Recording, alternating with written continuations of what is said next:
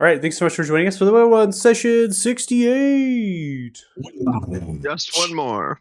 One more. Then Lucas can die happy apparently. One more, and I can say I made it 69 sessions. True. All right. We right now are on a ship of the Denkosh known as the Blue Iris. We had attacked the ship and we have taken it over. We have spared many of the crew and also those enforcers of the Denkosh that laid down their arms and surrendered. The only casualty of this fight was a couple of one of the thugs, I think, and then the mage, highlighted on those tokens of the ship here. And they've gone, those that survived, they've been brought below deck, as well as the Vase Durgo. And the crew are kept down there at the present moment as well. So everyone's kind of being pushed along. Now, as far as the ship is concerned, the whole, so it's only kind of two decks. You have top deck, bottom deck, the whole of the ship. You've got crew and quarters kind of in the bow, in the direction of the bow, split with supplies in the scuttle door in the middle, and then some additional tables, kitchen, privy stuff in the back, so bathrooms and things. So generally, as far as space down there, you're not going to have a whole lot of room just to stash all these people at one time. And so you're kind of having to group them up and get them into their quarters, which is just a kind of a bunkhouse, if you will, with different hammocks and cots anchored into or lashed and roped into the sides of the ship. And you're getting them positioned down there and restrained down there. That is what Vistar and Alden are currently in the process of. And I think Costas, if I recall correctly, were you down there as well? Let's see. No, you're in the top deck still. Okay. So yeah, I think I was committing war crimes. You're committing war crime? Yep. Assaulting a prisoner of war. War crimes being committed. More than welcome to. Of course, you can be, as you start saying, you can go down if you wish. You can be up here. It's your choice, that kind of thing. It really, at this point, we've subdued the crew. We're trying to calm down everybody on the ship and just be like, hey, everything's steady as she goes. If we're not chiming in, we're not causing problems, we're not going to have any sorts of issues. Erpip, as well, talking about illusionary magic and things, is going to be now taking the initiative and going through a number of the crew and almost kind of going through their minds and beginning to work through their minds to see what they would do on a normal routine of the ship. So they're going to kind of go through each of the crew as well as the enforcers and feel out how they would portray them in the illusion. Because you can't have anybody on the top deck when this ship comes into the harbor. You can't risk them vocalizing anything, even if they're subdued, right? Even if they're gagged or whatever, they could potentially cause problems. So what is going to be happening here is that Erpip is actually going to be casting a very powerful illusion that is going to mimic the crew and the enforcers, both physically and as well as appearance. So think about the physical sense that their illusions present. It's not only are they there, people are looking at them, oh, I can see them, but they're also physically doing things. So that's how powerful the illusion is. The illusion can actually manifest to manipulate reality in a physical sense. Okay, so that's what Erpip is kind of going through here, is making sure that they have their story correct. So when they come in here, they know exactly what the ship should be looking like and what everyone's going to be doing. The seeming spell is merely going to be used for all of you to assume the identities of the enforcers and most likely Vase Durgo, who is the captain of the ship. And from there, you're going to be able to work your way into the City of Stone. So everyone really does have their place here, and so I'm kind of surmising some things between the sessions in the recap as well, because I'm just going to set the groundwork of what they're doing instead of going through the recap and then saying what these characters are doing. I'm simply just going to do that at the same time. So Erpip's kind of going through there. Ukar's came to the helm, checking on the navigator's tools, that sort of stuff, getting an idea of where the flag was in the wheel as well, because we now understand the mage was going to send out a ray of frost, a ray of enfeeblement, and an acid splash in the actual air. Right? And then we have flags that we're going to hang on the stern, and something I didn't mention on the crow's nest as well. So you're going to get a flag on the mainsail, and you're going to get a flag on the stern, and then you're going to fire it off. And so as we go through conversation, it's really as we approach, as we clear the fog and the towers can see us, we then are going to hang the flags and we're going to send the spells up into the air to signal that we are friendly and this is the ship and exactly how it's supposed to be. The blue iris means no harm. So I'm going to go ahead and get our sounds up here. I'm going to go ahead and restart them just in case any problems with the update.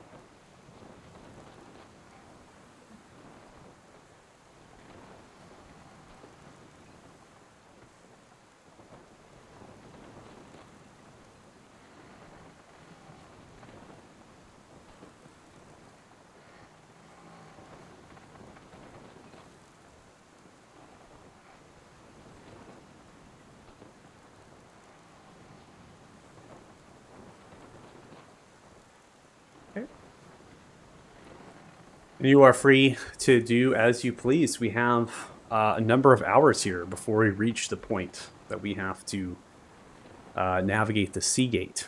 So, kind of just getting our bearings, feeling ourselves out. Maybe we've been wounded. I don't think anybody sustained much of anything. We're maybe taking that to Uma and Umi, the two dragons, curled themselves at the bow and the stern of the ship, coiling themselves on the sails. Or the mast as they begin to pull themselves, not the sails, upwards to the sky. They show exhaustion because of getting to this journey. They've traveled very quickly and very far in a short time span, and so they're really just resting at this point as you all begin to navigate on the top deck, making sure everything is okay and safe. It does appear so. Ukar, as well, having the flags, begins to pull themselves towards the scuttle door. Gather around, all of you. So it begins to pull each of you here.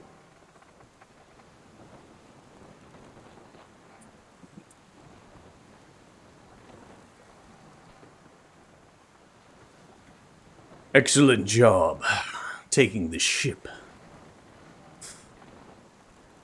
We will manage to spare most of the dead Kosh and the crew of this ship. We must come to a decision. Seagate of Vasily is difficult to maneuver. We must use Vaze Durgo and the crew to pull us through the Seagate with their skills, or we have to manage ourselves. I have some skill in sailing. I could manage, perhaps. I do not know what you all bring to the table.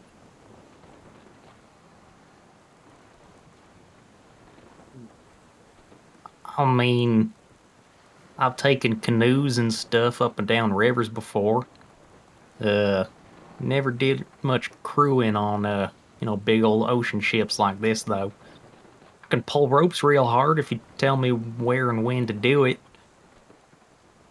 Will the people of the port be watching us to see if we are having more trouble with it than usual, or The sea gate of Vasily has 2 towers that span a number of feet into the air. They are armed with cannons. Each tower comprises over 6 of them, ready to fire down upon us, and as well as we traverse through the gate. The issue is there is a large statue built from a spire of rock. It is just past the sea gate.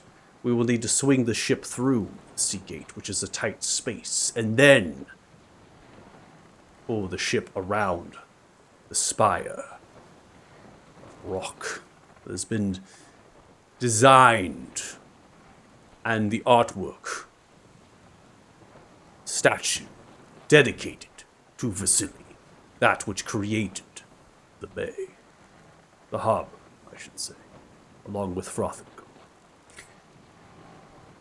I can teach you. I can show you. We can do this ourselves, but we may not have to. It runs a risk. They are to tamper with their restraints. They are to yell through their gags. If they are to rip the wheel of the ship and attempt to crash it, they might not be reliable. Yeah, I mean, I would just offer to pay double their normal rates to get us through okay before one of us decided to punch their boss in the face. Yeah. I mean, we did I- just kill some of them. I have a proposition.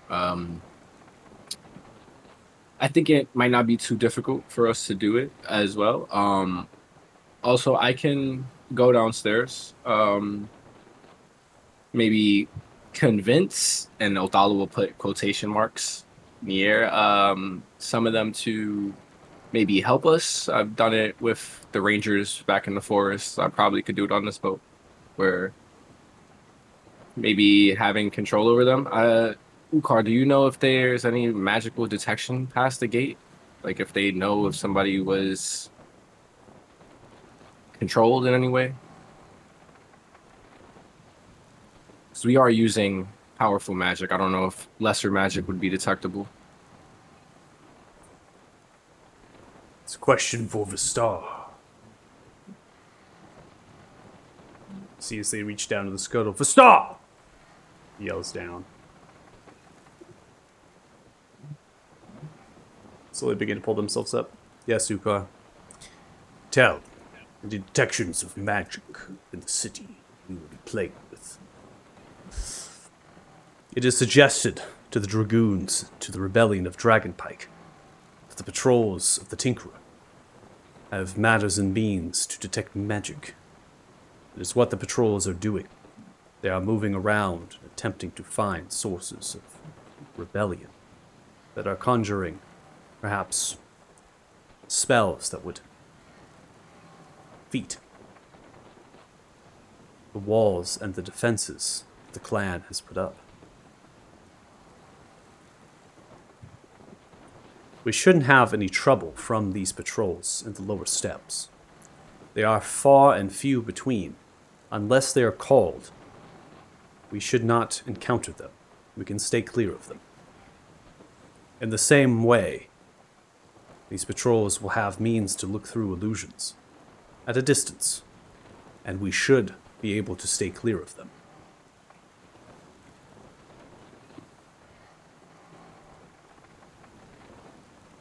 Do not believe that there are any reports of these patrols in the 2 wharfs of the harbor of Frothingham. It is merely Clan Gilgal soldiers and the harbor master that maintains it.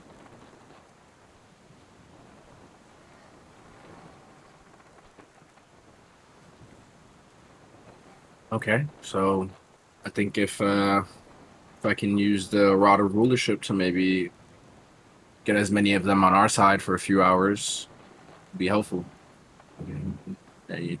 It'll probably cover them from, they can cover their own mates and not have them take over the ship. I do suggest that we do this a few hours into our travels. It only lasts for 8 hours, and I don't want them to lose the control once we get there.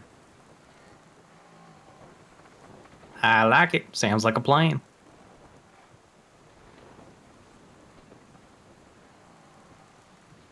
Yeah, Well, then sounds begins like it should to work.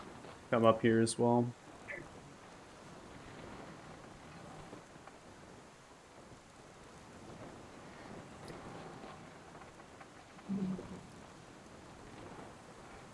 You see his Ukar. Well, we have 3 to 4 hours, depending on how quickly the ship moves. We can slow it down if you're in need of a rest. So I would like to stay on schedule. I'm good. I might take like a short nap, but like I don't need like a. I think I don't even need that. Just have it. Good. Then make your final preparations. I will be on the helm. Looks towards the rigging.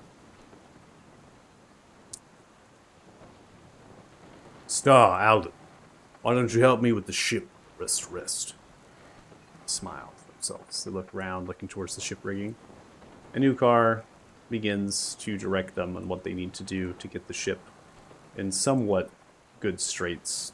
You're in a straight shot at this point. There's not much you have to do to the ship and to the wind heading unless something drastic happens. And so they're now going to have some guidance, and along with the rest of those who don't want to rest. So if you don't want to rest, you also can tend to the ship as well into the top deck and kind of guide it here. The help that's going to be needed, potentially from Yuothala with charming them, is going to be getting through the sea gate and parking it in the harbor, in the wharf itself, right? So that's something Exactly. that might be all hands on deck type situation. Yeah, I'm just hoping to get as many of the crew as I can on our side, hopefully. Mhm. I would like to go below deck, and go find Urpit. Pip is in the right now. I think our Pip is below deck. Actually, yeah. Go ahead. So I found these notes. We're supposed to cast a couple spells in unison. I don't have 2 of them. I'm wondering if you do. I have Ray of Frost, just not Ray of Sickness or at Poison Spray. See Erpip look towards you.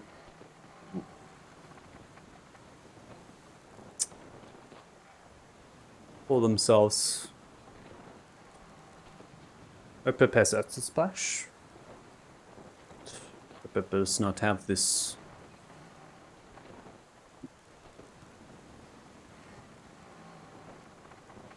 As they motion themselves, they begin to fall into a pondering state. Do we have supplies to make spell scroll? We do. And for the Ray of Enfeeblement, we may be able to make a scroll of it. We have time.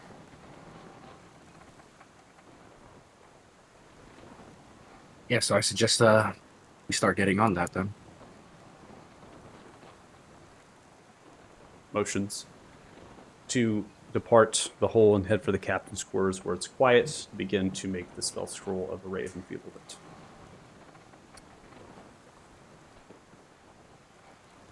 The Ray of Enfeeblement is a 2nd level spell, and for the spell scroll of a 2nd level, it will require 1 common case of reagents and an uncommon rarity.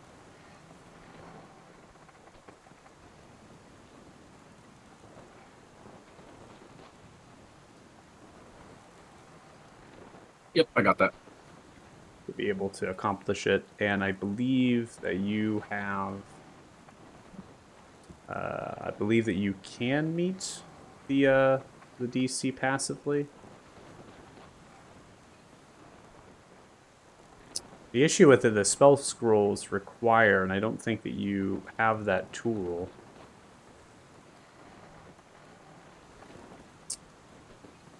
I have alchemy, painters, and tinkerers. Yeah, they're going to require calligraphers. Hmm. Anybody else in the party have that? I think that's a running joke since session 1 that no one has cartographer tools. Well, we don't need. It's not cartographers, calligraphers, and Istral, Oh, you can do calligraphers supplies. Yeah. Yeah. So I think Istral, if you want to help Othala and Urpip on that, you three can get together and make that Ray of Feeblement spell scroll. For sure, let's do it. So just probably reduce the material component and the cost. You can do that passively, Istriel, and we don't need to put the spell scroll into your inventory because we're going to cast it anyways. So we're just going to kind of go through that. And the time here, you're going to be making, it takes an hour to craft something, so it's only going to take an hour of time. So that does provide all of you time to do a short rest if you're going steady as she goes.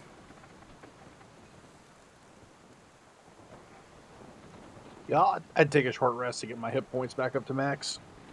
Okay. Joe is enthusiastically trying to figure out how to sail, pulling on any rope that he can and many that he can't. Yeah, I'm pulling on just a rope, can beep, be beep, beep, beep, but don't call me a dope, dramatically beep, beep, beep, beep. Hey guys, I think I'm getting hold of this whole sailor thing. Even making shanties over here.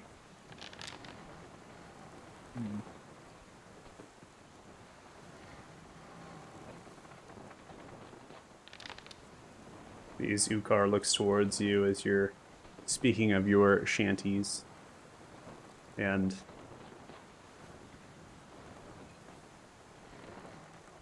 oh, the short rest is broken for the NPCs. No.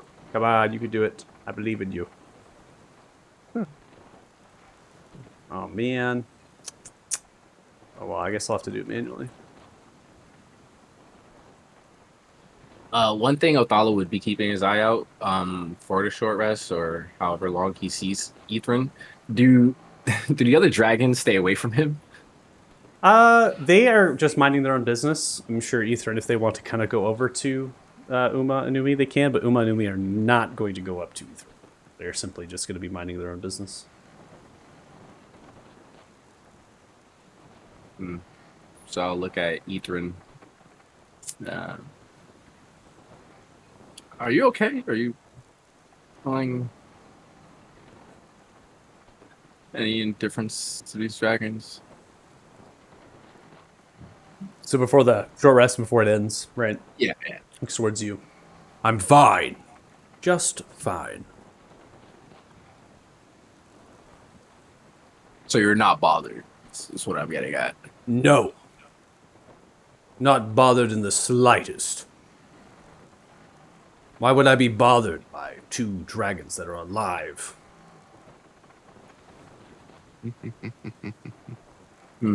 Jealousy, maybe. Perhaps so. Or perhaps jealousy that you didn't use your stone like you should have. Squints at you. Oh, that's what we're getting at here. You do know I have a plan, though. Rolls the eyes. Your plan sucks. You're coming here willingly. I'd assume that you want my plan to work. I said your plan sucks, not that I don't want your plan not to work. There's a difference. Okay. No reason to be hostile. I'm just checking up on you. Snaps at you. There is plenty of a reason to be hostile. You know, for someone who attacked a village and killed innocent people, you do sound a tad bit ungrateful that I want to bring you back to life. They were merely in the way.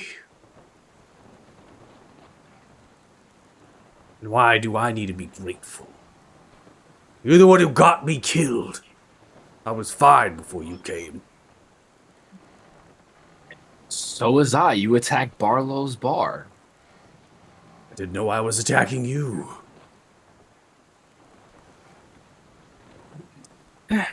Well, we both had. And that tavern No needed information. to be renovated. It was a great tavern. I was merely starting the renovations. I was like a sledgehammer. Okay. Okay. Sure. Sure.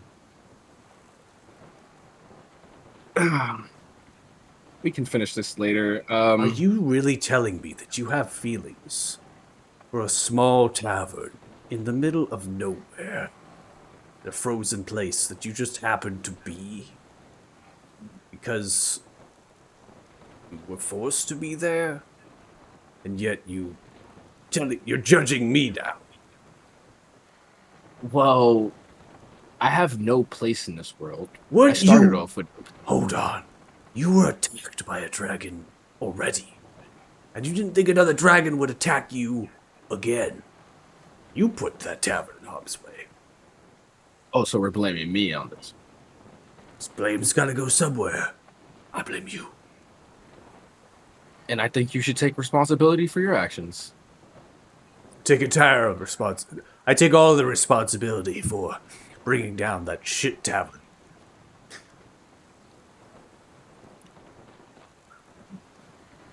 Yeah, yeah. You know, it's gonna feel real great when I summon you to rebuild it. I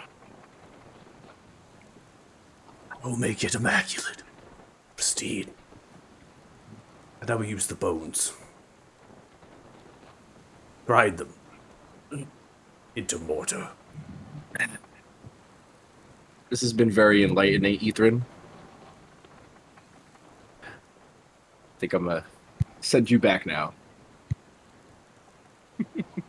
You see as they rotate around. They just jump off the boat to take flight, and you let go of concentration. They just like... Yeah. Solid. Dude, Great. Ethrin is my favorite character now. Great. That was amazing. Love you. Shoulda, woulda, coulda, man. Come on, can you imagine? Ethrid's still there. Ah, jeez. Are you bothered? No, I'm not bothered. Oh yeah, I love your entrance to that, man. Hey, have a guy heart? we totally murdered. What's got you down, buddy? Yeah. Fucking with Ethrin is great. You see, messing with dragons is really fun. We should start a club. Not the sad ones, though. Oh, come on.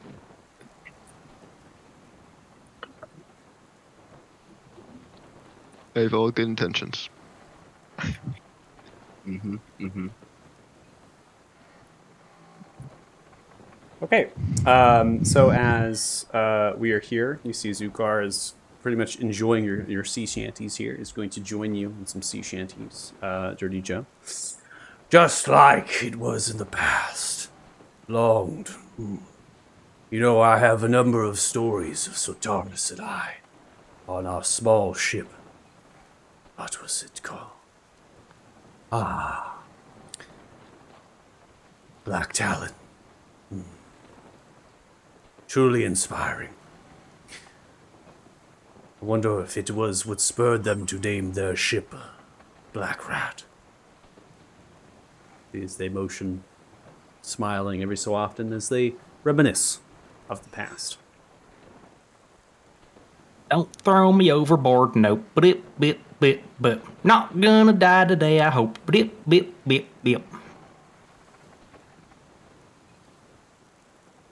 Gonna record that with an accompaniment. Put it out in the official Wayward Ones sing-along album. Merchandising.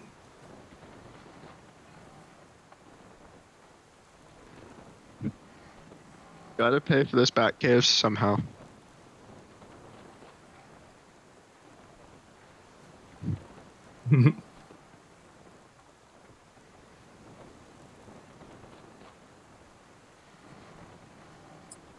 All right. Anything else from anybody that they wish to accomplish? I would like to ask the sailors how to pull off a Jack Sparrow. You're asking them how to pull off are you serious? Yes. Man. Go ahead and make a persuasion check.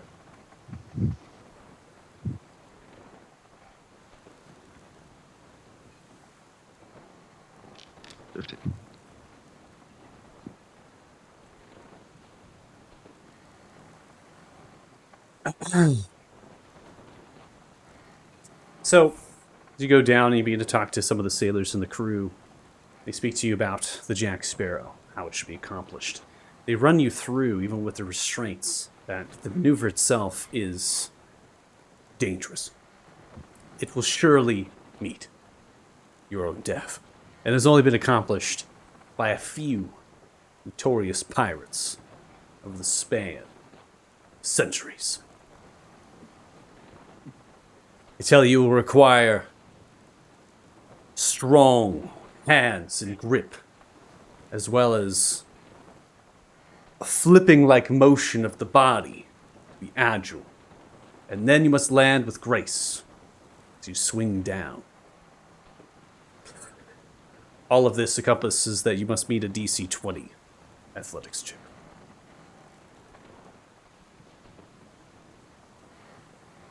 Was asking about it made it easier since I now have a better understanding of it. No. In fact, the DC is now 25. It gets too complicated. I'm just kidding.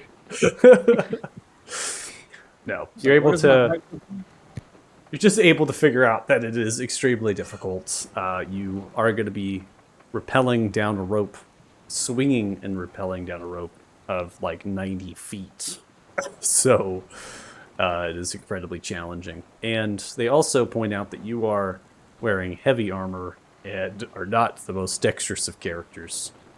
So that would pose a very big challenge for you in overcoming this maneuver.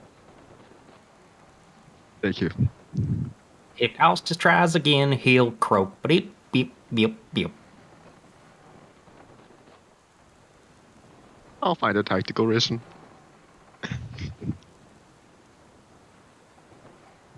That'll be a new one, I'm sure. Hey, Ukar, in all your time battling many wars and whatnot, you ever heard of something called a tactical faceplant? I have heard of tactical faceplant. No, I have not. Who would do that? Oh, this guy right here. He's Oh. working on some new techniques, it seems. Yes. Was that what I was seeing? Oh, yeah, he was Attempting to practicing. do? I know what you were trying to do. A Jack Sparrow. I was trying to do a Jack Sparrow. Yes, let me tell you. Not even I would try to do a Jack Sparrow. And that's saying something. The Jack say. Sparrow is only written of in the books, never to be attempted. Next time, I'm gonna drink alcohol before doing it, and I think this is gonna make it much easier. I've heard that that will give you advantage.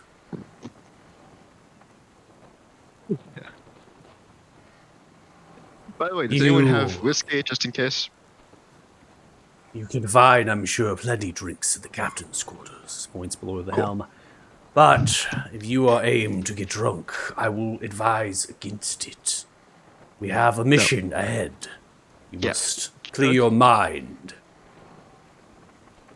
Yeah. Just in case I need to do a tactical Jack Sparrow, I will carry some whiskey with me. Right.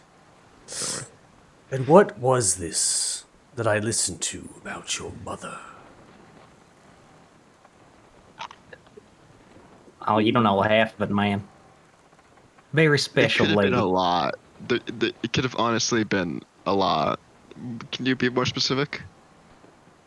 It seemed that the Vase Durgo and your mother had relations.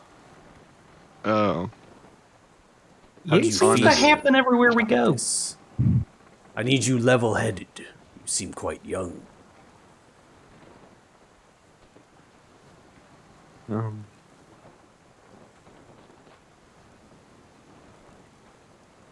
I mean,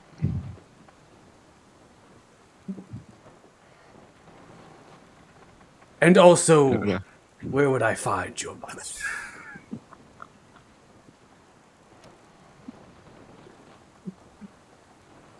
I don't think it's in my best interest to answer that question. You're right. I've shared with you so many intimate details of my life and who I am. I'm sure that this will be kept secret between us. Fine. You know what? I'd actually like to see you try. This is. I don't know, man. I think Ukar right here might be just her type. Ah, fuck. You know, that's the thing. I don't know whether I should issue it as a. Fuck. Okay. She is the steward of Athema. The Holy City. Don't worry, Costas. Looks towards you. I will refrain from any intentions. My romantic desires are far away from me now. My ambitions are what drives me. The ambition of the Tinker, to put them to an end, and to remove this city of stone from its occupation, clad Gilgald dwarves. I merely posed a challenge to you. I need you, strong and willed. Cannot fuck this up, or we will all die. So if we are to come across another that would recognize you through the seeming, highly unlikely. So, we should not have another problem finding someone who has slept with your mother.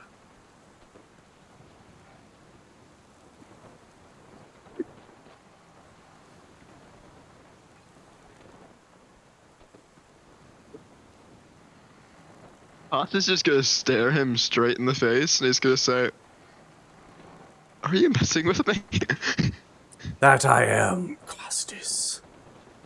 For if I was not the great Ukar, I would not know what Lady Morninglight was. Smiles at you. You'll find your beverage below.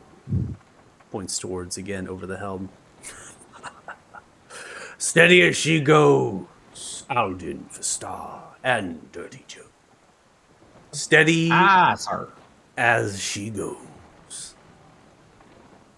We will treat this fine ship just like we would treat Costas' mother. Costas is under his breath praying to Paylor to give him strength not to beat the shit out of Ukar. Gentle, And he's making sure but with a Ukar tight hears. grip.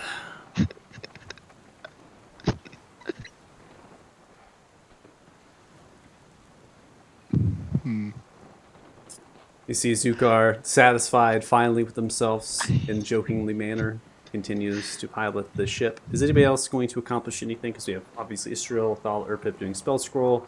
Got through it. We're doing an hour short rest as well. But again, we're going to have a couple hours after this point, so 2 hours. That all of that's going to be accomplished, so we can do other things. So, anything else for anybody?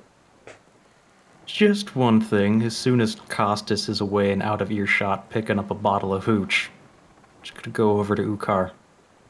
So, did you?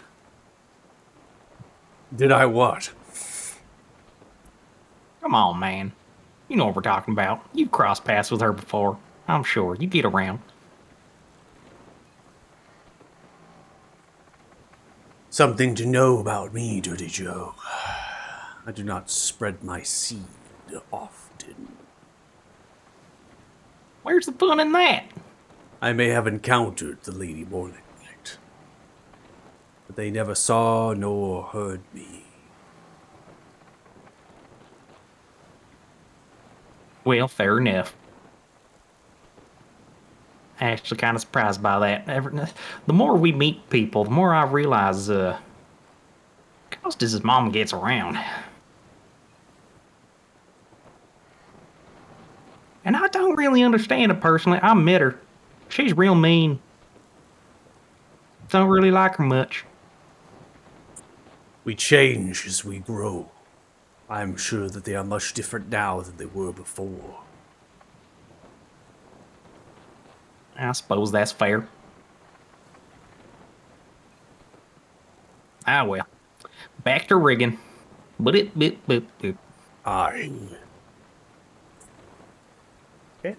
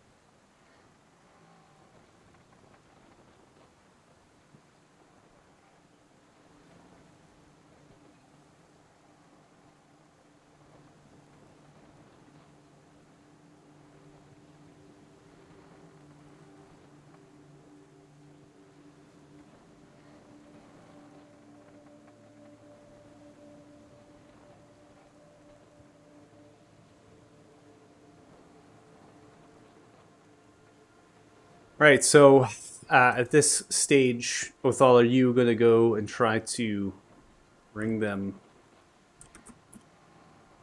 under charm? Is that what we're doing here?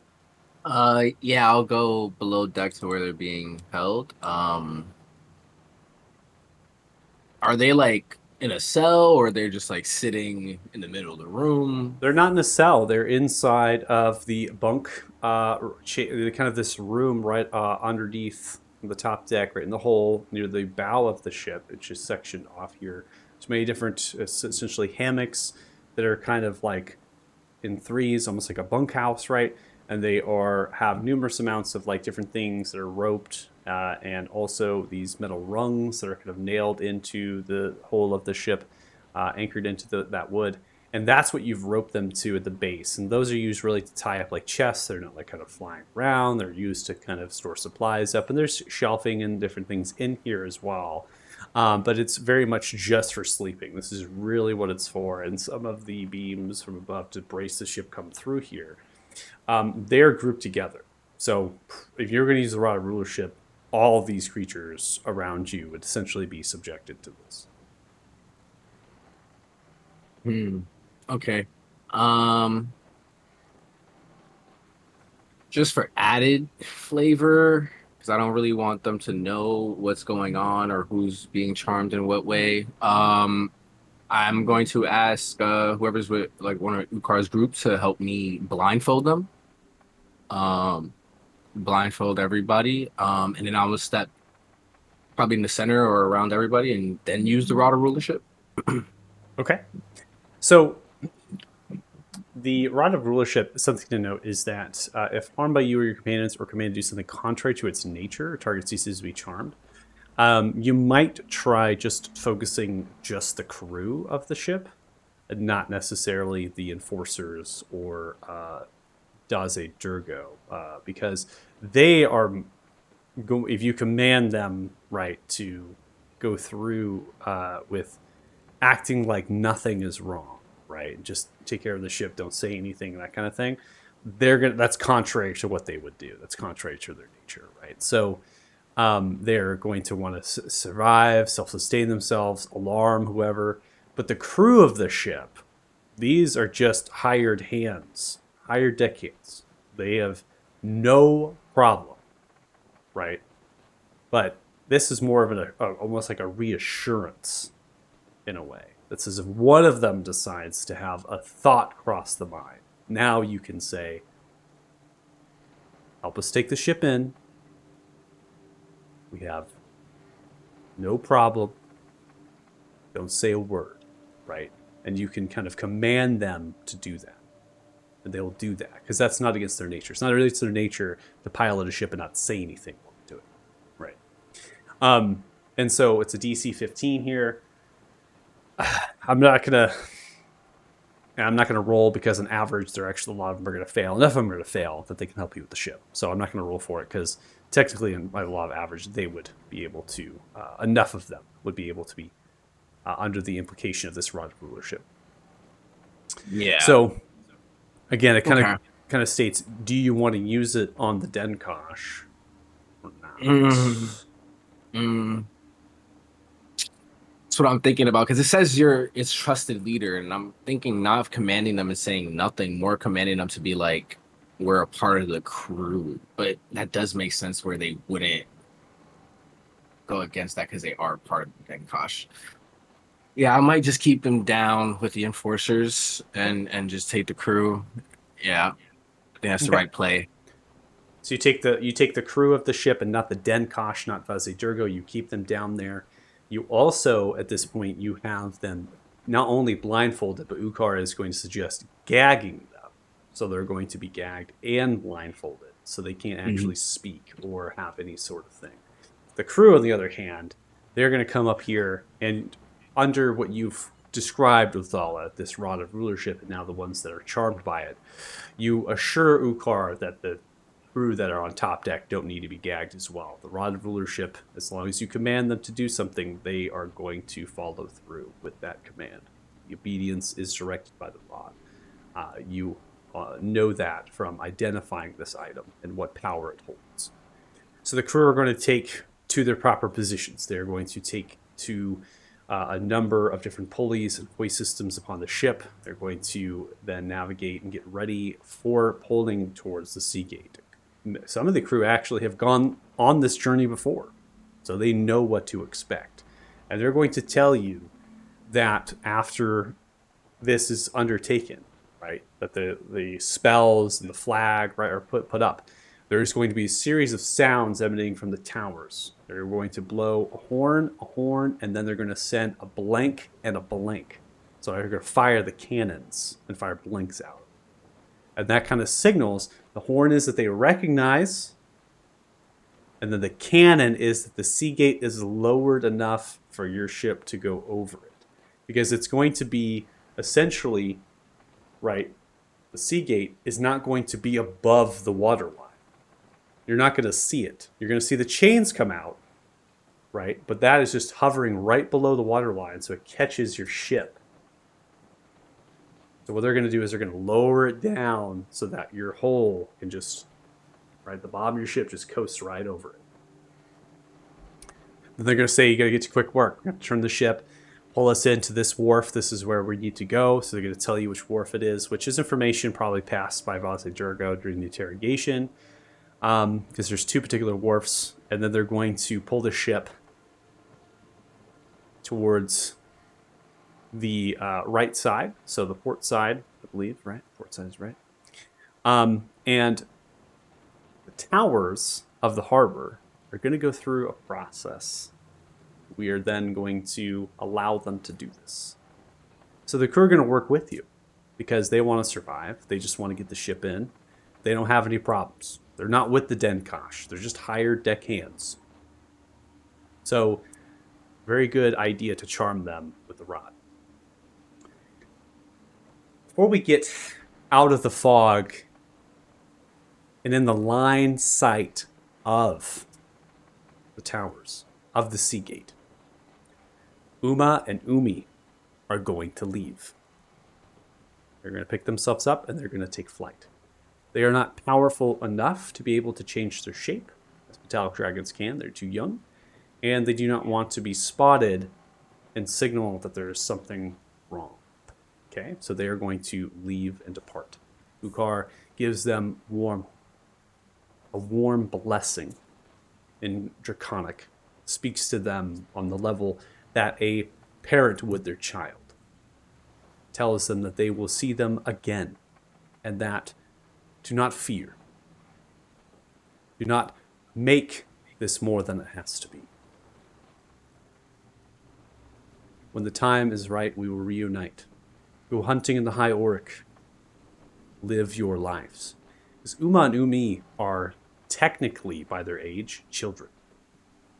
So they're not like old enough really to be considered a dragon to be like an adult, really, right? So they're too young.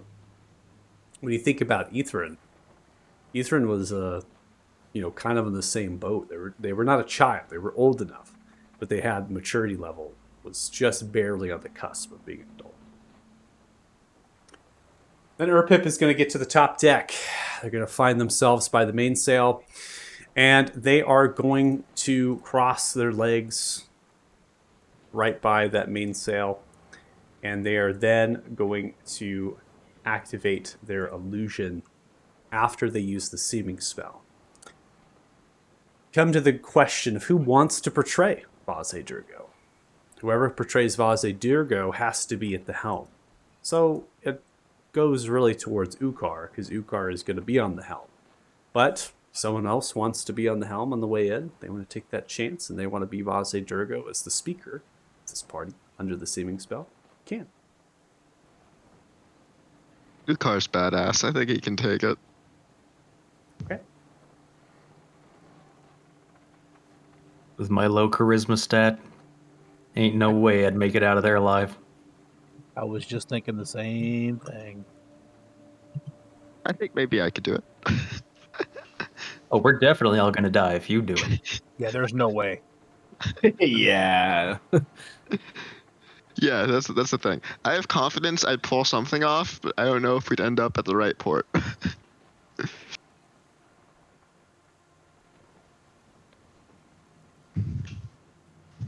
That's true. You don't know, right? Okay. So the seeming spell will go off. Ukar will be Vase Durgo. They will take the helm, and they will do the talking if necessary. The rest of you will be under the seeming spell as Denkosh enforcers, the same people that you observed. They're maces, and they have scimitars, shields, crude, leathery, piratey kind of attire. Seaworthy attire. That's going to be the primary form of concentration for Urpip. But the illusion that they're using here does not require concentration. They are beginning to focus on an otherworldly power that they're tapping in. Their chest itself begins to grow almost like a purplish hue with vein work from themselves, and they begin to grow this illusion around you that spurs people of the crew that are kind of joining on to the other crew that are already here helping you under the rod of rulership. They are also mimicking a few motions of what the ship should be doing as it's going. And so even though the ship might not look quite right from what the crew normally should be doing, right, they're making it look like that.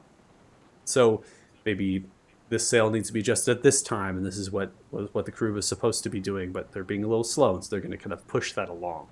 It's almost like a simulacrum. They're kind of, maybe if they can create another one of themselves in physical sense of reality, they seem to have this sort of capability, this power. Questions for Urpip maybe later down the road, how powerful and illusious they might end up being, and what kind of spell this might be.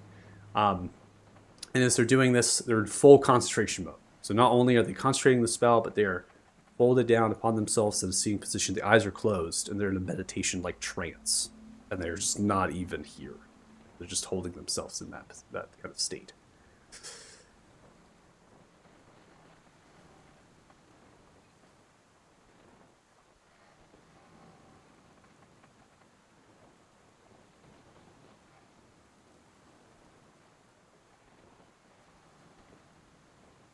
Joe's gonna walk up to one of the simulated crew persons and... What are you? Are you real? What's your name? Simulated person does not speak to you. They continue to move, doing the work. Weird. I mean, I could touch him and everything, but it's, Ugh. Man, this magic stuff is getting out of hand. Alright, I'm gonna go pull some ropes.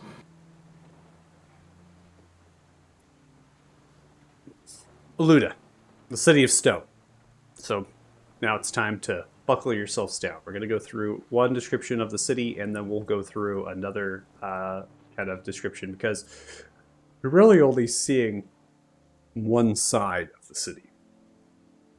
The city of stone is built from a rock, and it's been made into a plateau, normally facing on the slightly southwestern side. So what you're looking at is really a large red rock that spans a number of 100 to not maybe even close to 1,000 feet as it's kind of building itself. And as it builds itself, it's pouring into the bay. So it's kind of holding itself into the water of the bay. And it's very thick, that red rock, but it's also veined with a number of different sorts of stone types, and it's layered. So it's shown erosion from the bay and from the wind and things. So oftentimes you can see the different layers of deposits over time of this large mountain being built. Maybe activity, certain ways of volcanics that created this once upon a time. That mountain that comes outwards, it has two sorts of elongated, heightened portions of stone that have been made to be walls. And they're roughly 30 to 40 feet in terms of their height, and they will go all the way down to the seabed as they hug the harbor of Frothingall. A number of towers are positioned every so often in intervals, with two main ones that flank the sea gate of Vasili, a span of only about 25 to 30 feet in width, which is barely enough for any sort of ship to get through here. You have to basically shoot this gap to the inches in order to get the ship actually through.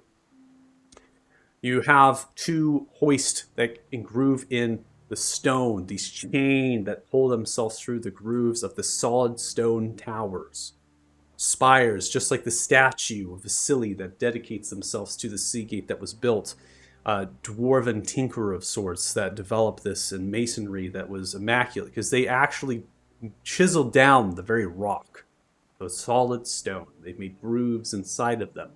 And so that chain work funnels through into those grand wenches in the second and the first tiers of those towers. And there are dwarfs that continuously work them in. And you can only see them through the shallows of these elongated sorts of arrow slits that groove themselves into the stone. Portholes, if you will, with cannons that are extending themselves out, facing your ship. 2, first level, 2, middle level, and then successive cannons on the sides pointing down into the actual entrance of the gate. So if they were to stop your ship, if you were to run into that gate unawares, then you would also be rained down for additional cannon fire as you were trapped, quite point blank in terms of range. The wall is met by the second level. Solid stone, there's not really a door to the tower itself, and it has a crenule of sorts of natural formation as it kind of runs through, and that is the arms. So this is where they're kind of reaching. They don't quite touch themselves, right, because between them is that sea gate. And there are a number of dwarfs that are upon the wall every so often, and they have these kind of metallic poles with braziers that anchor themselves down at various intervals, and that gives light if they need to. But dwarfs don't necessarily need light, and so there's never really a kind of a need unless it's more for warmth, right? To warm oneself underneath them through the cold of this Uthen Bay and the harbor of Frothingall. How do they get to these towers? So they can't march themselves along that wall. There's no way that they can do that.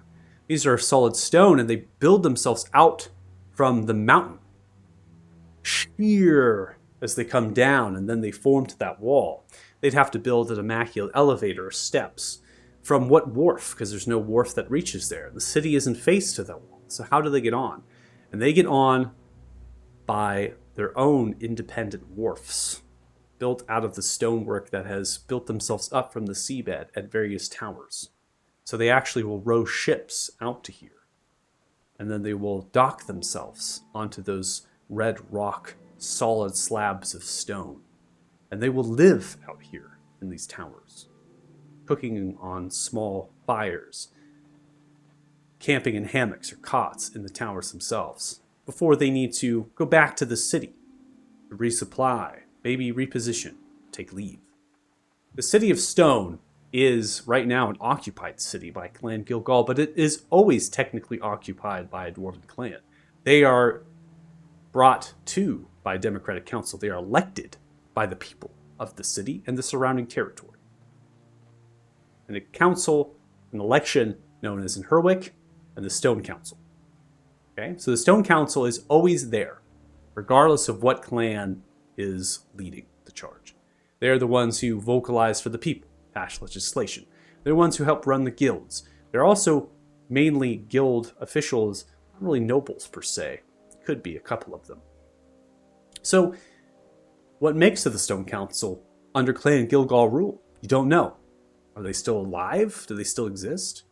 Because in Herwick, that is the election, and that process was dismantled. That's why Clan Gilgal are here. They took it by force. And so the dwarfs that are here and operating these towers and doing all of this, they're always ready for war. And just like the other clans were, they were always ready for war. Because they were always there for the defense of the city. Not really like a guard. They're soldiers. And so they're just taking orders from whoever passes down to them. They aren't really here for the defense of these people. They're just ordered to be here to defend.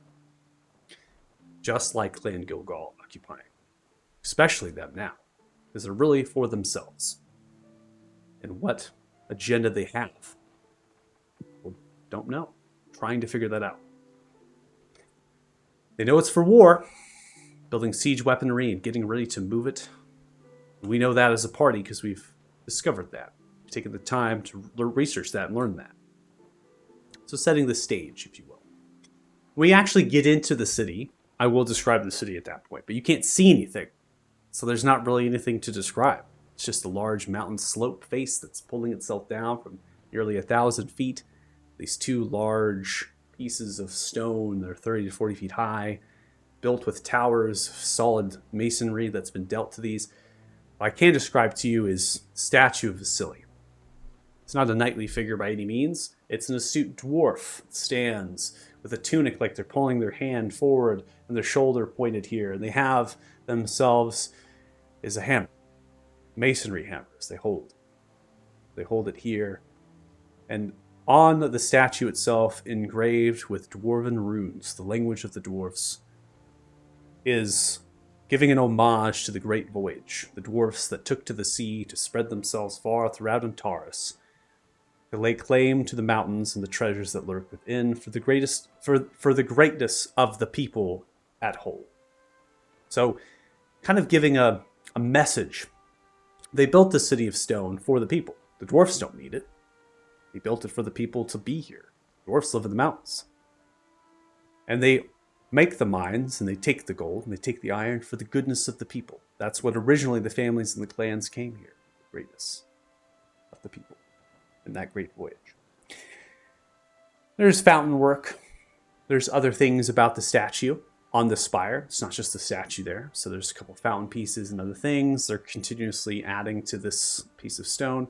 Now, one of the things that also is here, and this kind of goes into the wharf, is that the wall isn't like a flat piece of stone as it goes down. There is a reef, like rock, that is growing.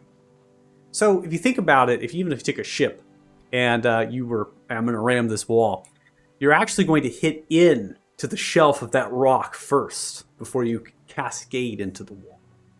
And that's on this side as well as the other side. And on the other side, which is in the harbor, that a lot of them have been turned into the wharves. They've been chiseled down, made in to where you can dock a ship without running aground. And that's in the same way as the wharfs that make themselves onto landfall, that make themselves to the city, not just the towers. So you pull your ship, set out your spells, hang your flag, do everything proper.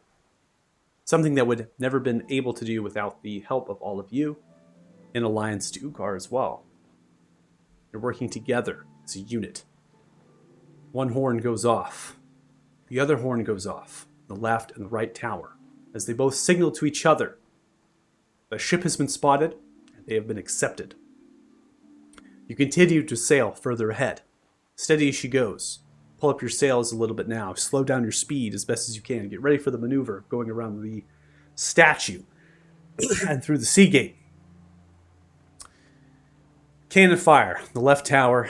The cannon fire on the right tower. Signals that the sea gate has been lowered to accommodate your ship. You then begin to pass through, and you can see the figures and shadows of many a dwarf, over 36 in each of these towers. They have the cannons ready to go, eyeballing and staring as you pass through. Pip. With their illusion, can't tell the difference. Too far away, even if you had some form of sea invisibility or true sight. Go right into the harbor of Frothinghall. There are spires of rock in here. They're just not very large, similar to that of the bay. And they're also cleared out in a way that allows your ship, after passing by the statue, a very direct path to either go to one wharf or to another. The crew tell you to take to the left, and you begin to pull your ship towards.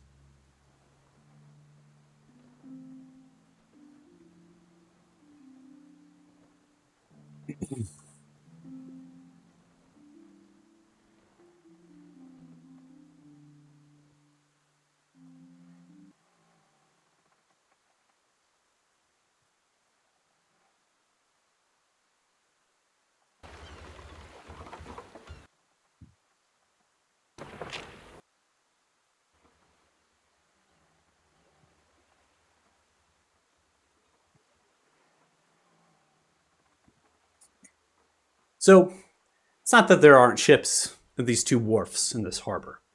It is that the main ships that they use to get to the towers are very small, like rowboats, larger rowboats.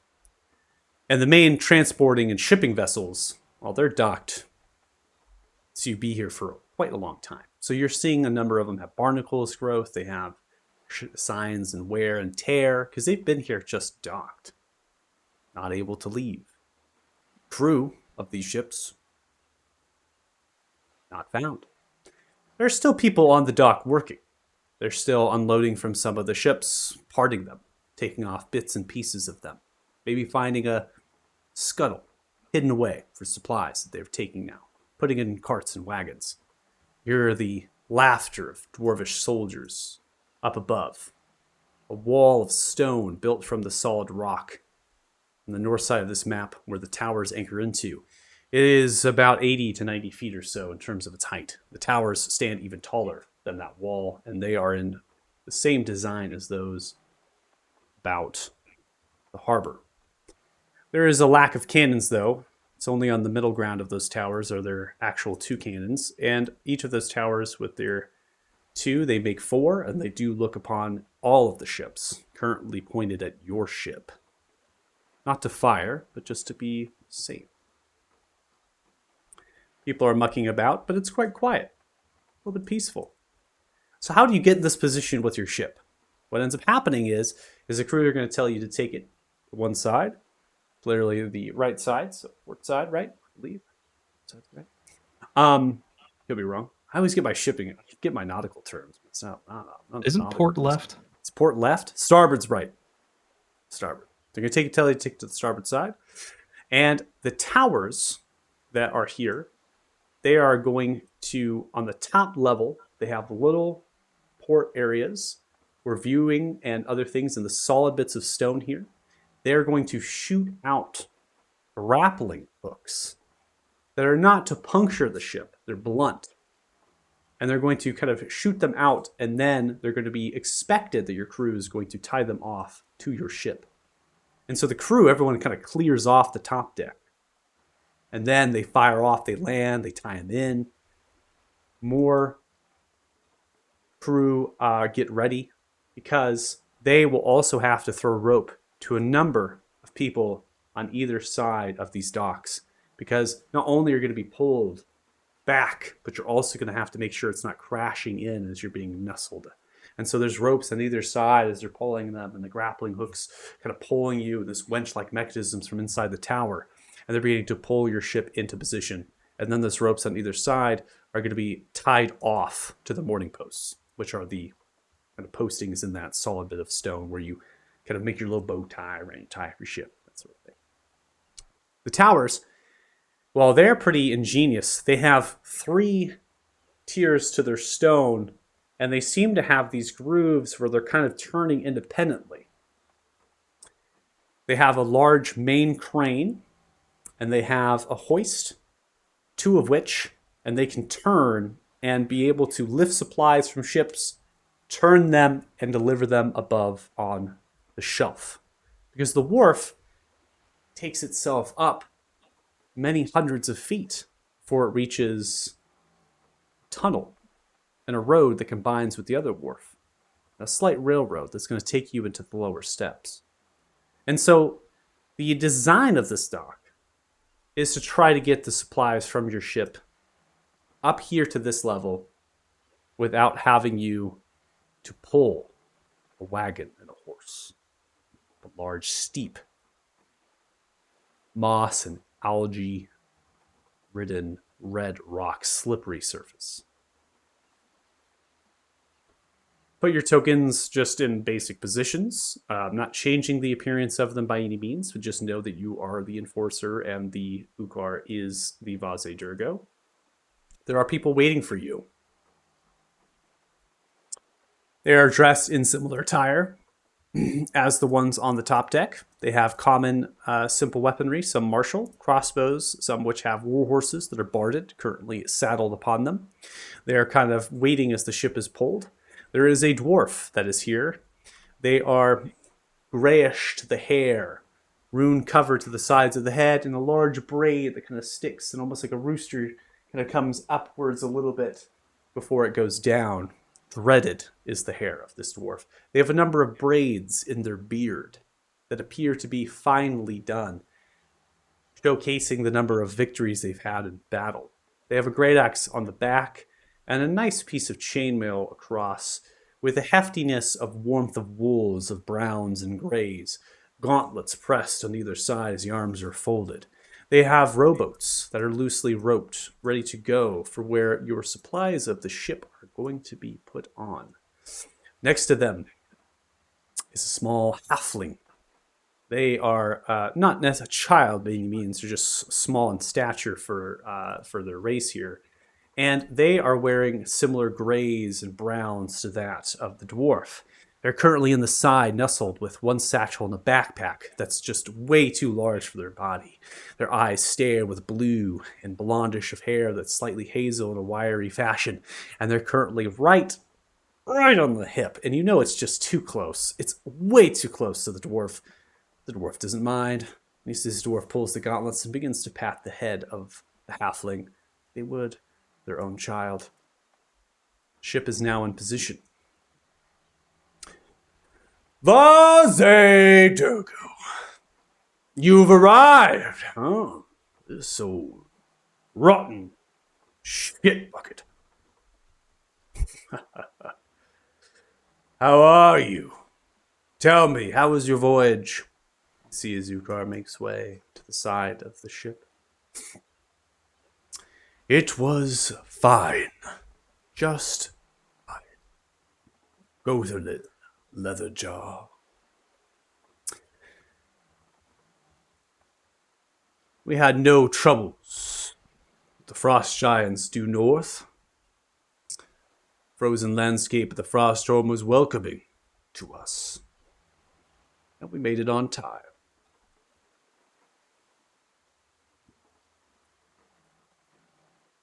Northland looks good. Well, shall we get to business? I know you don't like to partake in pleasant conversation, Vase. Let's get this going. See him point up towards the towers, motioning for the hand. The crew on the deck begins to lift the scuttle, and the crane of the tower begins to turn. And with your own crane operated, you begin to lift from your scuttle, motioning it, and the other crane comes over top, picks it up, and begins to rotate it over onto the rowboats where it is being deployed. And a number of these Denkosh enforcers on the dock are helping moving those supplies into the rowboats. All the while, Gothalin's arms are folded again, looking around, making sure everything is working quite like it should. Vase Durgo, Ukar, simply is helping, maintaining the illusion and presentation of the Vase as they assist. Business as usual. Vase Durgo is not someone to speak of pleasantries. Make first contact and last. Get on with the job. Get going. So you are all doing the same. You are simply motioning and doing what it is that you're supposed to be doing as an enforcer, which is just leaning badasses on the side of the railings, telling people to get to work. I need each of you to make performance checks. Somehow I knew that was coming.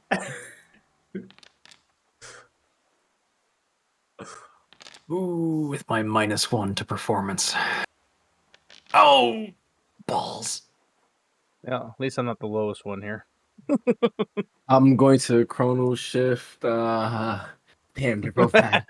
Dude, kids, I'm burning a lucky. All right, I'll do Kit. It's not going to get much better. Are you shitting me? Do I see them being bad at being enforcers?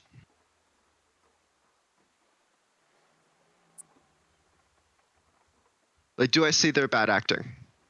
You could see them having difficulty playing the part. Yeah.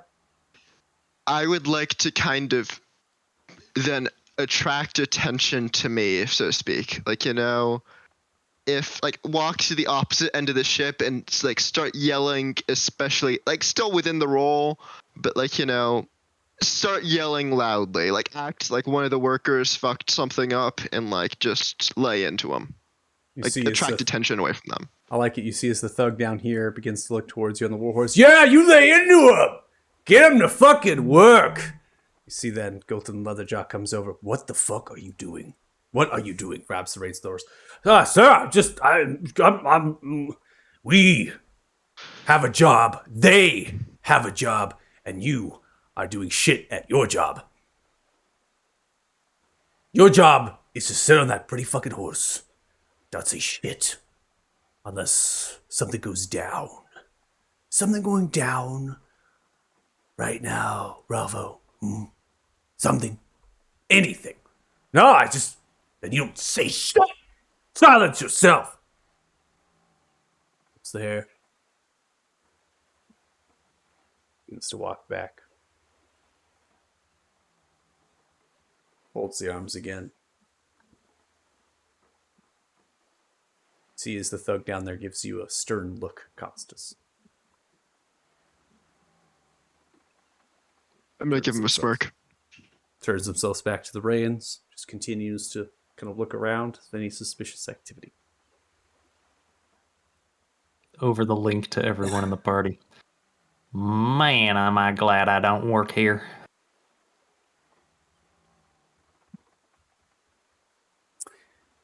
After 30, 40 minutes here, call it 40, those rowboats are going to be stocked of the supplies in the scuttle. Your ship is now unloaded. Golden Leatherjaw. Well, Vaze, our business has concluded. Are you opting for shore leave, huh? Gonna try your chance with the harbor master this go around? I'm sure they'll be welcome to it. See as Ukar looks. Yes, I suppose we will.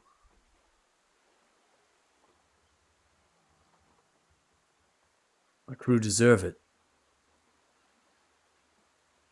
Drink. Food.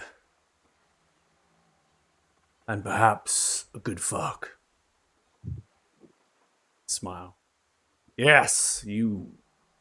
Vaze Durgo, yes. You need it. All of you. Sees the motion for the rowboats. Pulling the hair back.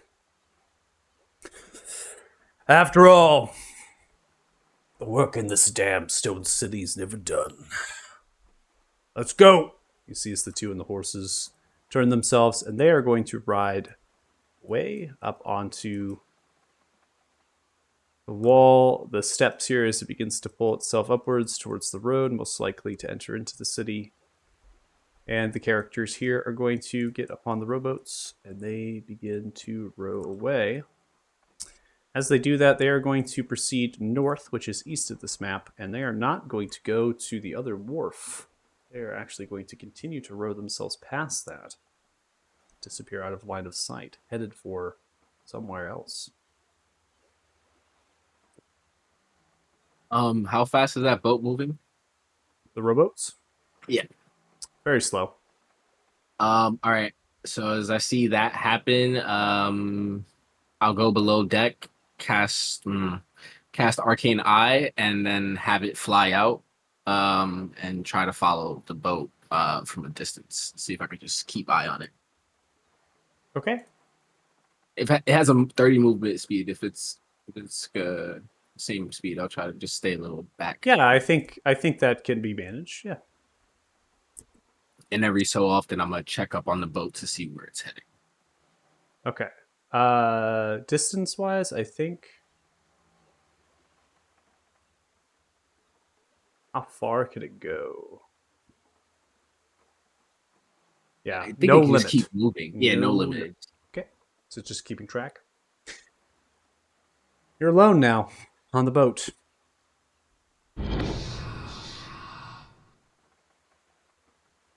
The Azukar moves. Gather around, everyone.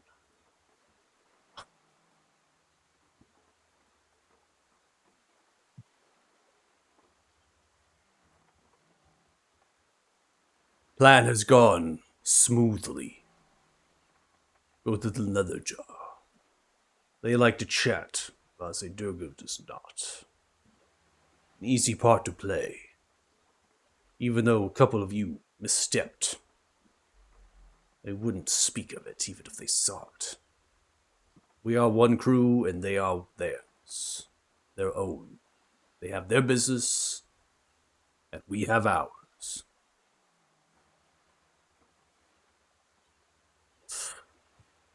The dwarfs.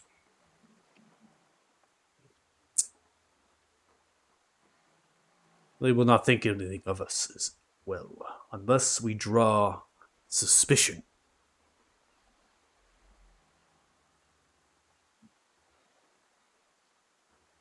Supplies of this ship were taken. I did not see them taken on those boats.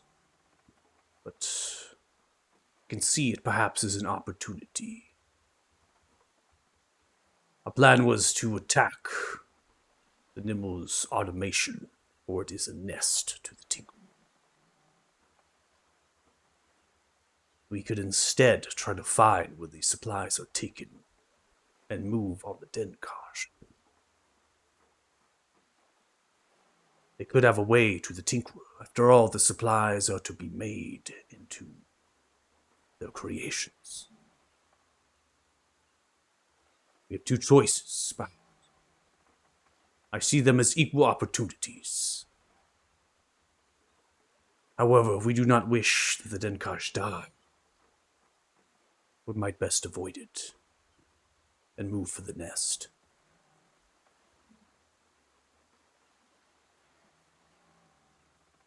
I still think the nest is our best bet. What about I the rest of find- y'all? On principle, I find changing plans mid-mission foolhardy. Oh. At least Strategist. when this is nothing like unexpected. Everything has gone to plan, and we already expected all of this, and we are revising something we already talked about. It's We are not revising, we are adapting. There's a difference. I'm sure your Uvarim can speak to this. See as Alan's looking. Our very principles are adaptation.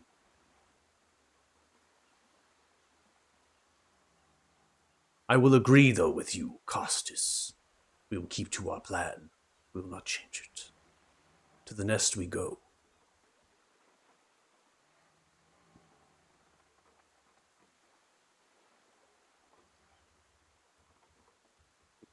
Are we So all ready where's to this, depart the ship? Go ahead. No, I was just gonna say. So where's this hidden tunnel thing we're looking for?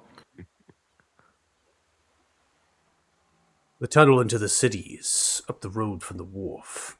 There is a railroad and a slight rail house, warehouse where supplies are kept and moved into the lower steps. We will enter in to the market district of those steps. Then we will pass through that district in where the Nimble Automation is, factory district.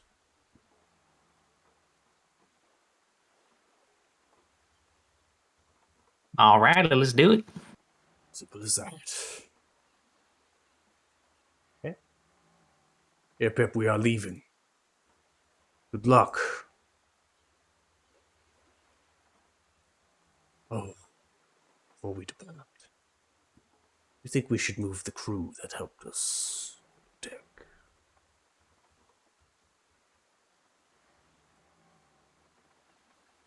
I think we should keep up the ruse. Yeah, if they're gonna be off the ship and have drinks and stay out. Yeah, I think I'll command them to take leave and do what they normally do when they dock. How long does the rod of rulership last? 8 hours. So I would have used it when we were coming in. Yeah.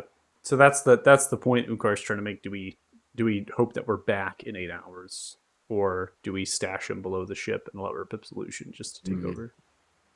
Mhm. So that's out of character what he's implying here. Yeah. Well, I think if we're attacking the factory, our identity is probably going to be revealed within 8 hours. Like, this is not like a very sneaky plan.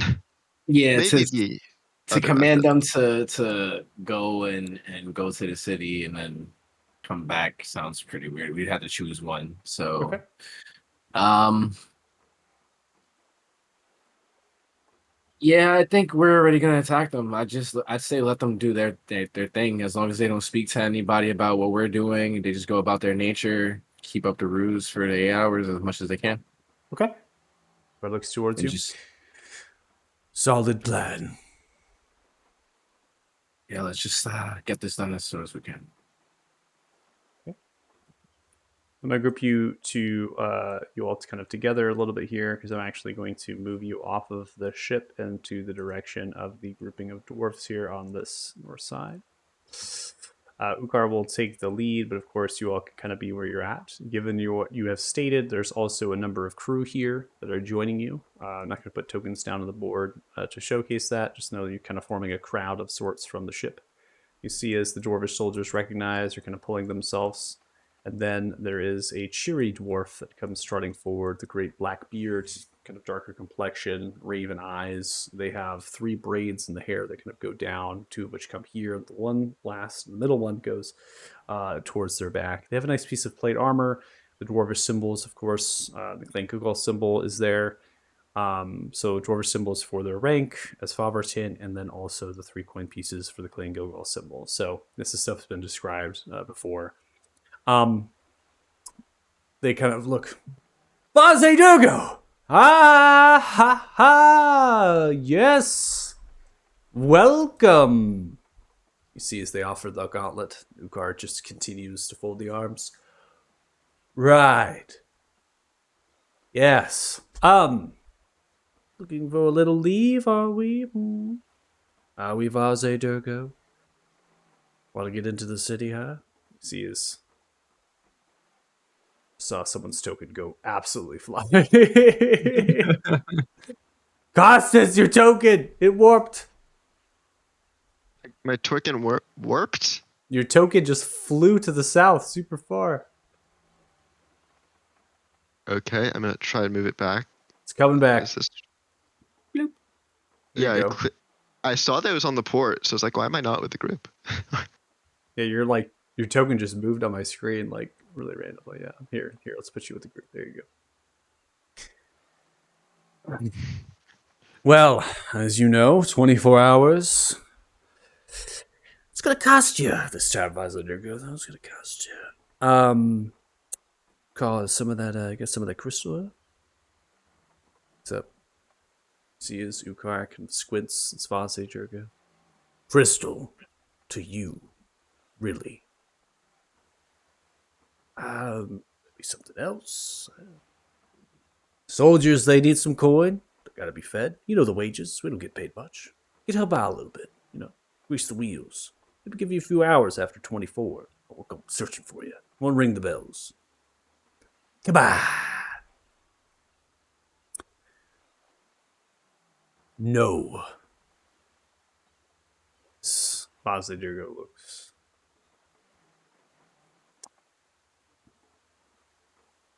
We will take our 24-hour pass, Harbor Master. Thank you.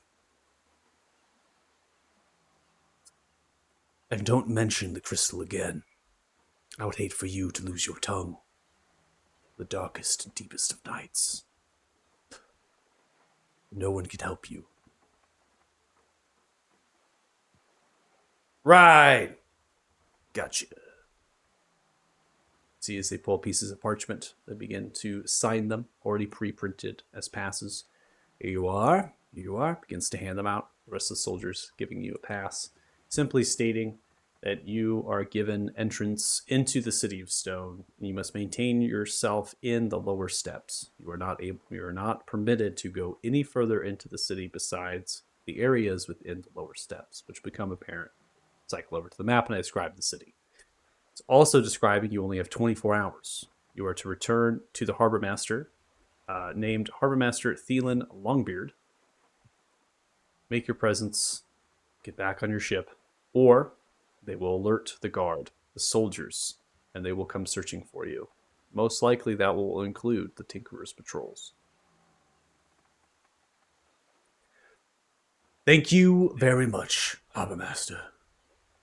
Now, see as Zukar turns around.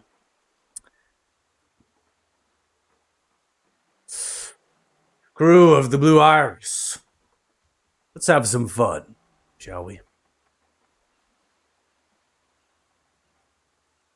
They're here. Yeah. Yeah. Hoorah! I punch a wall. There's no wall around. You punched the wagon wheel. Yeah, I punch this big rocky wall. Oh, you punched the cliff? Yeah.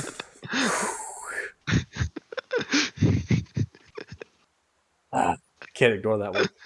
Our master ship is that one okay? Bart turns and looks towards you. Yes, just excited, Harbor Master. Just excited. Cut the shit! Looks towards you and snaps. Understood. Good. Let's go. We don't have much time. See as you now begin to pull yourself away. No need to move your tokens. Hardmaster eyes you quite a lot there, Costas. Please make a performance check. Don't worry about that. 23. Play it off. And continue to move into the city. This is what performance proficiency is for. So you could do absolutely stupid shit and get away with it. Yeah, man. Yeah! Yeah! Gosh! Come on! All you need to do is cheer! Yeah! That's all we needed. We just needed a yeah! Hey, my character's been at sea for 8 days in Persona. Yep. Wouldn't it have been a lot longer than that? Yeah, I thought it was like minimum 8 days, but like I wasn't sure, so it's just like, yeah, punch wall. Punch a wall. He's a very violent enforcer. All right, so as you are now passing into the city, you are coming through the tunnel, which is actually going to basically bring you out over here on this side of the city. So you're going to be taking a tunnel with a railroad. Not particularly you are using that rail because you can simply walk through the tunnel. You're going to make your way up a series of switchbacks. You then come to a crossroads where that rail house is. That's where the other wharf meet. And then you're passing into that tunnel and you're kind of moving through the mountain. So you're now moving through the mountain and you're going to be appearing on the market district of the lower steps, which is home here to many different sorts of shops and vendors to sell a variety of wares, mainly trade or mercantilism type wares. They do have the Bazaar of Store here, which is a large kind of almost like a Greek style building with large pillars that extend openness about the entire with a covering of that slate stone. But all of this is torn by war. So the buildings, which stand about 2-3 3 stories tall at times, mainly made out of bricked or cobbled red rock stone, but they will have roof varieties here, especially in the lower steps, where they're using many different materials that they can find on the lowland, not necessarily just on the mountainside. They are torn apart. Some of them have destructions of the walls that have toppled down in large heaping piles of rubble. There's also piles of bodies of people that have been captured, killed, and placed to burn in large openings of the city streets. Many beggars and vagrants holding themselves into cots and other sorts of makings of shelters underneath the alleyways and the coverings, the awnings of the buildings, and the roof sheltering them from the ailments of rain and wind. There's not really many people at the Bazaar of Storv as you pass by there selling their wares. There is only a few stalls that are actually open in here, and those that would be open are mainly grocers, produce sellers, so the produce that they sell is quite rotten. They don't have the particularly good and ripe, plump, juicy, succulent vegetables, fruits, as you imagine that this bazaar should have, this district should have for many people. Coin that's being passed around, scarce. And there are numerous amounts of Clan Gilgal patrols on their war rams as they march through here. You don't see a Tinker patrol. Imagine you would stand out. So you keep to some of the sidewalks closest to the alleyways to dart in if you need to. Lower steps, like the other sorts of zones here of the city, their roads try to be as open as possible in terms of variety of crosses. So you can imagine as you come out of the tunnel, you could take a road that's simply going to take you right through the lower steps without encountering any buildings, without ever turning if you need to. You're just simply taking that main road. And that's actually where the rail is going to kind of join with at the time, right? And so there's numerous amounts of stopping points, cranes and things, more rail houses that they've built to be able to remove stuff from the rail that comes, the trains that come through there to remove those supplies.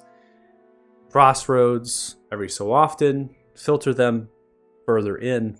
And the lower steps is at one level, royal steps, and the upper steps will be at their own levels, separated themselves, each of which have their own wall, stand 30 to 40 feet in height. Solid stone towers stand just like the harbor with those arms they come across, very similar in nature.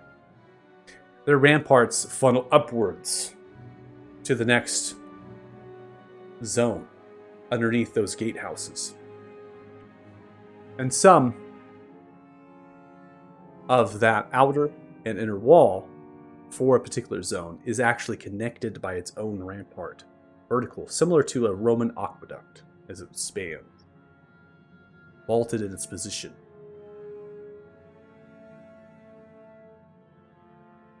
Stained in that same red rock, as well as different sorts of vein of that stone, because even that bridge, right, that aqueduct that spans the outer and the inner wall of the lower steps or the upper royal, they are going to be of solid stone, just like the town, just like the wall. The gatehouses, the ramparts that lead up into another zone, there is only a few of them. By few, I really mean 2 of them. And the entrances into the city are 3. So you have 3 coming into the lower steps, 2 going from the lower to the upper, and then you only have 1 that takes you from the upper to the royal. The gate and the rampart, as it kind of extends up, is covered by the wall, which then has a series of defenses, and 3 portcullises that can trap you underneath those defenses. They can shoot bolts down from above, down through to you, trapped. They can dispense oils and other liquids, hot steam, to boil you alive, trapped. Then you also have difficult terrain because you're trying to climb and accelerate up to there. The rail does go in through one of the entrances into the upper, and as well as one of the entrances into, the only entrance into the royal. So the rail can be taken, but it still needs to go through those series of gates and underneath the wall and that rampart, through that rampart. Okay? Any questions on that? Cool. So you're permitted into the lower step only. Cannot make way into the upper or the royal zones. So, that's essentially everything in the lower ground here of the city. Which is a number of things. But of course, we are here for one purpose. To go to Nimble Automations. Which is quite close to where you're currently at. Which is the intention of this plan. Not draw any tension, not run into any Tinkerer Patrol. Get there, clear the nest, find out where the Tinkerer is. Any information at all about it. The Star is also employing this journey to not make contact with the Rebellion of Dragonpike or any of the Dragoons, which are the foot soldiers of that rebellion, only if you need it necessary. Okay? Must be necessary. So they're just saying, vocalizing that as you're continuing on your way here.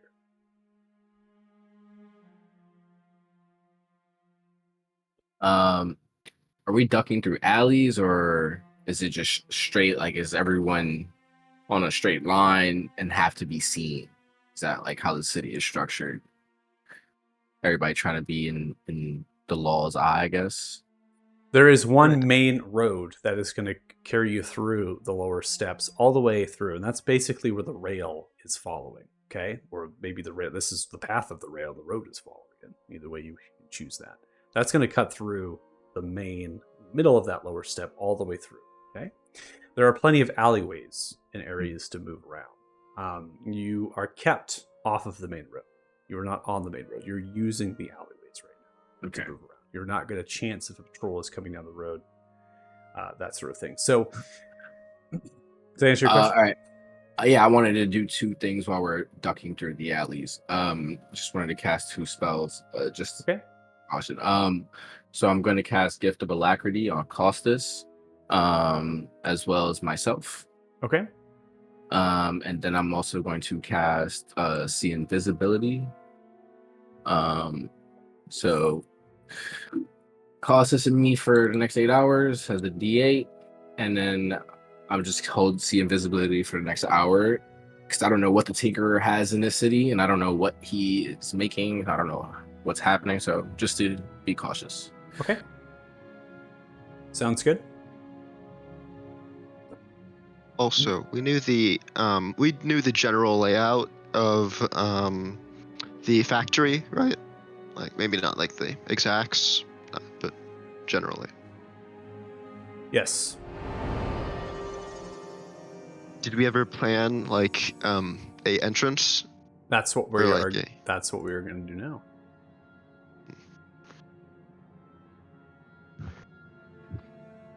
Hitman, but D&D.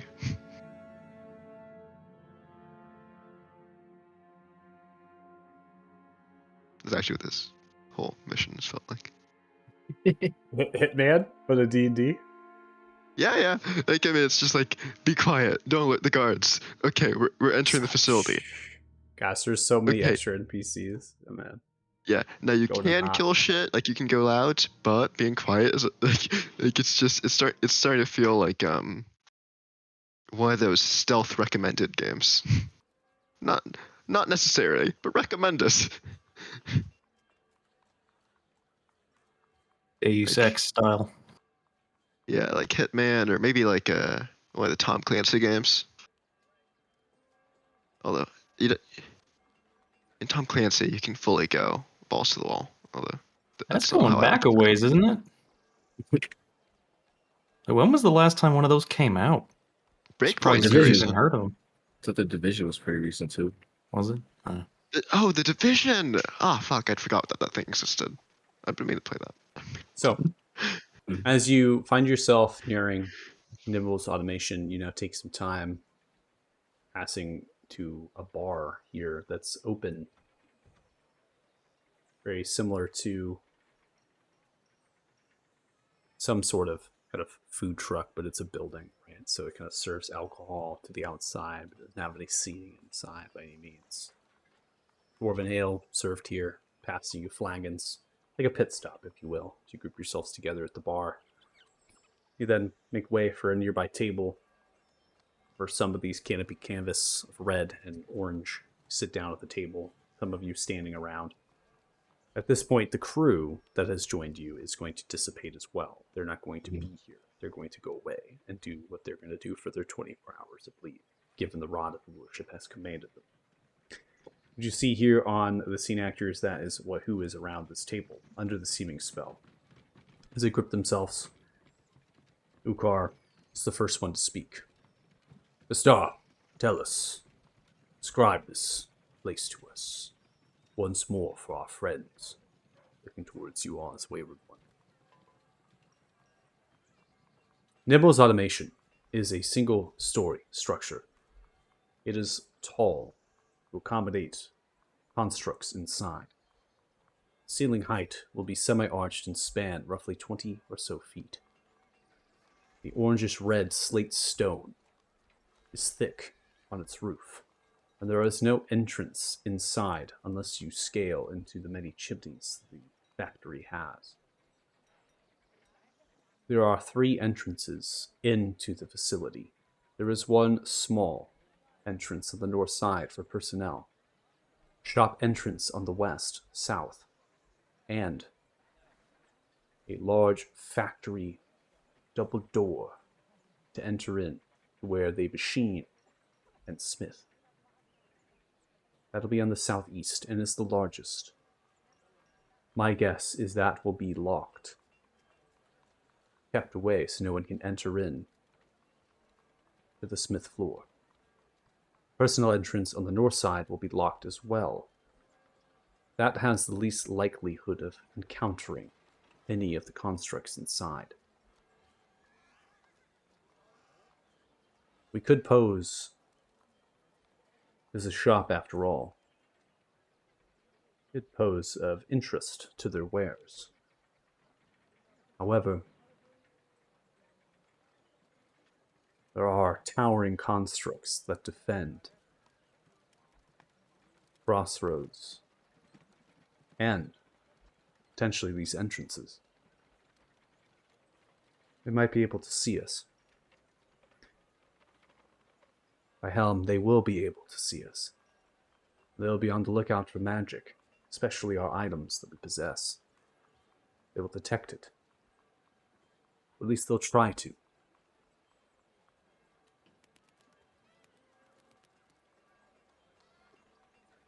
That entrance onto the southwest side towards shop front, that will be unlocked. And will be the easiest to enter in. It's larger than the one on the north. Personnel entrance.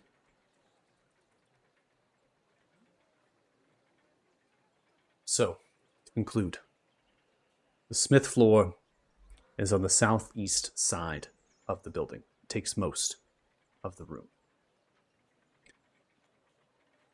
Shop entrance is on the southwest side and will enter in to an open area. Alchemy due north of that. The rest of the building. Well, they have a kitchen, bathroom, and a closed, locked away treasury. All of this is on one floor, open.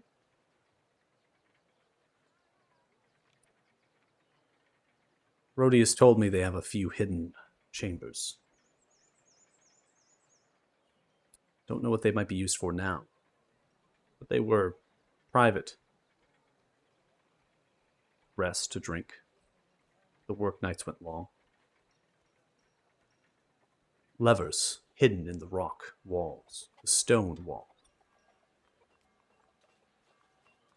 We should be on the lookout for those, in case they have used these rooms for alternative motives to that of the Rhodey Nibble and their sisters.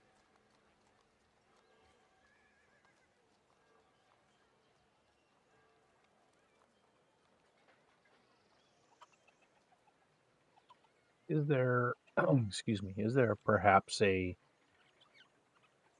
sewer system or underground tunnels we could use to come up in the shop? do not believe that the sewer of Gaul is directly connected to Nibble's automation. And second question, when you say the doors are locked, are they locked from a bolt on the inside or a simple lock on the door? Factory doors, the largest. I don't believe that they will be locked by mechanical means. More physical. Hmm. Like they're barred for the inside. Could be chain or rope. Don't know. Personnel door in the north. Smaller. Fitting one of us through at a time. That'll be locked as you would see normally on any building or house. Be more challenging than others. Not difficult with the methods that I have seen from you, Ukar, and I'm sure that you all have towards you all as Wayward. I would like to look towards a possibility you mentioned almost jokingly at the start. You mentioned the chimneys. Are they big enough to fit a person through comfortably? Wouldn't suggest the chimneys. Don't know how large they are. In terms of the description, it's possible, but they will be lit with flame from kilns and forges below, incinerating heat. Are they always going, or are there times where they are not in use? This Where is we the could- nest. This is the nest of the Tinkerer. I am sure that they will be in use at all times. These creatures do not rest, like you or I. They will work Yeah, we can't. tirelessly, endlessly. Understood. So is it the north or the southeast entrance you said we'd have automatons? I do believe that large constructs defend every entrance, but they are mainly used in the courtyards in front of those entrances, not necessarily at the doors themselves. They monitor passerbys and people that travel the roads around the factory. Now, these constructs, are they able to detect magic? I believe they can. A number of dragoons have said so in the reports. How far they can detect this magic, I don't know. Well, we can always try to sneaky step around them if there's enough space. Yeah, If I we don't. can, it sounds like the north door is going to be our best bet. I got thieves' tools on me. We can always shimmy the lock. Yeah, I think north might be a way to go. Maybe if we still had Felix, we could do south. Still had who? Felix, he could probably talk his way into the, well, literally anywhere.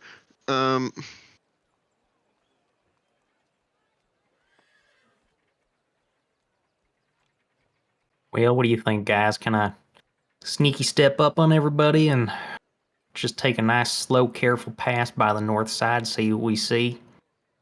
Well, what I'm wondering is how much our Wayward One mojo would protect us from detect magic, if at all. Well, as Othal is saying this, he would have his eyes closed. He's trying to concentrate on the arcane eye, but he's picking that up. Well, we're protected against divination, but I'm not too sure. True Shite has already been seen to be used I mean, against us, and it works. thing is So that it's blood knights with true sight. Though you're saying automatons. Are the automatons all blood knights, or is it a mixture? They are iron golems. So it might not be. They might not be using true sight. They might be using some other method to detect the magic. I mean, we can only hope. And that might be something we are partially or yeah, but entirely sure.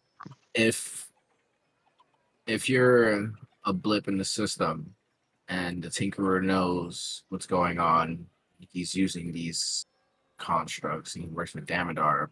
Maybe that's also on their radar. If there is a weird suspicion of non-magic or something that can't be pierced through, and you see this huge blip of what we are. It's an anomaly that might be reported in. So I mean, usually we don't exactly show up as like abnormal. We kind of show up as, but a lack of magic isn't exactly abnormal. well, It's if not I'm like, remembering correctly, Michael, when we show up on divination, we show up as like a fog or like a Yep. basically like an erased image out of a picture. Is how I'm Right. picturing it. Yeah, so they Yep. will be alarmed to that, not necessarily what or who you are. They will Exactly. just say they detect Yeah, magic. it's not an absence of magic. It's an absence of something that should be there that's not there type thing. Yeah. Mhm. And so they'll kind of be, you can imagine if someone's detecting and then they're like, triggered and alarmed, they basically will vocalize that they detect something and they will go to investigate what it is. that's the So- thing is, I'm wondering like what kind of magic are they using? If it's divination, they'll detect something, although they won't know exactly what it is. But if it's like a detect magic spell, will they detect nothing at all, and they'll think we're just people without any magic gear with us? We have at all. so much gear on us that we're gonna shine like a bright light and detect Yeah. magic. No, that's the thing. I don't think we are. Did our mojo work against detect magic? I know it's divination in general, but I think it also works When- with stuff that's not divination. When specific we use spells. detect magic, we do shine as like what is it, all magic because of the stones. So it's hard to place on us. So that's another thing. We're anomalies. So it's like we're gonna show up on a system that just looks weird. Yeah, I knew there was something weird about detect magic in us, but I forgot if it was exactly Yeah, what it it's was. just Okay. it's just an oddity, and it's no different if you had magic or not. So it's like basically null and void in a way. So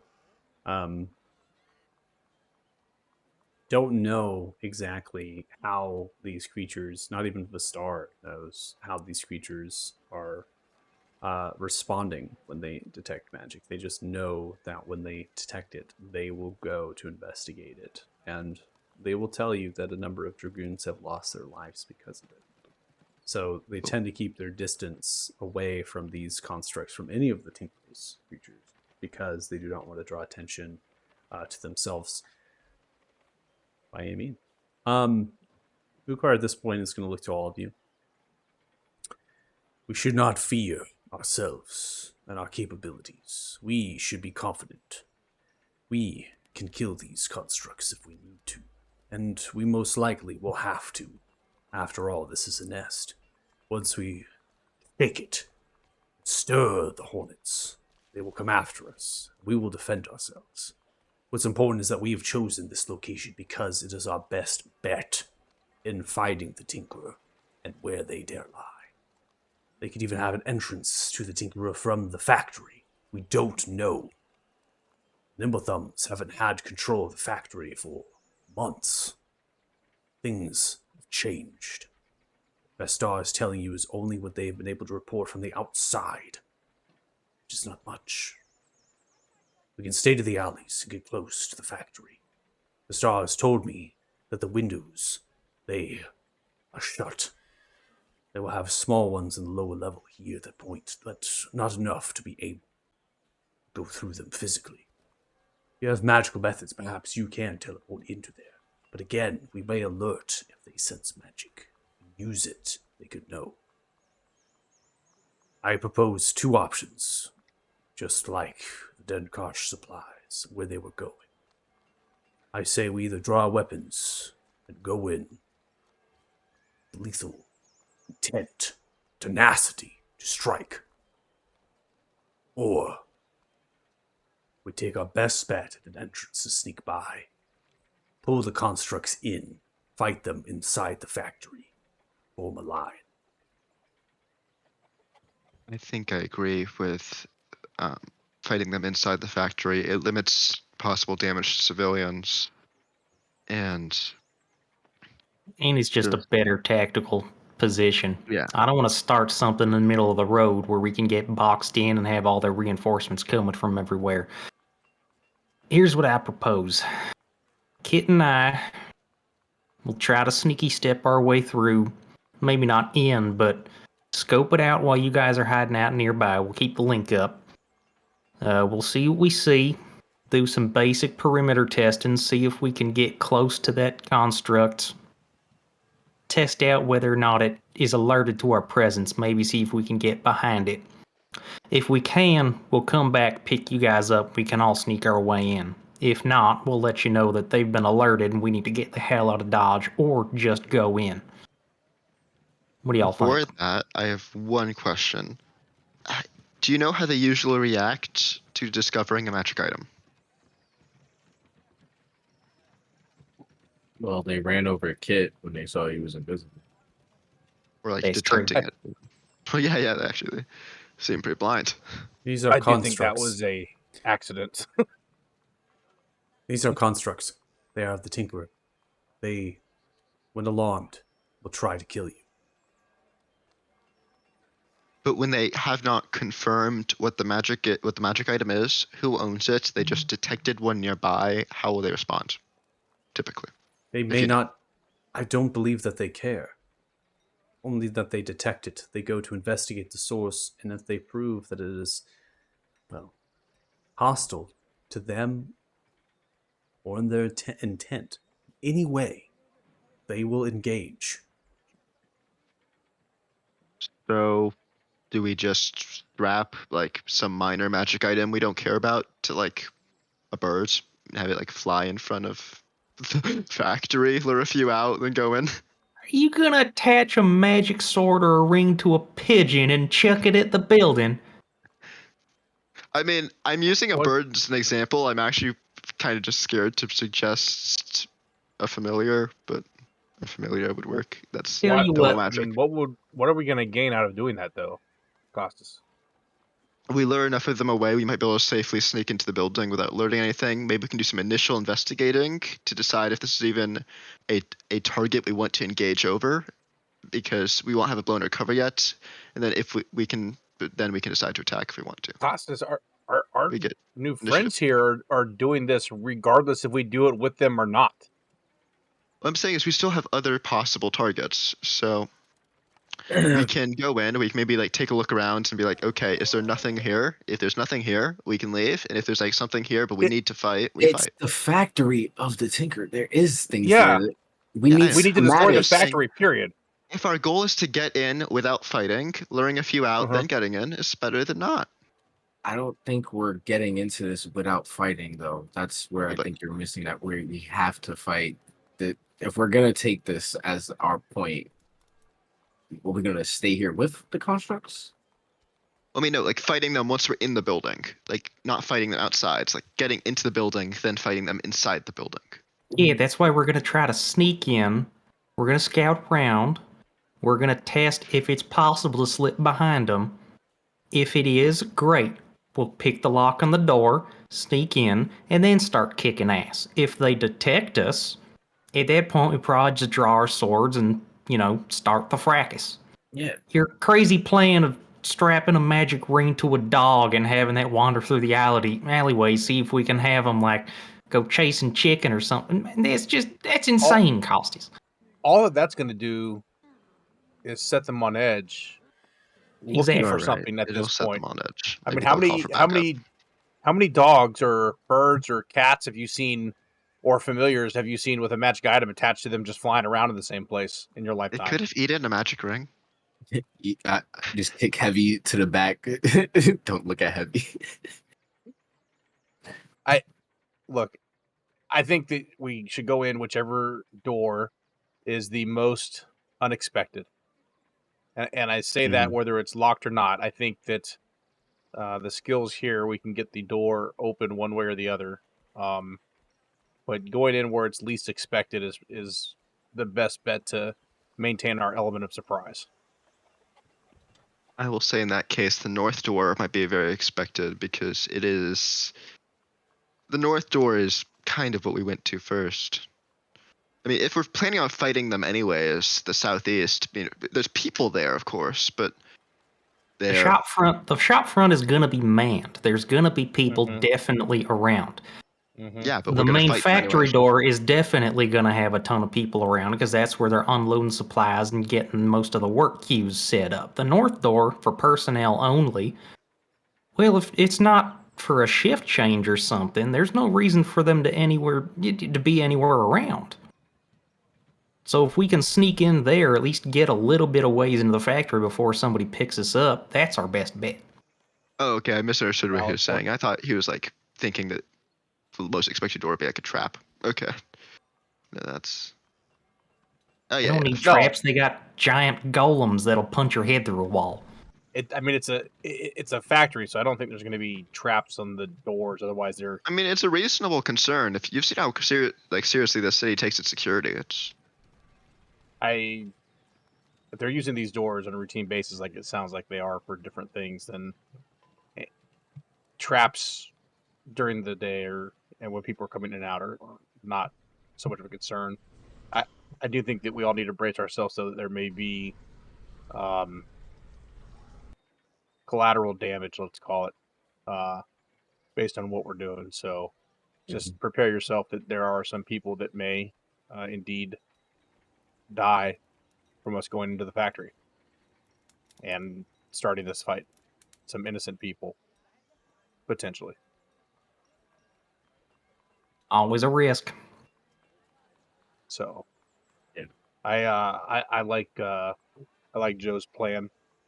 Yeah, I think it's I the think best we we can got. pull it off. I just think that once we get inside, we have to keep the momentum going if we're found out. And it's not a stop and pause for things. It's a shit, we're found out, kill whatever's in front of us and keep going with violence of action. Agreed. By the way, what side of the building has the treasury? It doesn't matter. They might be storing important files in there. It doesn't matter. Yeah. Okay. We'll worry about that after we destroy the Tinkerer and all of his, or disable all of his minions by doing that. Yeah, there's Or what are they called again? I'm sorry. Constructs and Blood Blood Knights. Blood Blood Knights? Knights. Blood Knights. Automatons probably also works. We also Yeah. have to look for the sisters if they are still there. That's also something. Sisters. Yeah. I'll just look. I'm along for the ride on this one. I'm just offering my best military advice. No, I'm gonna point to I can't pronounce his name, but the golden guy. The star. The star? A star. Yes. Actually, so I just forgot his name. So I'm gonna point to a star. Yeah, he seems like a far better redemption paladin than me. If he's for it, then I don't see why I shouldn't be. You will find your way. Don't worry. You will lead your path.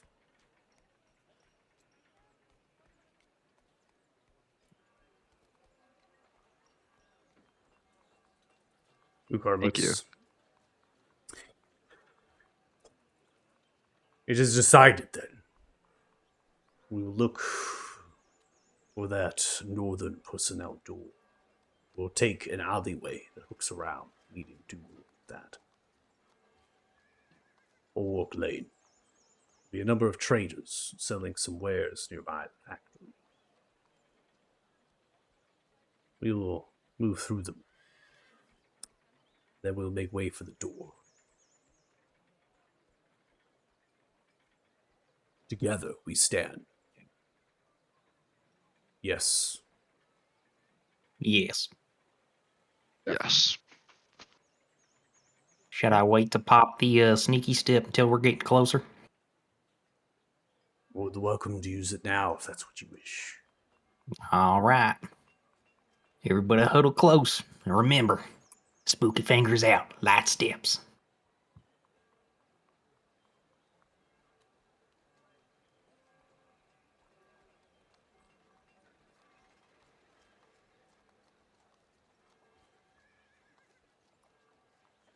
All right, let's pass out trace.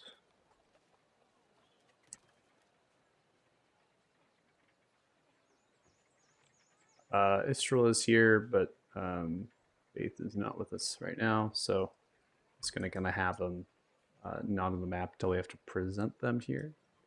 So the automation is as described. It's a very vaulted, high, tall building, and it does have a number of windows that have been kind of welded off with metal on the backside. This glass that's kind of mosaic in pattern. numerous amounts of portions. Lower than that, they do have a couple framing of smaller windows and slits to allow for air and other things to kind of come in here every so often. You can represent and see that, but you have to be like right up next to them to really see through them and get a good view of inside. There's a kind of a signpost here designating the different lanes around. You've taken the bulwark lane. There are rooftops, a variety around that you're able to get to kind of an elevated position if you need to of this small courtyard that you've entered into. And through some of your vision here, particularly Othala, right, you can kind of look around the building based on your token spot, as well as Ukar. Ukar kind of now motions for the hand as you're striding up, seeing the personnel door as you round the bend. Right here, also sees that there is a large construct around the corner of that red building due west of your position, who is currently looking as a sentry, turning their body all which ways and standing at the guard and at the ready. We're going to go ahead and take a break. Take a 10-minute break here. So we'll come back at about 6:40 p.m. PST. If you're watching the stream, thanks so much. Really appreciate it. And hopefully check us out when we come back. So see you in a bit. Bye. Bye.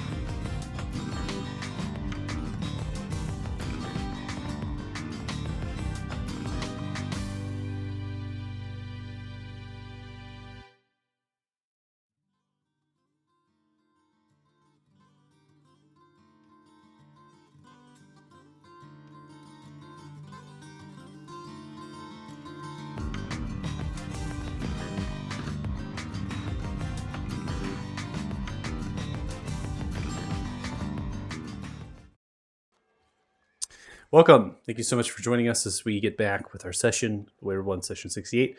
Here we go. We are at Nimble's Automation. We are on the north side of the building, taking the Bulwark Lane. We have aimed for the personnel door on the north side. As to fruition, we can see that door positioned here, solid stone door that's fit for a medium-sized humanoid. But alas, there is a construct lurking in the shadows. I would say the shadows in the broad daylight around the corner of the building, down the road on the west side, and what lies down the alleyway on the east side of the building here.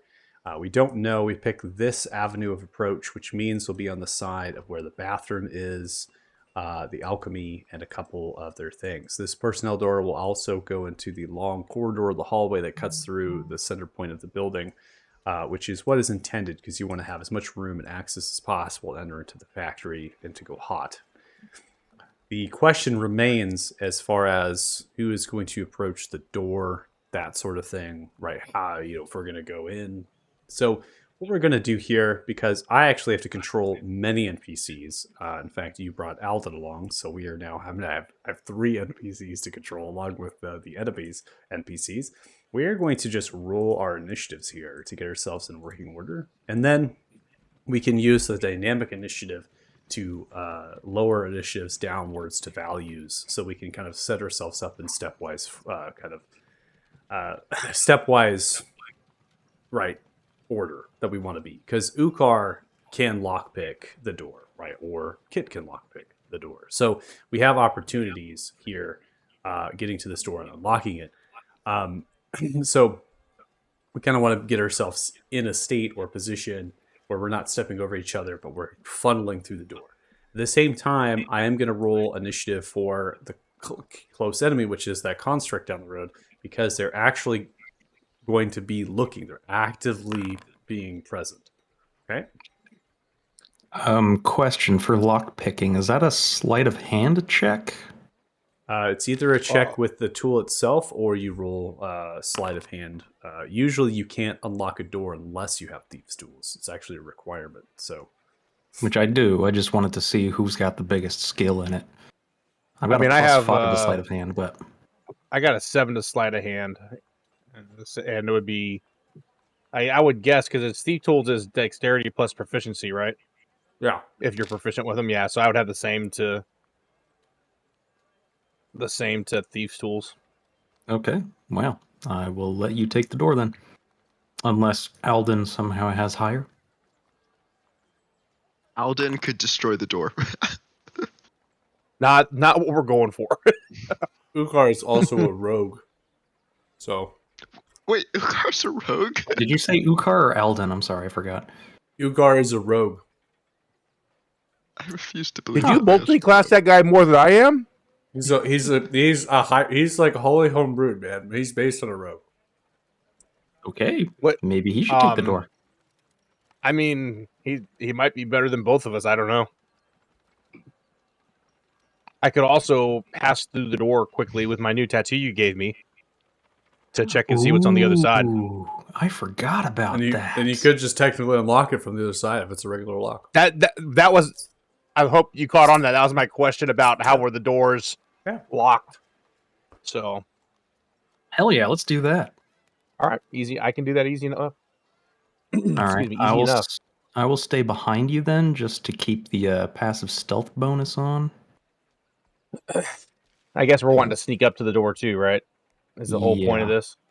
I mean, you have an insanely high passive stealth too, right? Yeah, if you want to take 27. if you want to take an active stealth check, that will not be on your turn. We're going to do those before we actually enter the initiative phase here. Right. You're Right. going to be stealthing all the way down the lane, pretty much. So that'll just be something. And I'm just taking your passives unless you feel it necessary to actively. I mean, my passive's 27 for stealth, so Yeah. So I mean, you don't need to if you don't want to. Gift of I'll Alacrity. just take passive. Here, I think Costas, you have it, so you're gonna go to 4, and that's all I already added it onto yours. So 12. Okay. So right now we have our working order. Kit, you're at a 30. Dirty Joe at 24. Thal at 20. Alden's at 20. Costas 12. Israel 11. Ukar 10. Vistar at 10 as well underneath Ukar. So Ukar rolled pretty low on initiative there. But So we have a good order. I mean, kid, if you're going to take that avenue of approach, I mean, you're in a pretty solid order right now as you are presented without having to shift yourselves around. But you can. You choose to. You can shift yourself. I mean, based on what we just said, I probably need to stay first. But and then Dirty Joe would be after me to stay close to everybody with past that tray. I mean, yeah, I don't know. I would say that order is pretty good. Well, it seems good to me. I think that's about as good as we can get. Mm-hmm. All right. Like, at least by shifting. So that sounds good. Order sounds good to me. The next thing here is that Vistar does actually have an aura of protection and an aura of courage. So I'm not going to put those onto them because I think they have lower charisma than you do, Costas. So unless you're away from Costas and with Vistar, then we can just manually kind of go through that. Okay? Mm-hmm. These are the moments I wish they stacked. These are the moments I wish they stacked. Oh my god. Yeah, you would. I hope you know. In my dreams, I dream of an army of paladins. Automation is out of date. For which feature? I don't know. It's in the chat. Chris's pre-mades. Module failure, looks like. That must be for your Dread Ambusher stuff. Because it didn't proc it when we started combat.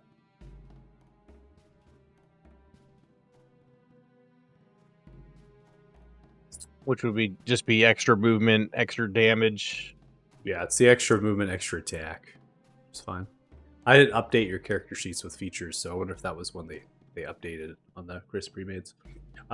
Because it shouldn't impede you. It's just automating. Yeah, it's just automating your Dread Ambusher is what I think it is. Because normally you have an effect on the beginning of the round. Right. Okay. This is just, it is extra movement. You have extra 10 feet of movement. You can take one additional weapon attack as part of your action, and you'll deal an additional D8 damage of the weapon's damage on that hit. Yep. So I think it might bug out a little bit here for you, but should be okay. It's your turn. Go ahead. Yeah, I'm not doing anything on this round anyway. Just going to move up to the door. I'm going to activate my Ghost Step tattoo. One charge of it. All right, so you activate your Ghost Step tattoo, one charge. The tattoo invigorates into your skin, turning you into an incorporeal form. You have resistance to non-physical or physical non-magical attacks. You can be grappled or restrained, and you can move through creatures and solid objects if they were as if they were difficult terrain. And so you will have to take 10, so you go 35 feet, and you want to pull yourself to the other side? Yeah, through the door space here. Oh, of course I can't do that because I should have just opened it and closed it. But anyway. Yep. So I have to move you. I have to move you through the door. As you come through, you can see that there is a construct on the other side of the corridor, directly south of you on the runner. Can you see that? I can. Yes, sir. Okay, you can see a construct standing tall on guard. You were in broad, visible light with torchlight over top of you. You see as the construct begins to pull itself up. So I have the silver tomahawk of Frostbrand, so that light should be extinguished. You have to channel that in order for it to be extinguished as a bonus action. Then I'll... Bonus action extinguishes all light sources within 40 feet. Okay, I guess this is the weapon write-up. I needed to look at the Frostband itself. So you can take your bonus action if you want to try to extinguish the light source. Here, it will put you into darkness. There is no other light from windows peering through here unless the door is open. It might turn you invisible depending on how much darkness you can get. Just know that the creature, regardless of how high you rolled in stealth, invisible. No matter how high you rolled in stealth, right, you are invisible light and you have no cover, which means it cancels any roll or passive that you have for stealth coming into the space. So It's up to you to say, do I bonus action turn off the lights, go invisible, and hope that it just, doesn't get too alarmed, just kind of investigates, whatever. But that's a bonus action to extinguish the light source. It is an entire action to take your thief's tools to the door. It is a free action to unlock a door with the lock on this side, similar to that of opening it. Which you do. Can I see the lock on this You side? do. Yeah, you see the lock on this side. You pretty just put your hand on it, and you just turn it like a key. It unlocks. Yeah. And then what I'll do instead of extinguishing, I'll step to the side here. Okay. And telepathically, I'll say, the door's unlocked. Hurry. There's a construct at the end of the hall that is coming toward me.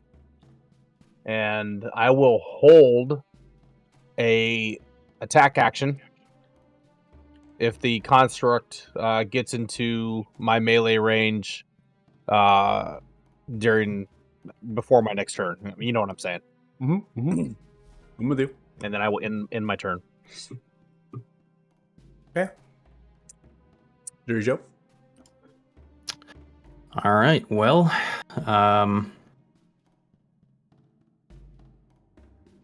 do I bother trying to do? I mean, these are huge creatures. You know what? Screw it. Maybe I'll get lucky. All right, so I'm over the link to everybody. Just go time, boys. Everybody make for the door. I'm going to lay down some cover and fire on this guy right here. They know we're here. They're all linked up. Let's kill, kill, kill. And I'm going to target this guy, and I am going to light off an ensnaring strike. Okay, first you got a hit. Or you Yep. hit the ensnaring strike. Thanks for declaring. Go ahead and attack. Where is my... Oh, there it is. All right, you can roll another d20 if you want. You'll have advantage of the attack since it doesn't see you, so it's surprised as far as so you can roll another d20. Do it just manual. See if you crit. Okay, no crit. 14 piercing damage is dealt. Go ahead and click the ensnaring strike. All right. Boop, boop, boop, boop.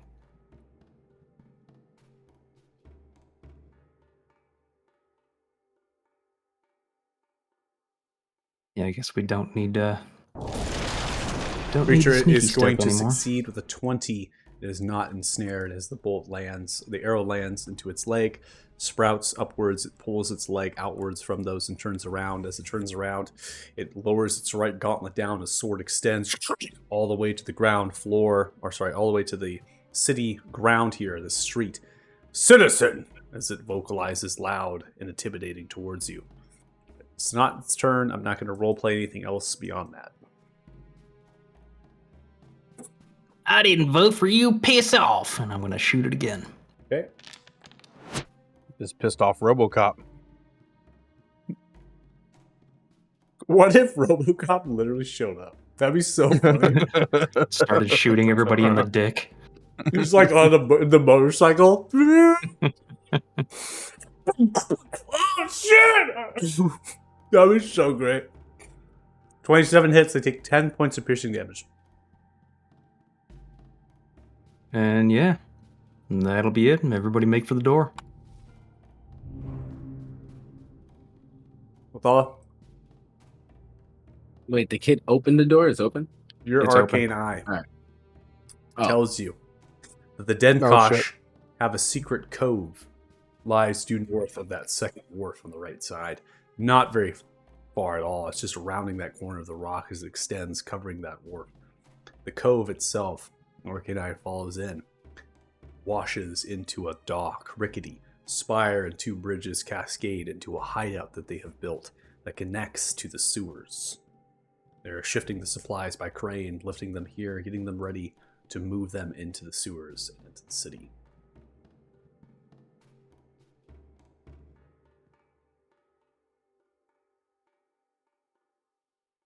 They didn't open the crates or anything?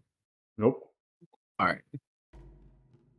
You can see that there are medium-sized constructs, like drones, bipedal, 2 arms, and they're the ones carrying the crates. There is also robed figures, cultist-like, axes and rods, assisting. And the Denkosh, of course.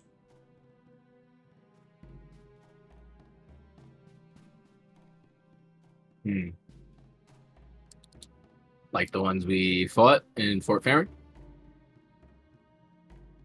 No. Okay.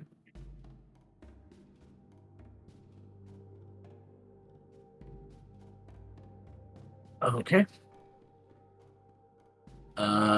In that case, yeah, Othallo's just going to run in as far as he can get. That looks scary. Just gonna run in. Oh, that looks scary too. Uh-huh. I'm going to dash for my action. And I'm going to try and maneuver, see what I see more here. Yep, going down here. I'm going to creep along the side.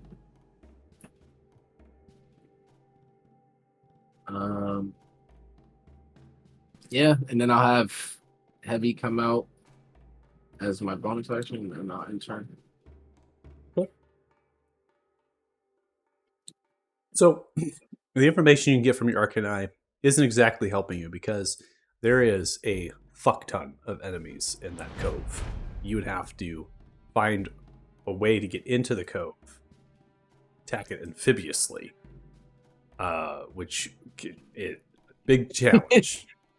So it's not necessarily helping you in the side of do we make the right choice. It actually is giving you more information about the enemies you might face, as well as the fact that the hideout is connected to the sewer, and they're delivering the supplies into there, which means the sewer could be the key.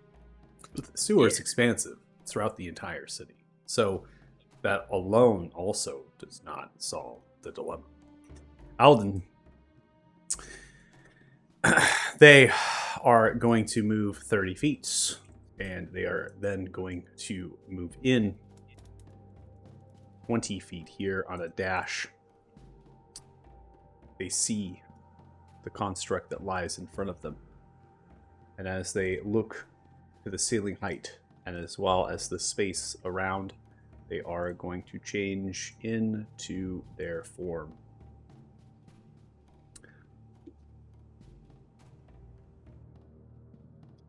Occupying a large space, not a huge space, as they grow, filling it to allow for those to come behind them down the slight sunken area that you are in Othala, which appears to be an open area. Could be for festivities, maybe storage of supplies, right? Wardrobes, could have linens, other cloths in them. There's also a nearby stage, looped angles on that stage.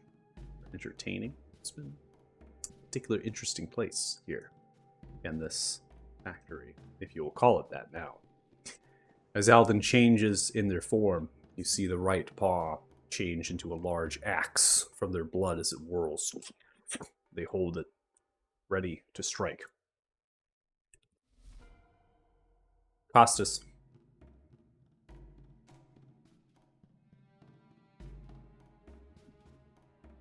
Okay, so let's go 30 feet to the door. Oh, he's a big boy.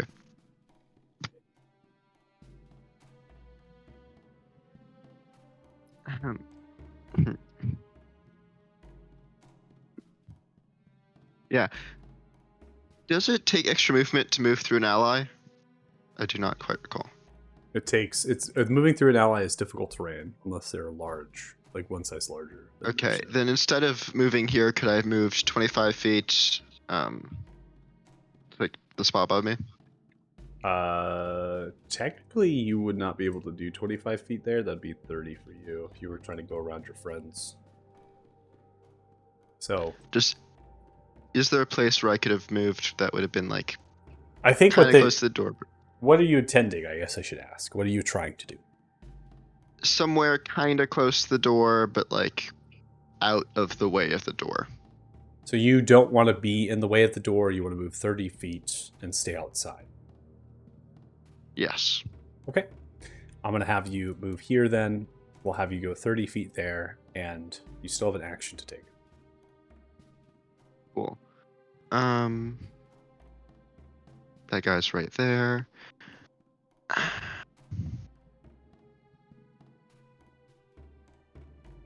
And it takes an action to apply. I should have measured my thing. I assumed that would be a bit closer. Like literally just 5 feet closer. Okay, yeah, no, never mind. That's a dash.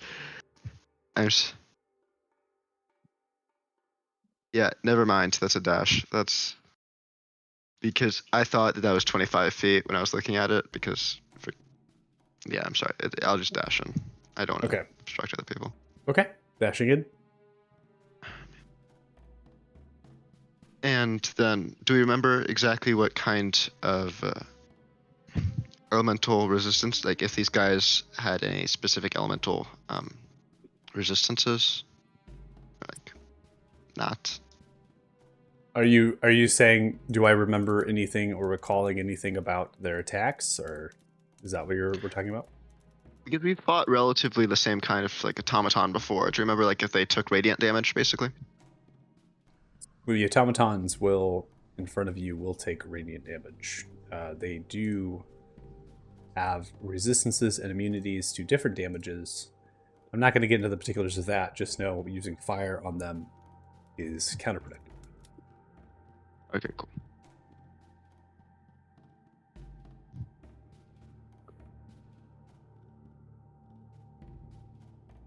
Fix this. There we go. And then just good old Crusader's Mantle. You dashed. Oh wait, no, that's shit. Okay.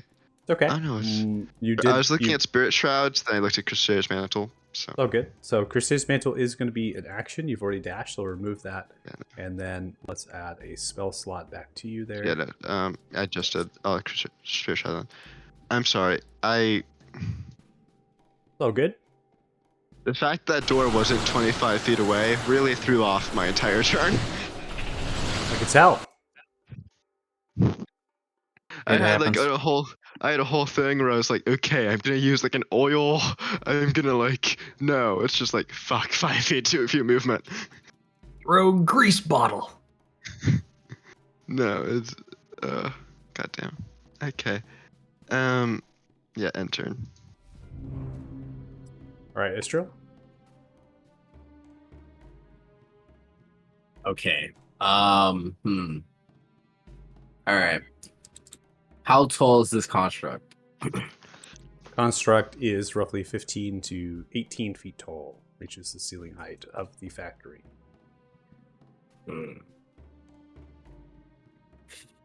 Okay, so thinking what Ishru would do. So getting here, she would I'm thinking telekinesis on the construct. She'll cast it first. So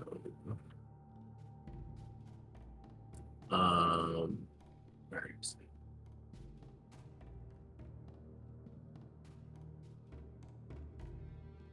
Already concentrating. I think that's my character. I think it's coming up on my sheet. Are you using telekinesis from your sheet or from their sheet? From theirs, but I don't know why it said concentration.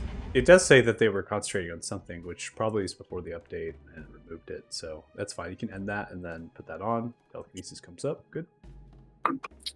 To restrain the creature. Okay, so you're not going to move it. You're going to try to restrain it. It says I could lift it as well. Could I be able to try to lift this creature if it does? I guess what it doesn't weigh 1,000 pounds. Try to read this spell. The creature does weigh greater than 1,000 pounds in terms of that, but that's not what we're concerned about. It says you can move a huge or smaller creature, make an ability check with your spellcasting ability contested by the creature's strength check. If you win the contest, you can move the creature up to 30 feet in any direction, including upward, but not beyond the range of the spell. Till the end of your next turn, the creature is restrained in your telekinetic grip. A creature lifted upward is suspended in the air. On your subsequent rounds, you can use your action to attempt to maintain your telekinetic grip on the creature by repeating the contest. So if you don't, then the creature is not restrained, it falls, right? So you have to continuously try to keep them restrained. Does that make sense? Yep. Okay. I get that now. Okay. And you can use it on multiple targets. That's the beauty of the spell, is that you can focus on this one, say I restrain you, then you can, say I don't want to restrain you, I want to restrain this one. You can change. That one will start falling, right? Yeah. All right. So yeah, that's what I'm gonna do. I'm gonna cast telekinesis on this one, and I'm going to move it upwards. Okay. Go ahead and make an ability check for Mistral. It's intelligence based. It's just an intelligence check. Oh my god. Natural 20. Oh my god, it's true. All right. So they are going to be lifted up 30 feet into the air, and they will be restrained. So she moved 15 feet. As a bonus action, she's going to cast Blade Song on herself. I am going to put them to 25 feet because that is the range of your spell. So that is max range at this point. Okay. They have to stay within 60 feet. Okay. So what she'll do is then she has 15 feet, so I guess she just has to stay in range, so she doesn't have to see them. That's correct. So she'll move into the doorway behind Costas. Okay. And then that will end her turn. Okay. Faith, what do you do to me? What do you feel jealous right now? Is that what's happening? I feel jealous, and also like that was a lot to do. Yeah, there was a lot going on there. Yeah. Ukar here is going to go 25 to get to this point. They're going to do an additional 15, 35, and then they're going to go upwards of 50 feet of movement without taking any additional action or bonus. They then are going to use a bonus action to take a dash, and they are going to come in and surprise targets in the kitchen as they unleash themselves upon them with advantage. Natural 20. Okay. Ukar's a badass. Have we not figured that out yet? Fuck. Just We're going to use their nice sneak little attack here. reminder. I feel like someone just got sure. murdered. Show off with your sneak attack. You're going to do a total of 101 points of damage. Are you me? Critical. kidding me? What? 8d6 maximizes 48. 48 plus 28 plus 25 as crit. Jiminy crickets. They are going to And disappear. you on line of guys were sight worried about except- bringing extra people. Alden I'm has so done a lot glad of we damage did, to but- go. Then Ukar is going to Oh my continue God. to destroy targets into the kitchen that are completely surprised and bewildered. Next attack is advantage as well. They'll do a total of 13 points of damage to this creature here. And then they are going to end their turn. Wow. Star is going to move 25 here, 30, come inside the space. They're going to make a dash, hide behind the screen, and then they're going to use a Shield of Faith on themselves. As they mutter a prayer, Helm, give me strength, guidance, and justice. Let me conquer those who need vengeance, dealt, but also redeem them if it is necessary. As they kind of give themselves to their oath. Spill blood, but only spill blood that is necessary. Ending turn, we come to the one that is restrained in the telekinesis. I believe they are going to be restrained regardless. They don't have a role. They could just contest when we come around to it. They don't have a range either attack. So what ends up happening here from this creature is they turn around and they were attacked. They continue to vocalize, Citizen, intruders, alert, intruders! And they're currently just like upraised, held, and a kind of a beacon of alarm emanates from them. It begins to kind of move, vibrating the air like a wave of thunder that's subsonic. Fuck. There goes the alarm. Oops. This was always the plan. It's restrained though. It's Yeah, no, it's- restrained. And good job on that, by the way. That It's that not guy would have moving come in to behind anyone. us.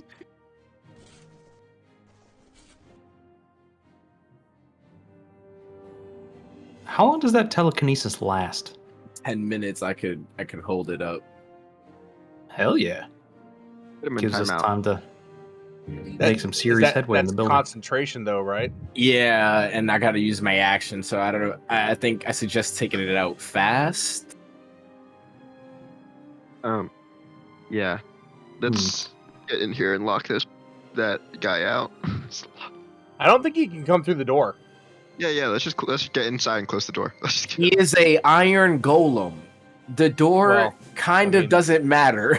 That's true. I know. That's true too. That's why I was thinking like wall of force on the door, but then I was like, that's Rush not through gonna the work. wall. Yeah, I was gonna say, Crush just through the like, wall. I know, but it Yeah, might that's last like true. a couple turns. Like, all right. enough So time for us to we kill everything else. are going to get going with the combat here of round 2. What's important? Surprise rules. I'm gonna tell. We don't get to surprise very often. The creature can't take actions or bonus on its turn, but that doesn't stop it from speaking. So what you observed is you observed what he did is a warning of 2 others that they are not going to be surprised. Everyone that you see now in round 2 is not surprised, and they will go on their turn if they are called to order and attention.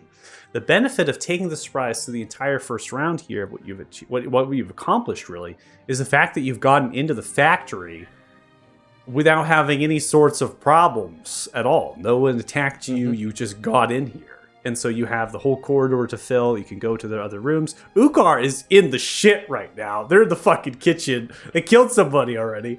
So, hope and everything is not lost. Your plan has worked beautifully. Just know, surprise in 5th edition tends to be awkward in how it is presented. This is how it is, unfortunately. So, you are up, and then Faith. Before you go, Faith, are you here? Sorry about Hey, welcome back. Oh, thank God. that.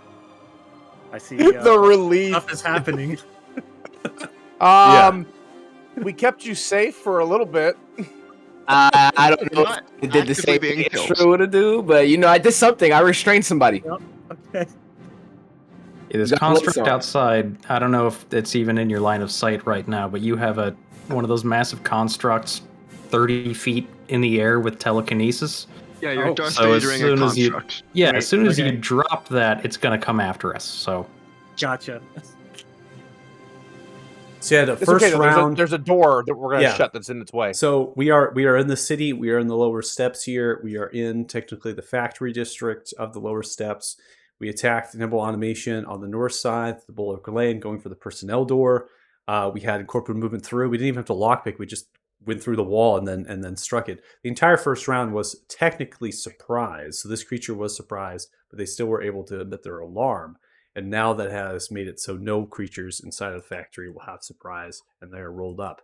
The benefit, as I said just before you hopped on, right, the benefit is that you are in the factory now, and the plan has come to fruition exactly in the way you intended it. You just wanted to be in the factory when shit hit the fan, so that way you can work together without being separated between outside and in.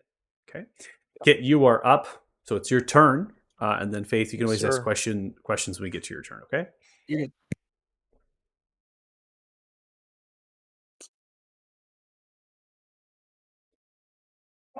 Mm-hmm. This guy has not taken a turn yet, right? You're talking about the construct. at the end. Exactly, they're surprised. So that's what I was saying. I didn't roll their initiative. They would have rolled, but because they were surprised, I didn't put them on the board. So now they're not surprised. Yeah, I'm just debating what to do here, and I'm gonna go ahead and do it. So there's my movement bonus action to dash. Can't tell. I want to be the 10 feet away from him. So is that square or this square? That is 5 feet. 10 feet is right here. So I want to be right there, and I'm gonna go ahead and attack him. with the silver darksteel tomahawk here. Okay. 15 is going to be successful. You strike down doing some slashing damage. I'm going to ping the stream view. Got kind of messed up. So that's going to come through, slicing as you reach outwards with your tomahawk. The large swipe, take the blow. And I should get an extra attack from Yeah, we him can- not having to turn in combat yet. So Yeah, we can do the Dread Ambusher for sure. Technically, it's your first round of combat that you get it. I thought it was, isn't it? Or maybe it's just extra damage I get from the bugbear if it hasn't taken a turn.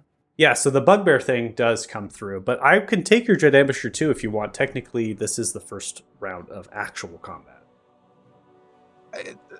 It's up to you, however you want to play it. If you want to give it, I'll take it. I want to play it fair as possible. Dread Ambusher specifically states first round of combat. I put you in initiative just so you had a good marching order, because that's how you all want to play. You all want to kind of get yourselves. We talked about that. We wanted ourselves initiative, so I'm willing to say you have Dread Ambusher up right now. Okay, I will take my second attack I get from fighter now, so that's nothing added to it. Okay, 16 deals. And then I will take my Dread Ambusher. Okay. 17 will be a miss. Oh, rip. Rest And what was I had the bugbear. I can't remember what it was now. Is that extra damage? Yeah, so we can go to the Bugbear here. This is referred to as the surprise attack. If you hit a creature that has not taken a turn yet in the current combat with an attack roll, it takes an extra 2d6. So this is just for the first round of combat, and I accidentally moved it. I'm bugged out. Hold on. Yep, not doing anything. Because the construct came toward me. He should have done that.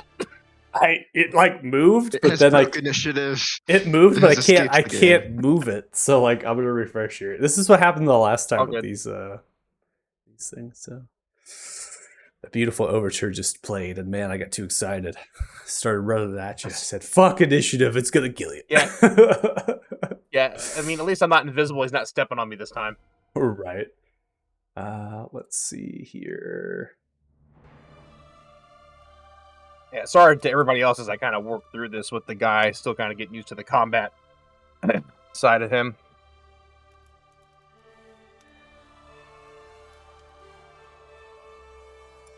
All right. Well, I cannot move him, so that is awesome. It's happened before. Oh god, there's two of them now! Is it because I'm targeting him, maybe? Oh no, I can't even untarget him. Yeah, he's completely bugged out in space. He might not even exist right now in terms of the actor data. He's a philosopher, Golem. He's a Does he even philosopher. exist if he's not targeted?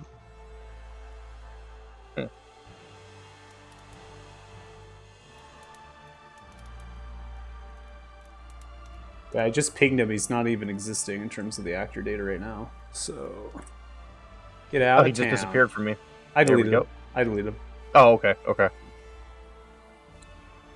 You have a surprise attack, which basically gives you an extra 2d6 per attack that you connect. So I need you to roll 46 for me, please. Yep. And that only happens on the first round of combat when you're attacking anybody that hasn't gone yet. Correct, correct. Yeah. All right, so you're going to do an additional 14. Yes. And then, I'm sorry, go ahead. You said you're going to say something, it looked like? Oh, yep. And I moved an additional 20 feet to get up here. So I'm going to take another 10 feet backwards. Its reach is 10 feet. I'm not going to take another 10 feet backwards. I I thought... What? No, I'm going to stay right here. Yeah, I'm going to stay right here and end my turn. Okay. But do recall you have Skirmisher, which does allow you to, if it ends its turn within 5 feet, you can then disengage, move away from it as a reaction. All right. Okay, Dirty Joe, you're up next. All right, seeing that this guy is temporarily restrained, I am going to step in the doorway.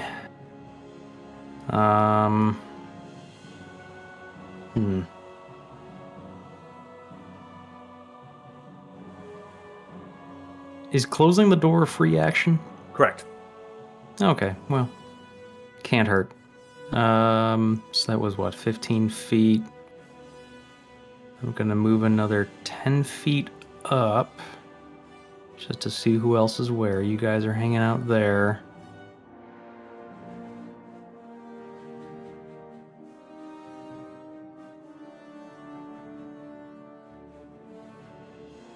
Alright. From here, I'm going to use bonus action Gift the Chromatic Dragon. Oh, am I not allowed to do that? What is that? What are you You can attempting? touch a simple. I'm trying to infuse my bow with lightning damage Okay, hold on. through an arrow.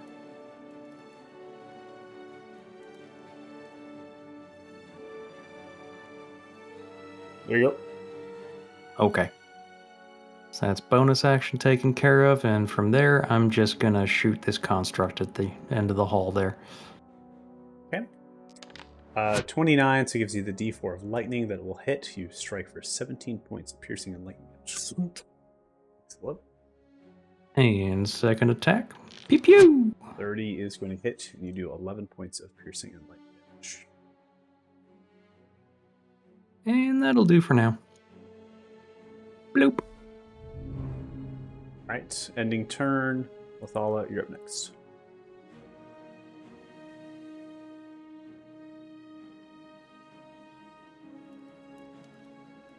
All right.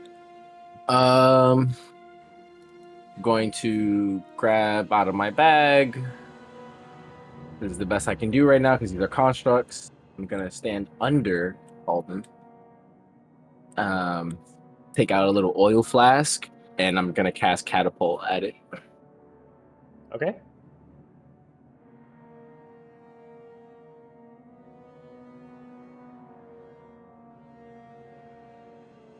Going to use a suit 3rd level. Okay. Creature will fail for a 17. Takes 29 points of bludgeoning damage. Take the blow and it kind of falters backwards. And it takes a step forward. Steam billows from the center torso of its torso and upwards through the inner layers of its adamantine polished armor. I also threw an oil flask. Does it have like the oil dripping down on it? Because the oil breaks as well. The oil will break and will drip about it. The issue here is what is the intention of the oil flask? That's really Like a grease type of thing, sort of. Like, is it? Because I know they're resistant to fire. I know they're immune to fire damage. So I'm more thinking like the area around it. Sure, I mean, we can act like it's like a ball bearings. Maybe it'll slip if they move. But Mhm, there's nothing mhm. that'll happen to them until they move. Yeah. All right. And I guess Heavy will go give Costas the help action on his shoulder. I have 15. I'll open his door. Okay. You open the door and you can see a blood knight staring at you with another mage adjacent on 2 pillars, an alchemy room of sorts, potions of a variety stored and stashed, spellbook, and other sorts of intricacies. The blood knight stares at you with 2 ocular eyes. The sword is already lowered down the right gauntlet. They're in the process of moving at you. Oh dear. Open that Oh, door. yeah, no, I already know what I'm going to do now. All right. Bonus action. Oh, this is going to suck. Gift of the old one. Okay. Nice. Cool. And then with my main action, I'm going to cast Synaptic Static in this room. Okay.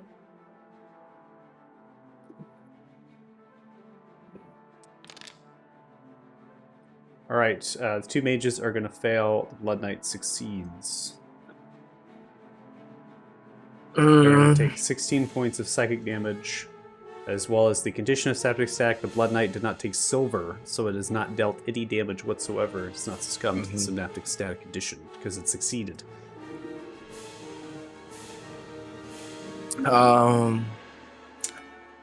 Yeah, I have one more. I think I'm gonna have a reroll. the Blood Knight.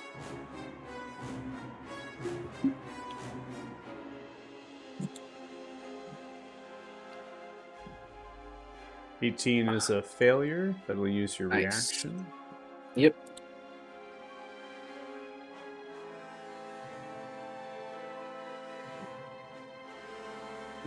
All right. Target's muddled thoughts for 1 minute. During this time, it will roll a d6, subtract the number rolled from all its attack rolls and ability checks, as well as Constitution saving throws, maintain concentration, and will make intelligence saving throw at the end of its turn. Yep, I think that's how much movement speed I have. I'm gonna move down, right here, and I'm going to then end turn. Okay. I'll turn it a little bit purple. I don't have a condition necessarily for that, so I'll turn it purple. So you're going to move down there and end turn? Yeah. Okay. You will succumb to some exhaustion. Do you remember what level? Yeah, 1, right? Yep.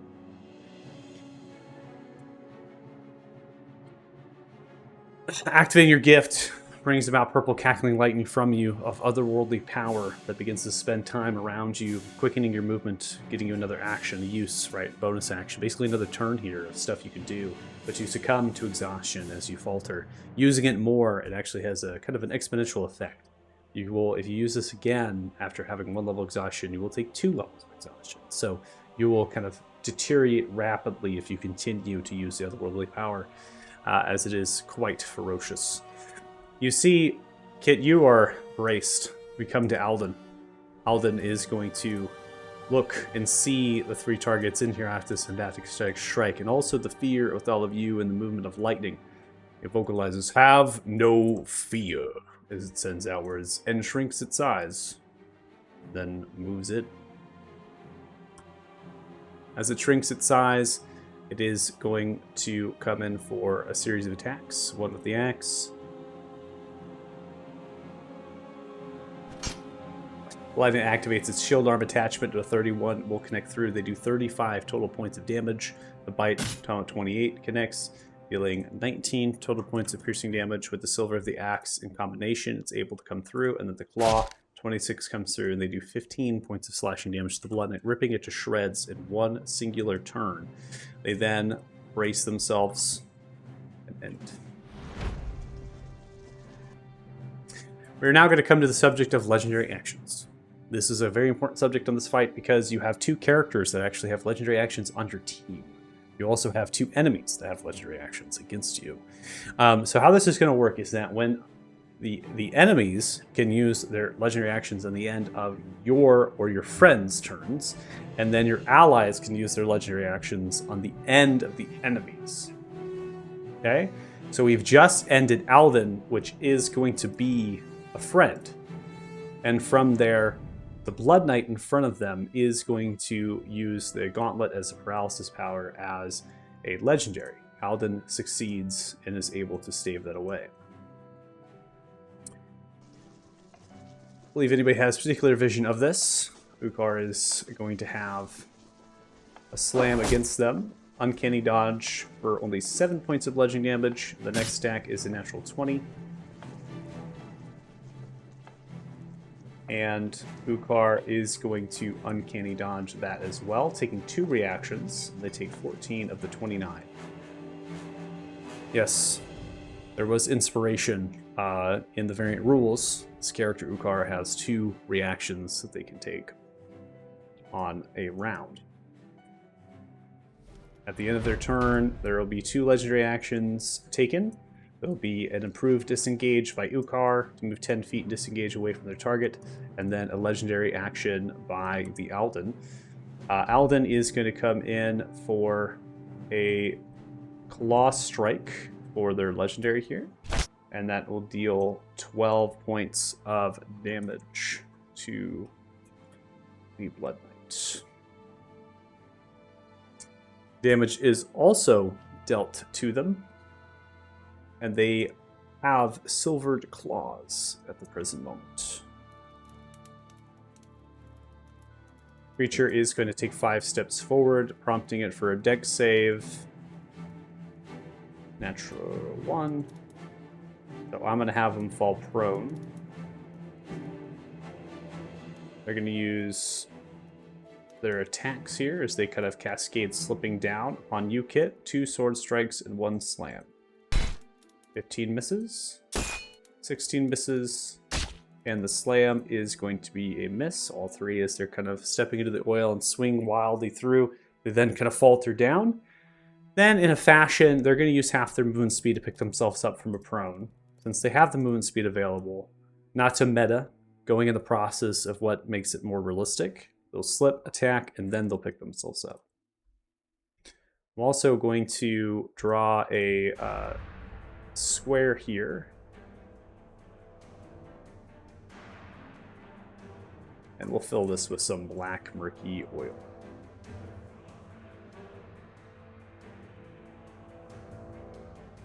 That is way, way not opacity enough. Okay, hold on. And need a little darker. There we go. That is the end of that construct's turn.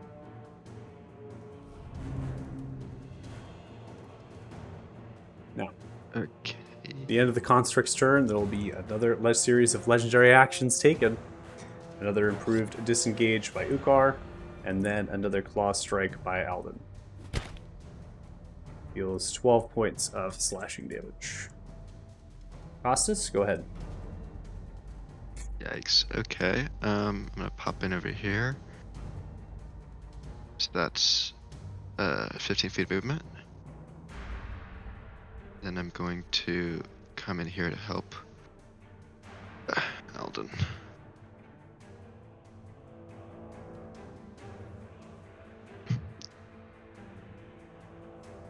Okay.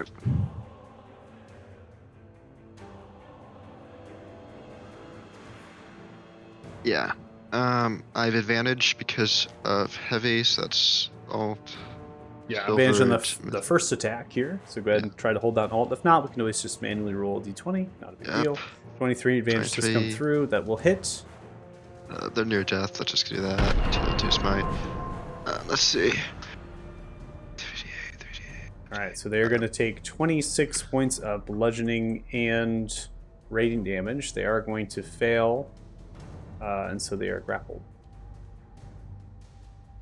What I don't know is if there's enough d8s in there to is my there's some. I have so many things going off. I can't You tell have a anymore. d8 from improved smite, you have a 3d8 from your smitey smite, and you have a d8 from the spirit shroud.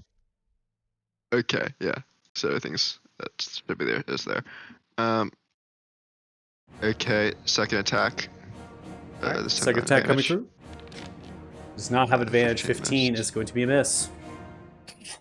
Cascade through some of the pillar and the bookshelves. You see as it ducks down. Okay.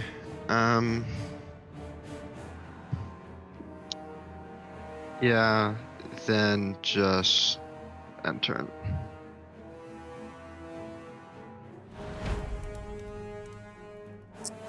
At the end of your turn, a legendary action will be taken as the flamethrower of the wrist gauntlet invigorates. Blast of fire towards you, Costas. Its canister loads from left gauntlet. They fire a flamethrower. You are struck for 18. Alden takes it but resists, healing rapidly. Prompts you for a con save of Spirit Shroud. Okay, sorry about that. As a success. So you're able to hold fast on the concentration of Spirit Shroud, but you're not dexterity enough to get out of the flamethrower blast. We now come to a mage here. They are going to pull themselves away slightly here into the corner, I should say. Not back that way, sorry. And they're going to look towards you, Costas, and they begin to envelop themselves with spells, missiles as they grow, and then they begin to unleash a magic missile at you.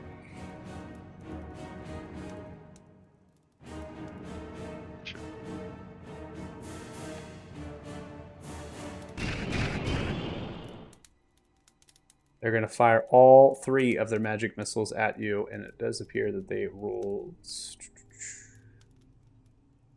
not what they're supposed to here.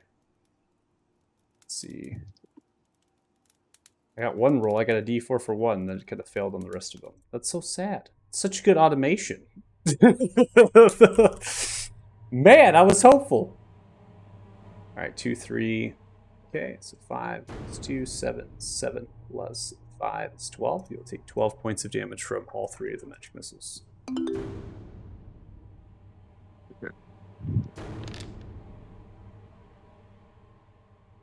Okay. Then that mage is going to stay there and it's going to duck between the shelving units as they brace, ending their turn. Before we come to the Blood Knight, Alden will take another legendary, third legendary, and then we'll come through with the Claw Strike. Natural 1, unfortunately, misses the Blood Knight on the legendary. Ukar as well takes another legendary to move 10 feet and disengage. As they now come in visible range to you, Dirty Joe and Istriel. They look as they're moving nimbly backwards, and they brace. What are you doing? Have some fun. And they kind of motion with their arms wide and the swords drenched in some putrid blood. The Blood Knight that is grappled here is going to look towards Alden with their silvered arm sword. 20 cuts directly in to Alden, dealing 20 points, slashing and necrotic damage. Second attack is a 20 again, dealing 16 total points of damage. They then, on the same action, use their poison to deal extra damage, not just to Alden, but also to you, Costas. Another canister loaded in. As they blow more greenish fumes.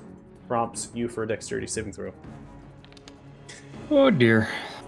Failing, you're going to take 24 points of poison damage, and so does Alden. Do I have like a brand I can use? My God. Oh, can I just use my Channel Divinity? Channel Divinity to do what? To take the damage of Alden? No, make him take the damage. I want to make him take radiant damage now. Oh, okay. So you want to basically throw it back at him? Yeah, throw him back at them. Kill him. Okay.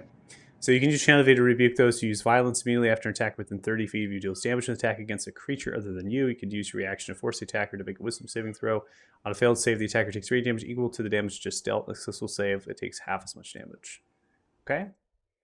So, still going to take that damage. I still need a con save for the Spirit Shroud. And I will make a wisdom save here. That is actually going to be a success. We're going to half the damage dealt to themselves back to you in the form of, you said radiance? Radiant, yeah. Dead. All right. Cool. That's going to kill them. Hell yeah. I thought about that with maybe the fire gauntlet. You see as they Hey. breathe the poison outwards, you then use your Channel Divinity, holding your symbol as you invoke for them to be redeemed. All the souls trapped into the body. The souls begin to fight back from that creature, the automaton, the sinew and the bone, turning upon themselves. They draw their own blade, stabbing themselves into the chest, guided by the spirits that you command to redeem themselves. That's That is- badass. That is not badass. I don't know what it is. All right. It's fucking brutal. Let me be sure here in terms of turn order. Istriel, you are up. Okay. So we came in through the top, yeah? Yes. Right.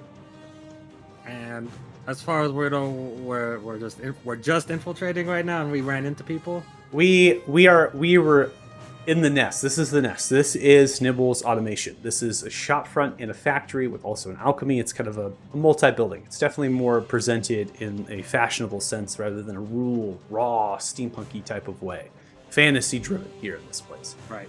The plan was to take the personnel door as quickly as possible and to get in. Upon getting in, weapons hot. Okay. Yep. And this is where we suspect Tinkerer might be. This is where we suspect the Tinkerer might be. We suspect the Tinker's connected to this place. Maybe there's an exit or entrance into wherever they're at. Might be just information on the location, right? So we're here for a variety of possibilities. We just know that these are the Tinkerer's forces. And Ukar took off to the right and went down the stairs or upstairs. Is that... Ukar took off to the right and went down. That's actually a stage over there where you're hovering over. And they went into the kitchen and they began to fight. Gotcha. Okay. Okay. So there's a mage there. Yeah. We'll just continue down here then. We'll engage with this guy. Okay. That will end the telekinesis of the one outside because you're too far away from them. Is that? You have to be with Okay. you. So yeah, you'll have to be within 60 feet of what you're telekinesing, and you're literally on the edge inside of the building is where Othal had put you. So you can release your restraint; they'll simply fall down, and you can use telekinesis on another target, right? Cute. Yeah, but that's your action to do so. But there's no action economy at all to just let them go, right, and move away. Yeah. Okay. No. We're gonna. Well, how far away is it to when I break it? When I have to break it? So they're currently 25 feet in the air. You have to stay at least within 30 to 35 feet from them. Because of their voltage, you're here, right? It has to be within 60. I'm just looking for like where on the map would that Yeah, mark? so I'm measuring it now. That would Okay. keep you in range, right here. If you're going to stay at the corridor, right? Yeah. And they're to the northwest.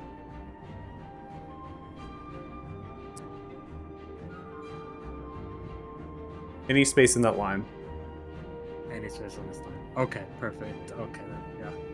So that will... Okay, perfect. So that we can maintain the concentration on that, and we'll just enter this room instead, Okay. and we'll go after this guy, this mage here. Okay.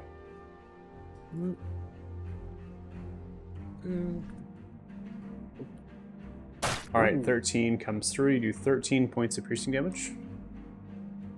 Alright, and second attack, booming blade here.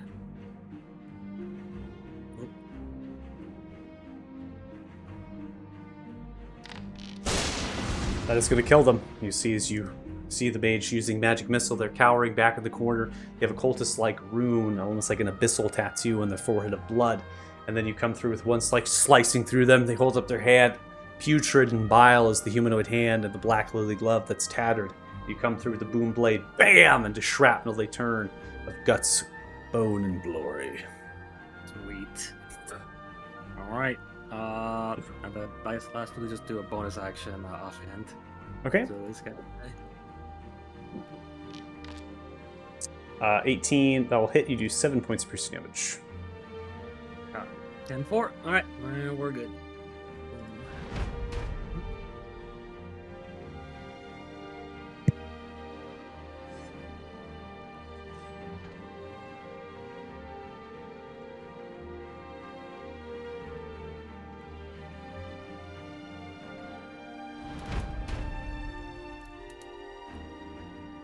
We now come to Ukar.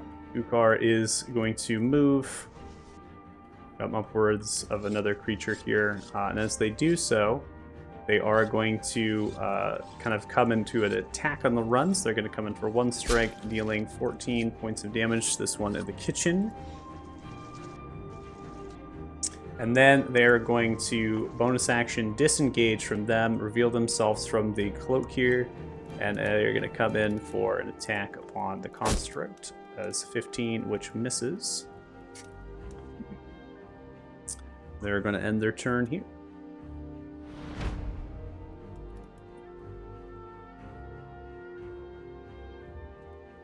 Star goes 10 and is going to be making a dash. 35, unfortunately, is how much they have to move to get to this point.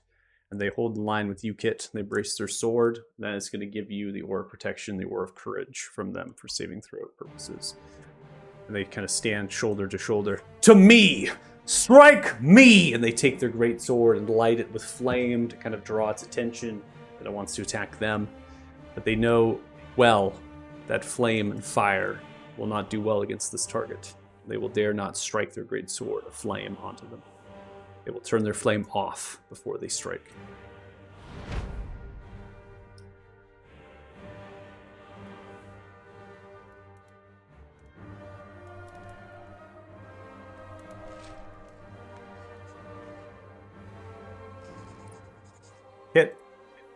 You hear the sound of crying, like a humanoid just got squished, smashed, or screamed. A table is being smashed, emanating around the corner due west.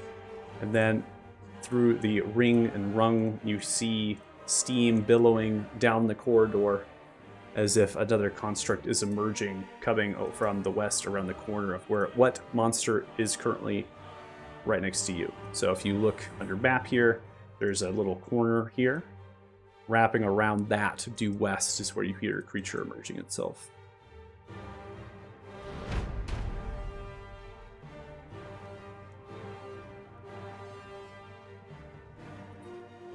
The door opens. Dirty Joe. A zombie! As it comes out of the bathroom holding a toilet brush. A brush used to clean the privy covered in shit. They open themselves for you, and they come in for a slam. Oh, god damn it. Ted is a miss as you dodge out of the way as shit flings from the brush. Oh, Oh man, it's an ocean violation. It's got to be an improvised weapon, right? That's poison Stare. damage. You open the door. You hear the sounds of smithing and tinkering coming from within the blood knight down the corridor. They look towards the three of you, and a voice emanates from them. Try as you must, and you will fail. And they grab the gauntlet left, and they hold, and they let out a large billow of flame over the oil that drips from the construct to alight the ground and the construct in flame, and it absorbs that flame. The construct will be healed for 18 points. Also have the effect of burning upon them. Subsequent D6. Ukar succeeds, they have evasion, they take no damage. Door shuts.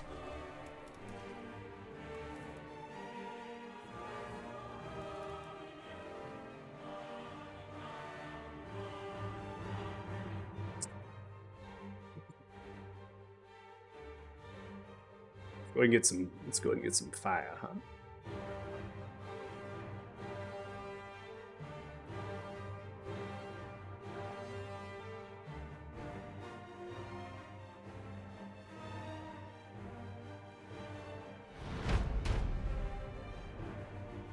Istrel, mage looks towards you. Hi there. Yeah. They're going. Hi there. They're going to try to use a vampiric touch on you. It's not.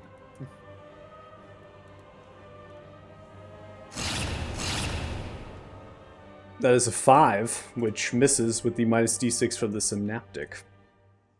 At the end of their turn, they will make an intelligence saving throw.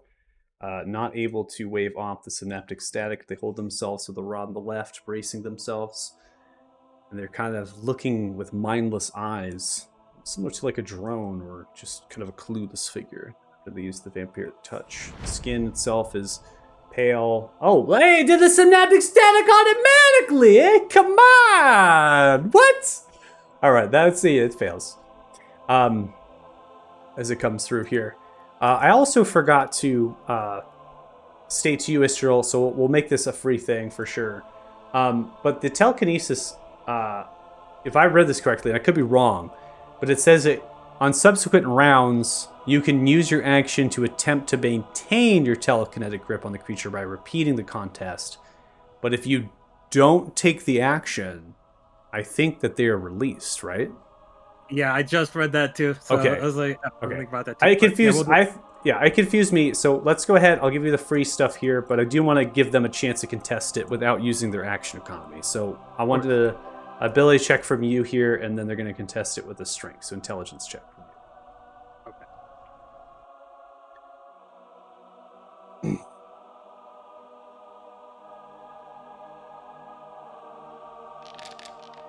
All right. So I believe the defender in the opposing check always wins. So the golem is going to win that check. So they're no longer going to be restrained. But their telekinesis is still up, right? It can be focal point of another. So you just have to use an action if you're attempting to use that.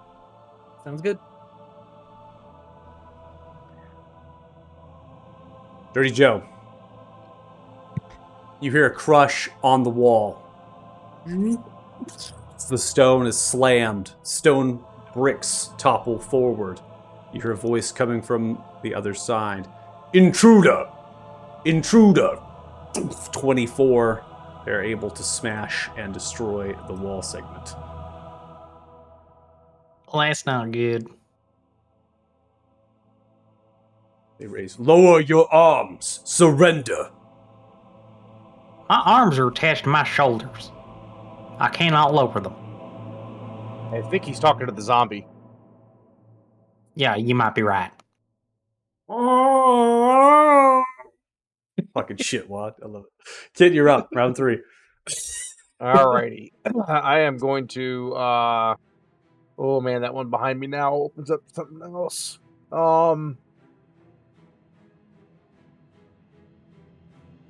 And from where he knocked in the wall, it looks like he could probably get through it. Or how the wall's knocked in. Think about this. Punched once, ran through second. Okay. Went bam! Some of the bricks fell and then just like crushed their body forward into it. So yes, it's like toppling all around them as they're kind of walking into the wall. Well, I'm going to try something here. So I'm going to use my bonus action to disengage. Okay. I'm going to move the 20 feet there. I'm going to use Fog Cloud. Oh. It didn't let me... Okay, there we go. Yeah, you got it. I'm going to use it...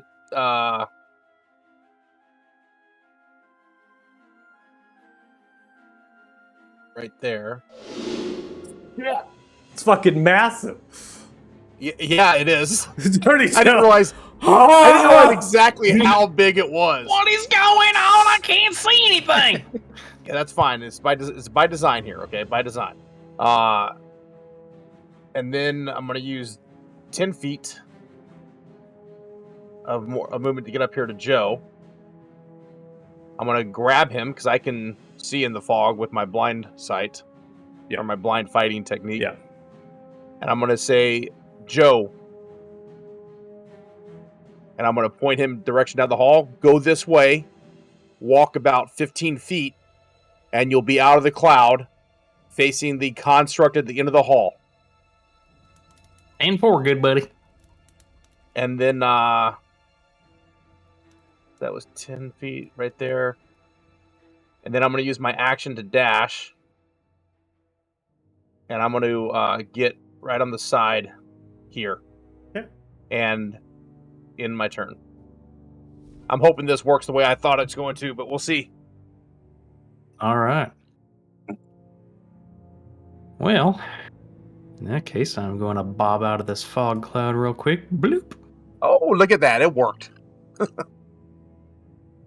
Now, just to make sure, I cannot see the targets inside the fog cloud, correct? Correct. That is a heavily obscured area. You are as much blinded to them as they are blinded to you, unless you have some sense, like blind sense, or a level. Even like True Sight can't exactly see through a natural, heavily obscured area. There's a very clean distinction that you have to have some sense of blinding that you can see, right? Immunity to that. Heavily obscured doesn't come up too often, but it is different than a magical darkness. Okay. Well, with that in mind, quick peek into the other room, see that the targets are felled, our buddies are over there. I'm gonna move up next to Athala here. Okay. Yeah, I'll just shoot this guy with Slayer's Prey on then. Okay. Bloop.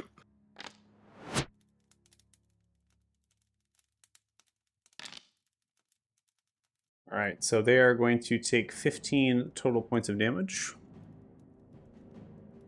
All right, second attack. 15 will be a miss. You launch Aw. in the second attack. You see as they brace themselves, turning almost their shoulder. The arrow lands, kind of bounces off. Fair enough. And that'll do it. All right, ending turn. Now come to Othala.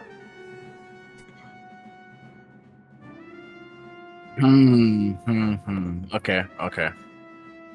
I'm going to just step in front of Joe. Oh, they have a lot of range. I forgot about that. Yep. Just going to target from back here. I'm not gonna do anything crazy. I'm going to cast. Actually, where's Heavy? Heavy is on the shoulders currently of Costas. I will move them here for you because they're right here. Okay, so if I put it as 10, Mhm. yep, I'll have Heavy come all the way over here, land on this guy's face. They are on fire right now from the oil. Oh, they're burning. That's correct. That sucks. All right. Look at That does suck. All right, so Heavy's just gonna come out anyways.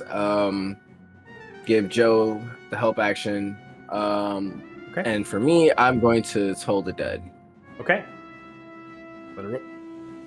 Bong. Yep. All right. Creature fails with a 9, takes 23 points of necrotic. Damn. Still standing. Oh my god. That- I just want to point out that might be the most damage with that spell you've ever Yeah. Ever done. I Yeah, haven't it's done it usually in a like while. it's like 4 points or something max. Nice roll. Yeah. Yeah, it's a great roll. Do I want to take this chance? You know what? Yeah, I'm going to continue down here. Open this door. Oh, there's a little chef in here. Yeah, you swing you swing the little curtain. You see the chef turning, holding up the hands, holding up the hands. There's also a dead, deceased golem here, and there is another creature that you can see an arm of. I'll move them really quickly back, forward and back, but you should be able to see their arm kind of poking out over here. Yeah. Oh, okay. And then I'll end turn. That's it.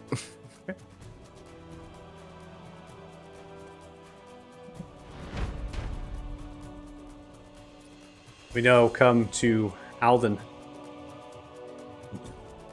Quick work, easy.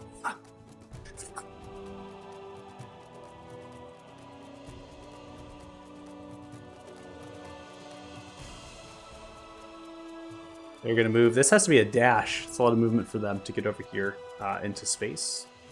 They also don't have a passive trace anymore. And they're not subjected to that Spirit Shroud. Slow. I think it's because they're a neutral token here. I'll change them to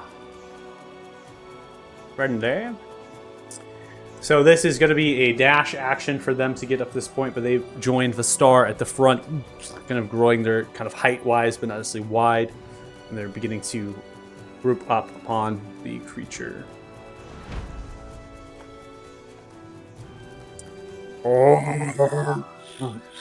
This golem comes out of the kitchen. They currently have a chef's hat on and a ladle and a cleaver. So coming forward. They're going to step forward, and I'm going to roll a d4 for this and just kind of see exactly. Yeah, so the attack is coming towards you, Othala. 2 slams. 18 connects. I'll use shield from the staff.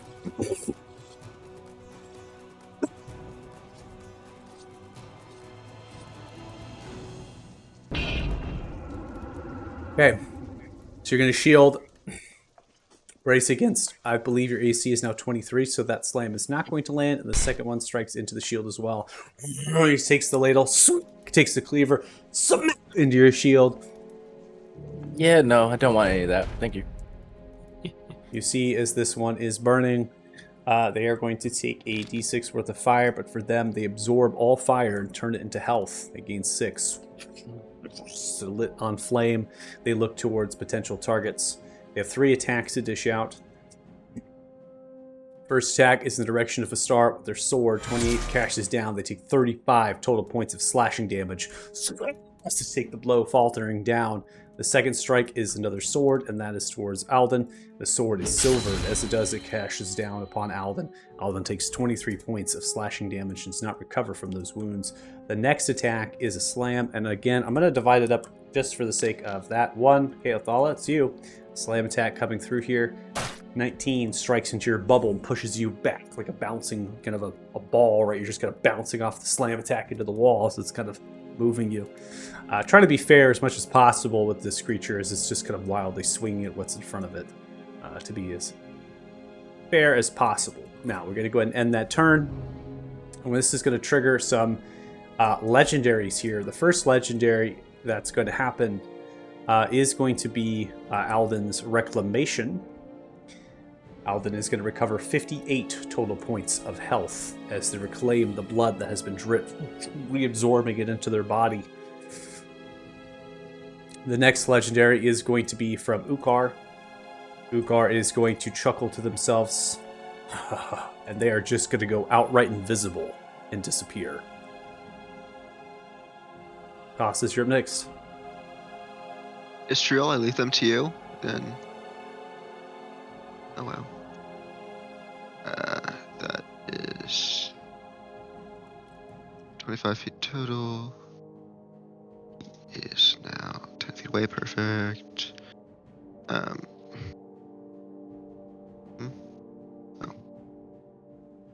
Oh, quickly I'm gonna use my bonus action to down a potion because I feel like I need that. Targeting myself, right? Yeah, target myself for this. Forgot. Taking a potion, yeah, you gotta target yourself. Get the Bonus action for that. potion of healing coming towards you, 12. Yeah, pretty average roll.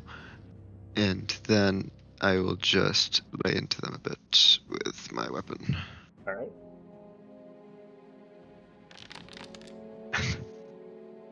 All right, you're gonna have a pretty good flank going. It's actually gonna be a +3, so you're actually have a 16, but that does not land as you swing the flail. You strike into the sword that kind of grabs it for a brief moment. You pull this flail back. Guardian's Okay. Reach. Yikes. Swing again. That'll hit. Finally. Just a first level smite. Bam! First level smite coming through. Just a first level smite. It is going to take 30 points of damage, and it's going to succeed against a grapple with a 23.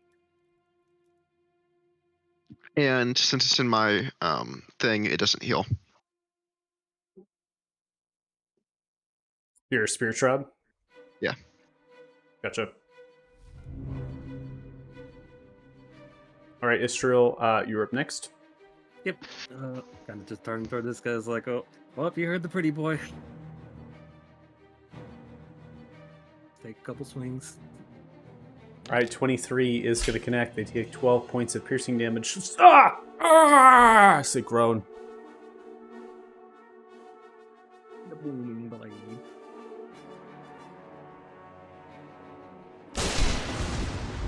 You again land a clean blow in the center torso as you spin through the blade strike.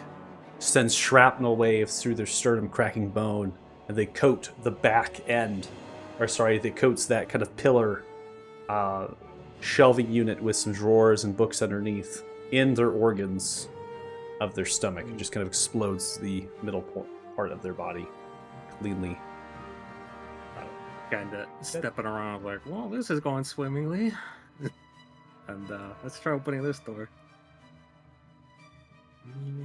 All right, you find a bedchamber. Okay. No one in there. And we'll use our bonus action to pop the Boots of Sprinting to double our speed and gain another 40 feet. Okay. So we're at, what, 25 now? So we at 15 plus 40, so another 55. I believe so, yeah.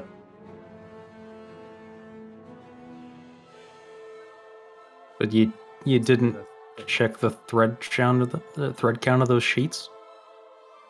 I mean, that's pretty let's do important. that. Well, that might be why these guys are so upset, right? Yeah. Walmart brand. 40 here. They could just be upset because you busted into their home. No. It's the itchy bed sheets. Gotta be. It's gotta be. I will No say, Egyptian Costas silk here. doesn't sleep in anything less than silk. Less than silk. Million thread count, at least. I mean, Sleeping canonically, bag has gems in it.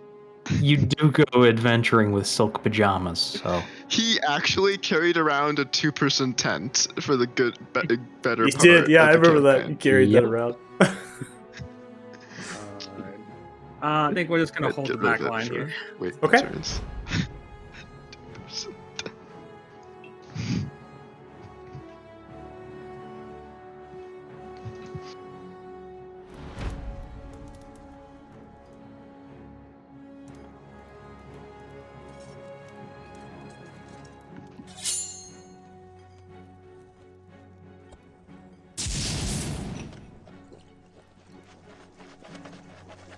Bar is going to do 44 total points of damage to the flesh golem here.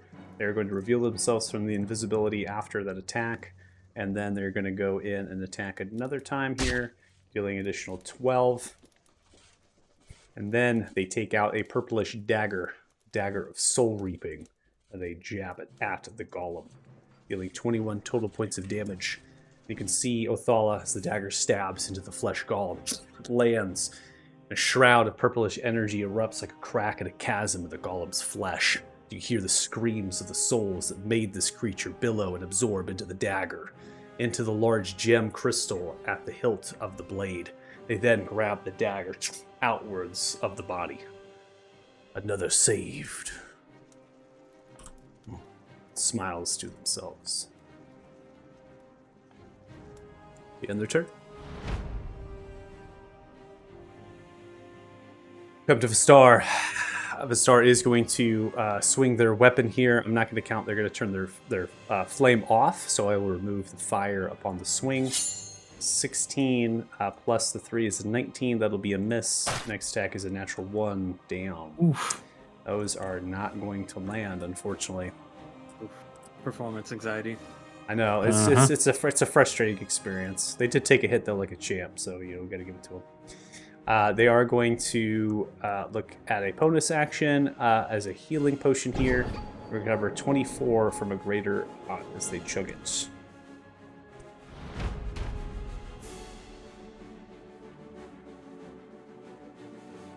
Rushing of steam, another creature emerges. Othala, you can see as it comes down. As it puts the hand onto the shoulder that's on a flame. As they kind of group together and trying to shove as best as possible through.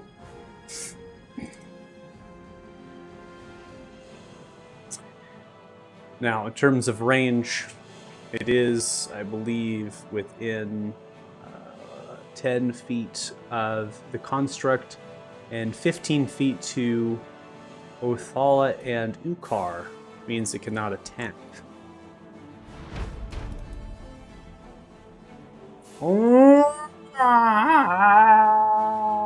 Now come to the shit one zombie. Let's see, how do I want to do this? Yeah, let's do it. Make it realistic.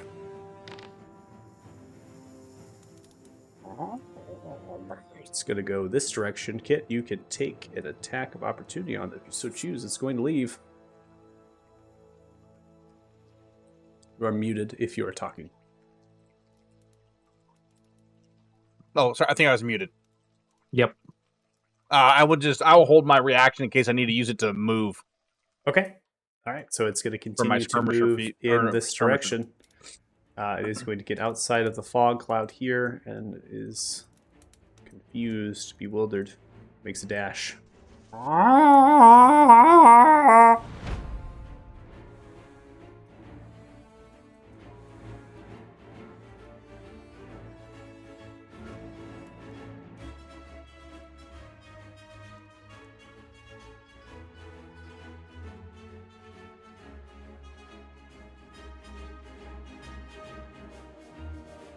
Oof.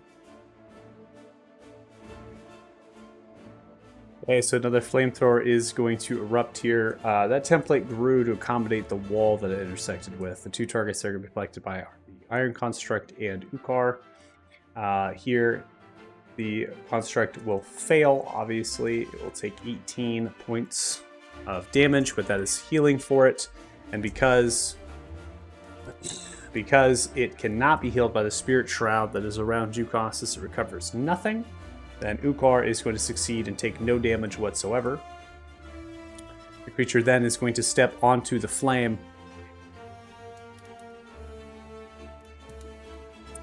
and is going to look towards Ukar with the sword blade coming for 2 strikes. 23 misses Ukar. Second strike is a 30. Ukar is going to attempt to use his reaction on Candy Dodge and is going to half 18 to 9.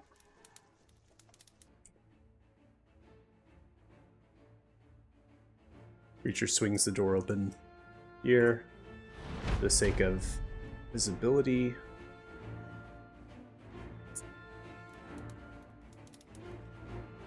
Construct steps in, Kit. On the north side. Comes through. You hear the blade of the sword extend down towards the ground, and it goes in for a full barrel run. As it comes towards you, Istriel. It will trigger attack of opportunity, so choose. Yeah, I'll take the attack of opportunity. He's going to run past me. I'll put him here. You go for the attack. Let me put him at 0 feet. Hold on. He says he's still elevated. Yep. Okay, go ahead. 22 is going to connect. And I should get sneak attack too, Correct. right, for this? Yep. All right, so you're going to deal 19, and that is going to stop them. So they're going to get here, which basically is going to trigger it. Then they're going to turn around in your general direction, and they're going to come in for attacks. Even though they are blinded, if they're attacked by a source, they can still attack. It's disadvantage on the rolls. Yeah. I knew what I was doing when I did it. 25 with the slam is going to connect towards you.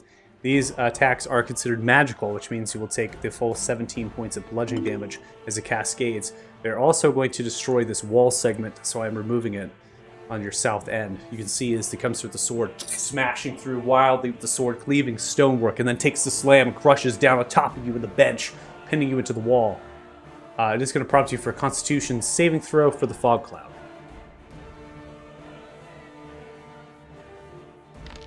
That is a success with a net 20! Let's go!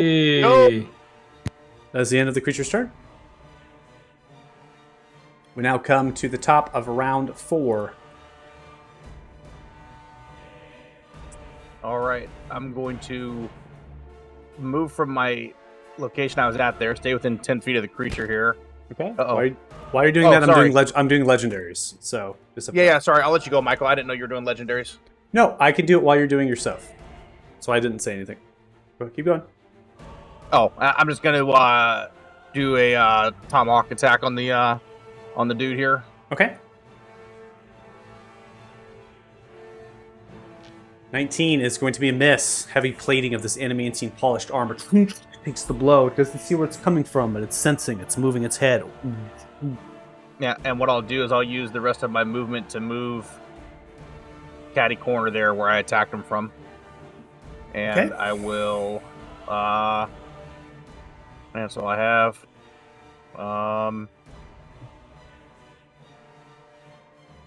Yeah, I'll end my turn there.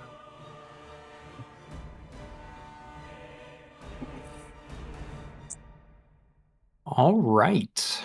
All right, before we get to you, Dirty Joe, the Blood Knight is going to take a legendary action. As it does, it shoots a paralysis powder directly to you, Othala. Loads canister. I'm going to temporal shunt the Blood Knight.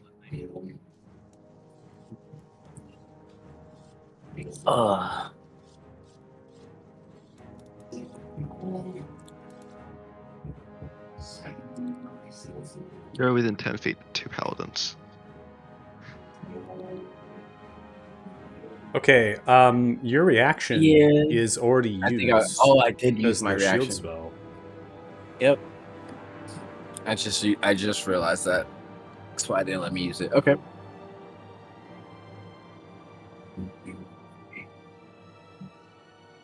I'll need a Constitution save from you. 6 is a failure. You are paralyzed.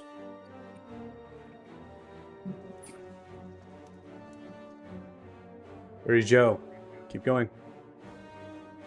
You are helped, which means you have advantage on the first attack.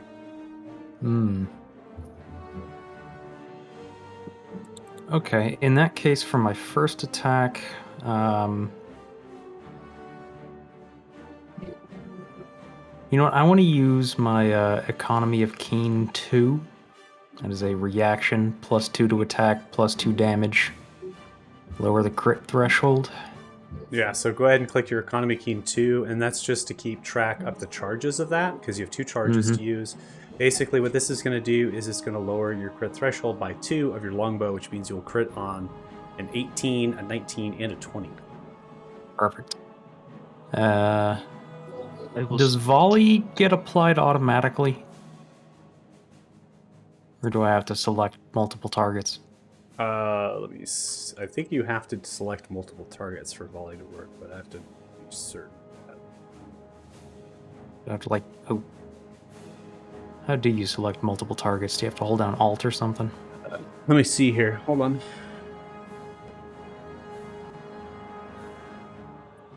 Yeah, there's no effect for it. You can use your action to make a ranged attack against any number of creatures within 10 feet of what you can see within your weapon's range. You must have ammunition as normally make a separate attack roll for each target.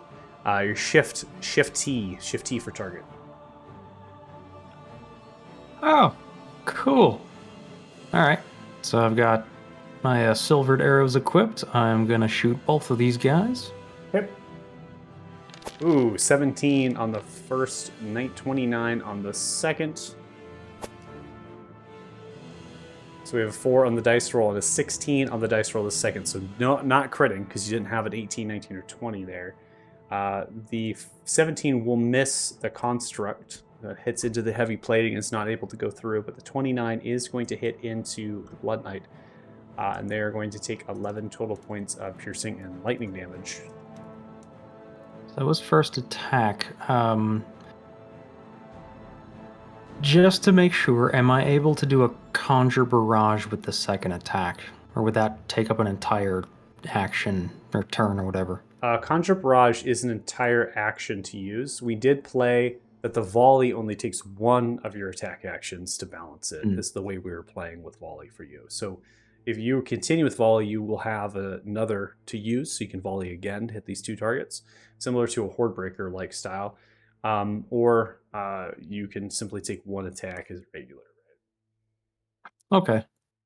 I'll just go ahead and do another volley attack then. Okay, you still have your Keen 2 available here. Natural 1 comes through onto the Blood Knight for the first attack. Unfortunately, that will be a miss.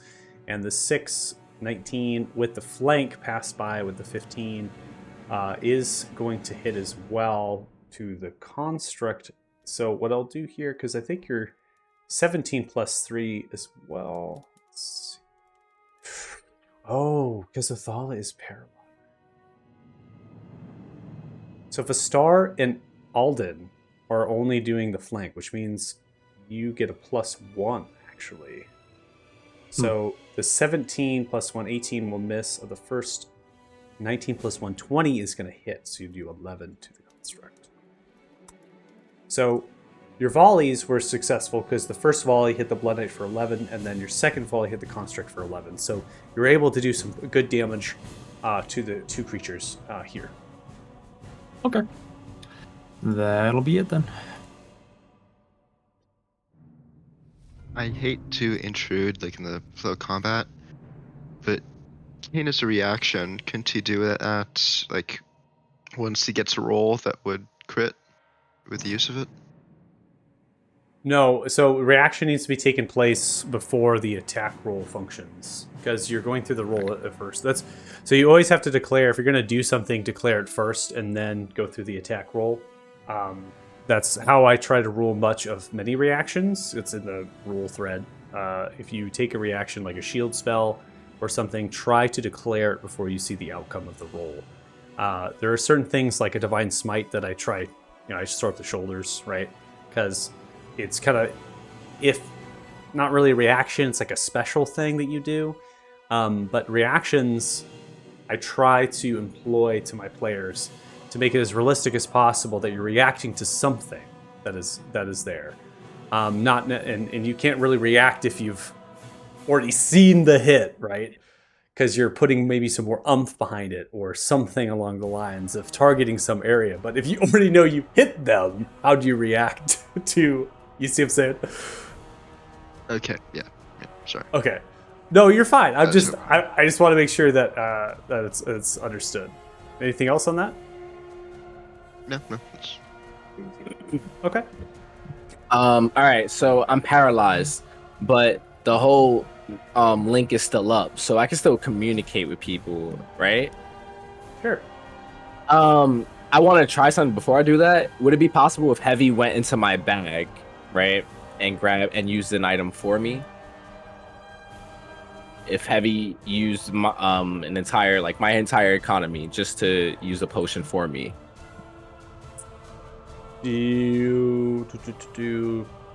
Heavy technically would go after your turn, but they could do it. They could use their action to use an object to then give it to you.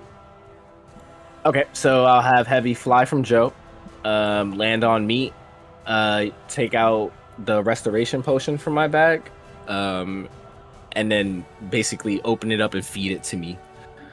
Okay.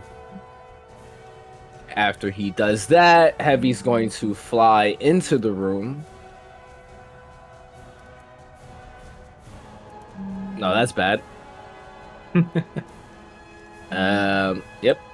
And just fly right here. That would be the end of my turn. Just to end the paralysis on me. Okay. Shoves. Heavy begins to fly over to you. As they do, they begin to funnel into your satchel. They know exactly where to go to pull the potion out. They grab it in their hands, this flying monkey. They then look towards you, dead face. Bottoms up, boss. They grab the potion. They shove it in your mouth. Down it. Choking upon it because you're paralyzed. You can't swallow. Then slowly overcome. They fly with the empty potion bottle, dropping it, and they flutter into the kitchen. Thank you. There's definitely another way you can get that in the body, trust me. Bypassing the liver. Natural Michael's already one. been through it once with me and the other group. Yep. They had you butt chug a potion? They did. They had a butt chug. Yeah, we can do it when we're done. Okay, so Alden misses with the natural one with the axe, and then comes through with a bite and the claw, striking with obscene supernatural strength as they whirl themselves. The attacks turn from blood and swipe through to physical form as they come whirling. The construct in front of them is subsiding slowly, is whirling, having difficulty as it comes through. It is its turn, though, and as such is going to go for 3 attacks. The first attack is at Othala with the sword.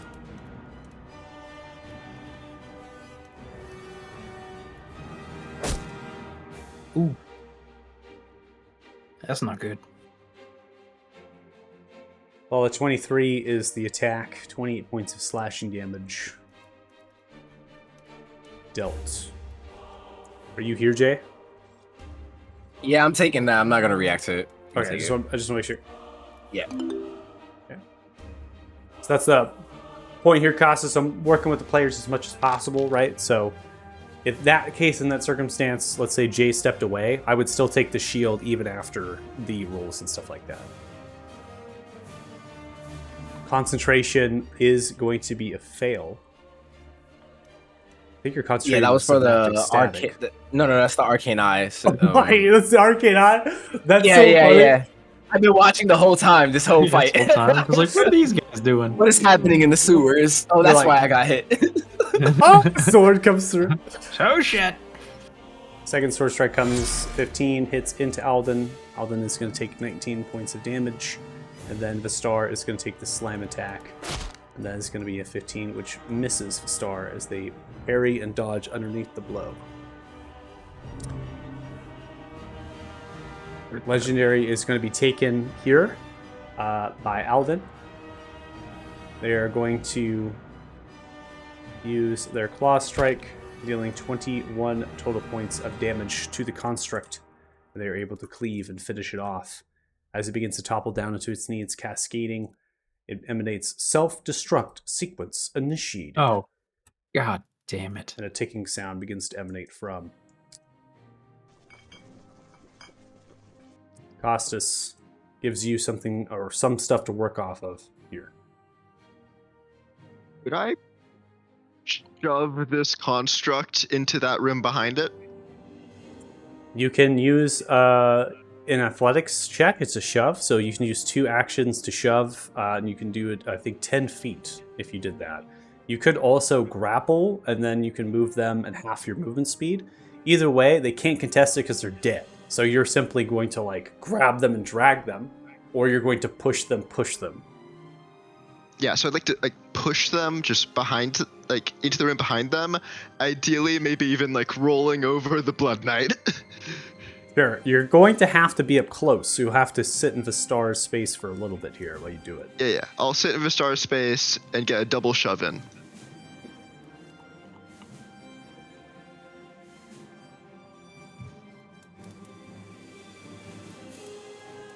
And then I'm just gonna tell everyone to be careful with that one.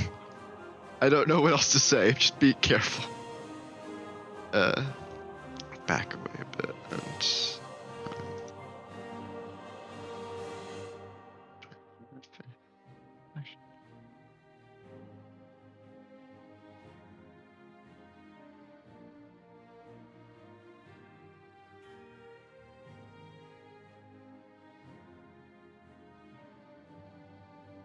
Oh yeah, that'll be end of turn.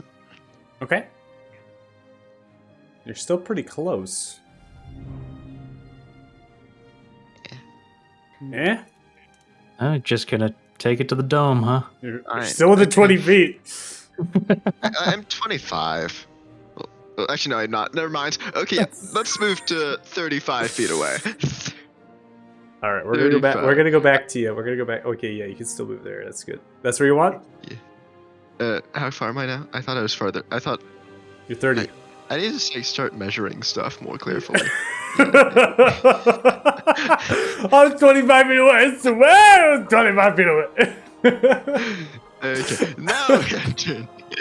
All right, Estrel, you're up. You're welcome. You're welcome, Costas. You're so welcome. I didn't should have think said. I didn't think I this- should have said shit. I didn't think the explosion would be that big, okay? I was just like, that was the DM, are you sure? And I'm like, you know what? Not anymore. So we have a rough estimation for how big this explosion is? No, we don't. least You do 20 not feet. know. Okay. Either way, I know what I was gonna do anyways. We're gonna move up here. We're gonna telekinesis the self-destructing one, and Ooh. fling it back 30 feet into the room. Yeah, smart. Cool. They can't roll, so it's simply just a grab, and they're going to be flung 30 feet. They are going to get into. They're going to hit this forge here, so that's as far as they can go. Yep. In a That's direct fine. line, so they cascade backwards. It is going to hit into one of the drones, and they're going to get kind of bumped. And as they get bumped by it, they're kind of, and you can see them almost like adjusting, and they continue to work, hammering and moving materials, ignoring the fight. Alright. We're about to blow up one of those fancy levers that we were told to watch out for. Oops. The room might stay okay. We'll continue on into this room. A little heavy. Yeah, we'll just go one more. There we go. All right, and that should do it. Boom.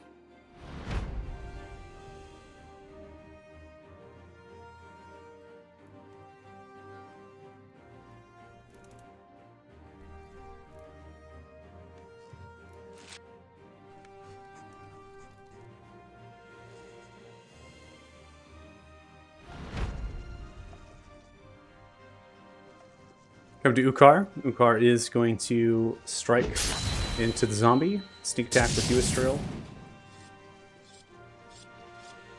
They're going to do a total of 48 points of damage to the zombie. As the zombie, confused and bewildered, Ukar used their legendary to disengage around it, jabbing the blade directly through the back end. They then take the blade, remove it.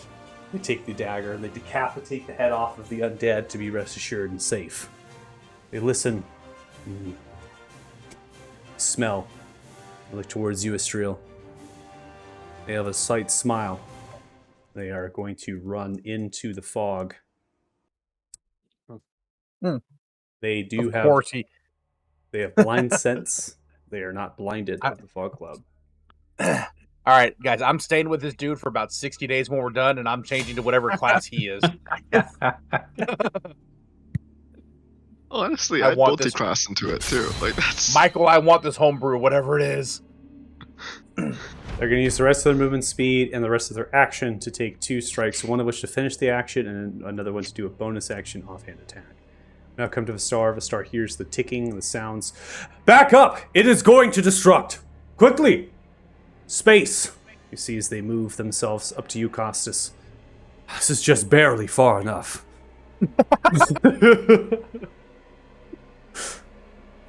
And you know this God. how? I've seen them destruct. You see them rotate into the alchemy. And you didn't think to warn us beforehand. barely far enough is fine. Come on.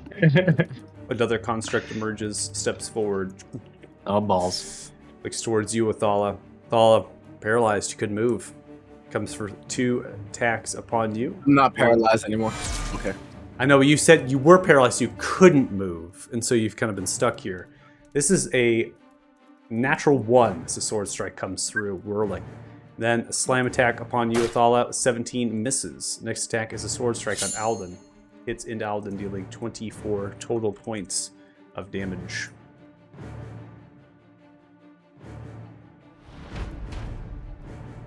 Come to the Blood Knight. The Blood Knight is on fire, but it's not dealt silver. It does not care. It is going to whirl itself and come around. It will take attack of opportunity from you, Athala, if you have a weapon out. No, I won't take it.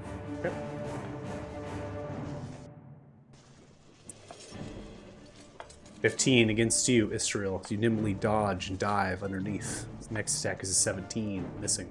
It then invigorates its gauntlet out, filling it with paralysis powder, and shoots it point blank at you, Israel.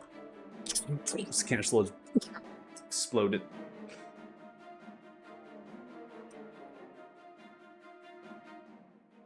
Prompts you for a con save with the paralysis.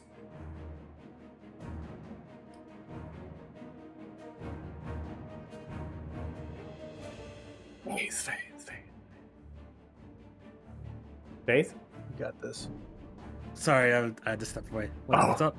You were just attacked twice. You dodged out of the way of it from the Blood Knight as they made way into the kitchen around you.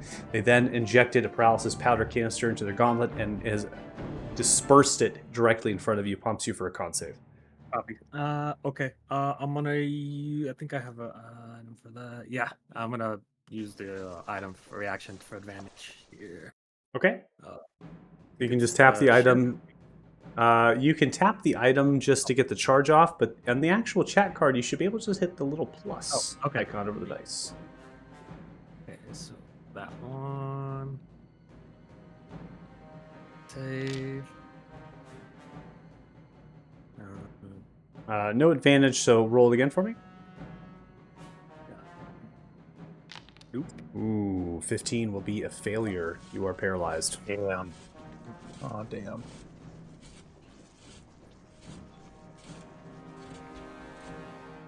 That's the end of the creature's turn.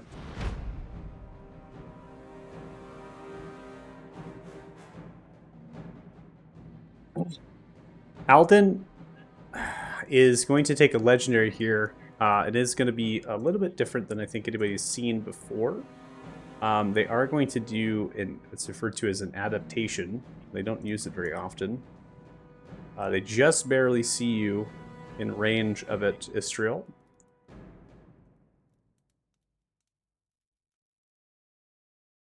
They're going to use adaptation. Adaptation is like a blood that seeps from them and begins to pull like whips towards you. And as it does, it kind of hits you in the back, Istriel, and it saps an active effect and absorbs it into them. Whoa. Damn. So they're going to take the paralysis instead. Remove it from you. Wow. Normally used in a manner of gaining, some benefit rather than a disadvantage. But they see the ticking bomb as not something that is going to harm them. And so they are going to take that paralysis instead. And continue for you to have a fighting chance against the Blood Knight who's made way. Alden the homie. Alden, Yeah. tell me. Glad we brought him. The construct is going to go for attacks towards Ukar, as that was what attacked them last. 20 misses, 15 misses, and 22 misses.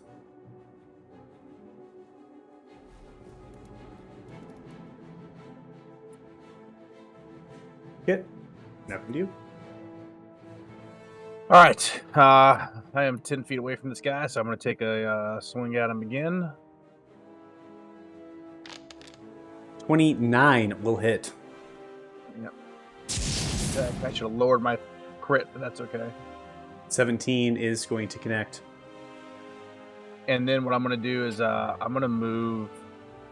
So he can't take a reaction attack against me because he can't see me. Can't see you. Yeah.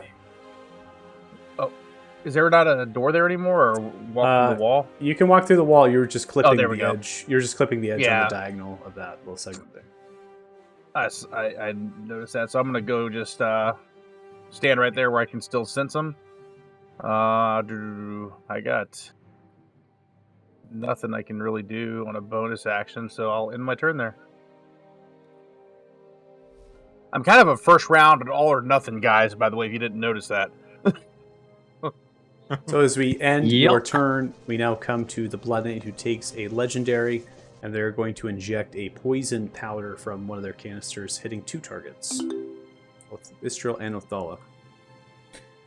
Damn this guy. Another. Both of you failing, taking 23 points of poison damage, respectively.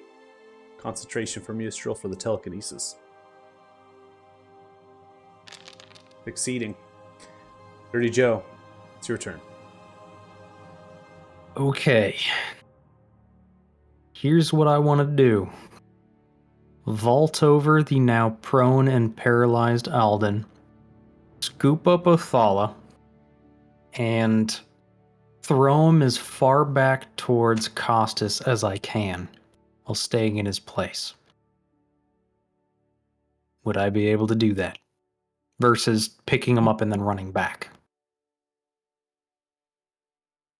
So you can go through Alden. It's just going to be difficult terrain. So you can get through him. It's going to be difficult terrain.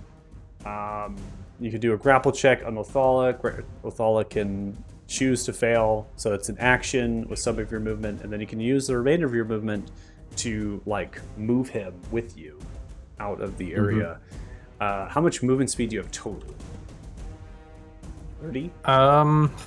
30 total. And I ignore difficult terrain? Natural. I believe you have Landstrider, Oh. correct? Yes.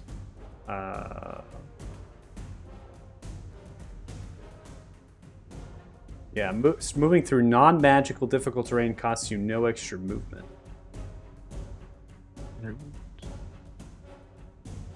That counts, moving through people, I guess.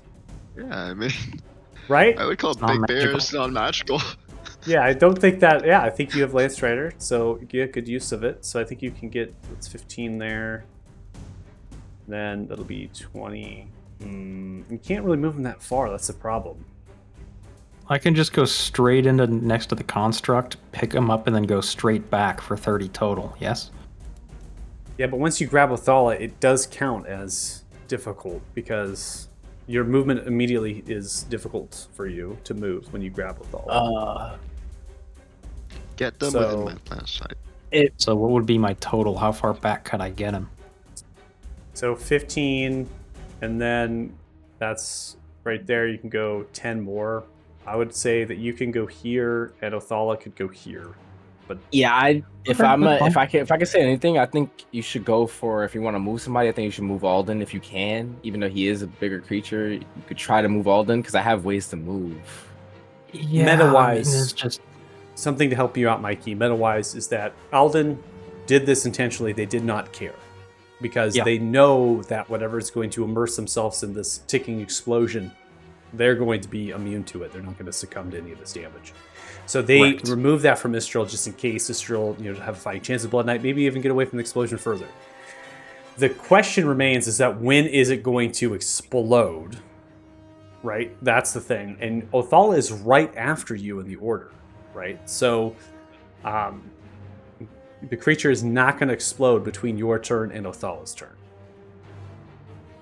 So I'm just still worried about possible legendary actions because they're getting hit pretty bad over there. Sure. I don't know. Jay, if you're able to just teleport yourself out next turn. Yeah, Then I fine. got ways. I got a plan going. So Okay. Because I can take some hits with the tattoos I have. I just want to make sure you're not going to die here. no. Yeah, I'm great. All right. Well, in that case, I will save the heroics for a more desperate time. I'll just move over to the door here, which it's not letting me do for some reason. You're on the measure ruler right now. Oh, God. Forgot to switch that back. If you're ever on the Whoops. measure ruler, you can hit spacebar, and it will move you. I did not know that. I'm going to get that printed on a shirt. I say that so many times. Yes, I probably forgot. I'm sorry. In that case, yeah, I'm just going to shoot this guy and reapply Slayer's Prey to him.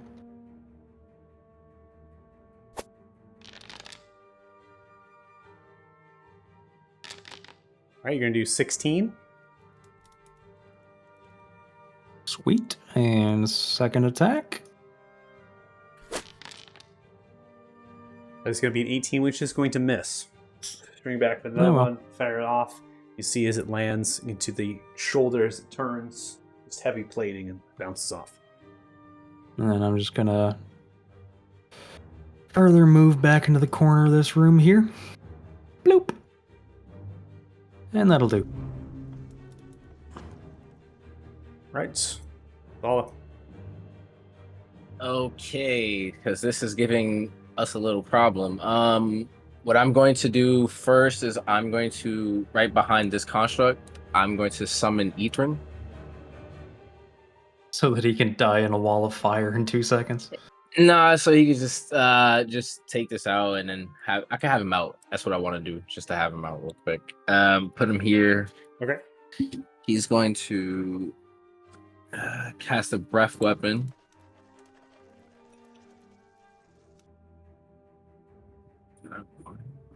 Yeah. I'll give you concentration. Just remove the spell slot, not cast the spell. Okay. Breathe in the cold. Yeah.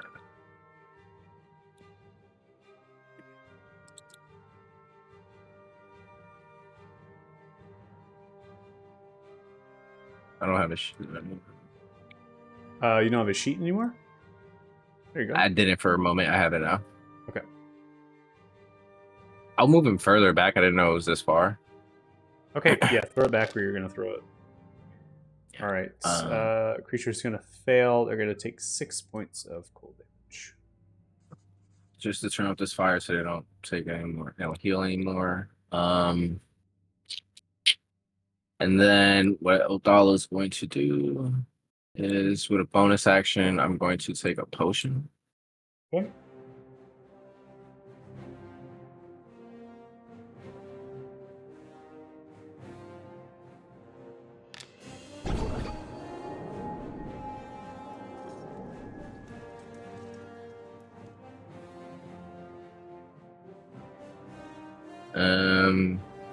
So that'll be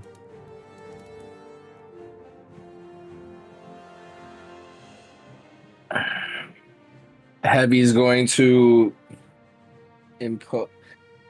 I want to know, is that something he could do, right? Impose disadvantage? If he could give a disadvantage to an attack, right? Distracting a creature.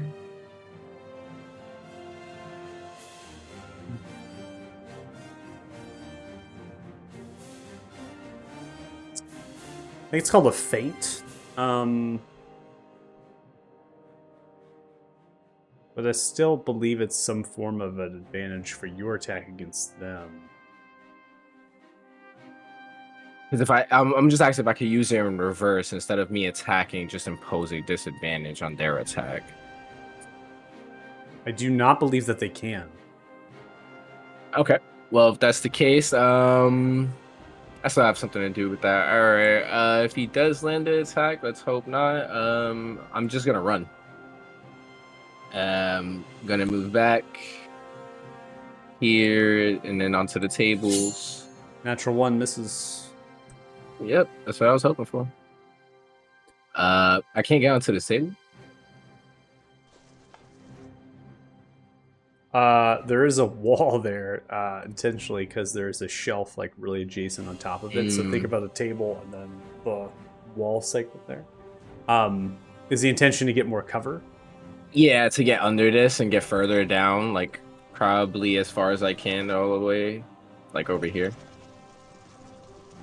As far as I can, and then tell the chef to take cover. Runs for cover. Yep, that's all I can do. Now, end turn. Right, Alden is going to roll here for a Constitution save. They're able to end the paralysis at the end of their turn. And as we come to you, Costas, and before that point, I should say, the self-destruct initiates.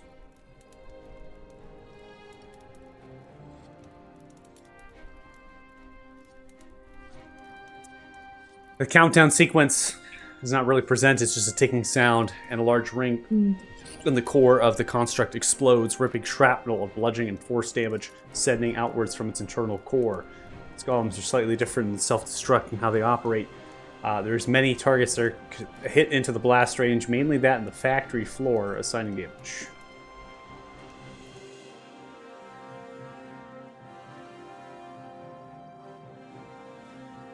If the guard just didn't know we were here before, they do now. You see as they take the damage in the explosion of the factory. You see them whirling from the explosion, Costas, as you stare down. Their column in front of you directly takes the blast and is turning. You see as the drones are confused and bewildered. And as we end the session, as we have more combat ahead of us, we're going to end it here. They do not join the fight. They continue to work even after they are damaged. They are continuing to hold themselves. And as that self-destruct comes through and the drones continue to work themselves, Israel and Othal, you're the only two to hear this. There is so many of us. I do not care. Spooky. That's from the voice box of the Blood Knight. As they do not care how many you kill. All right.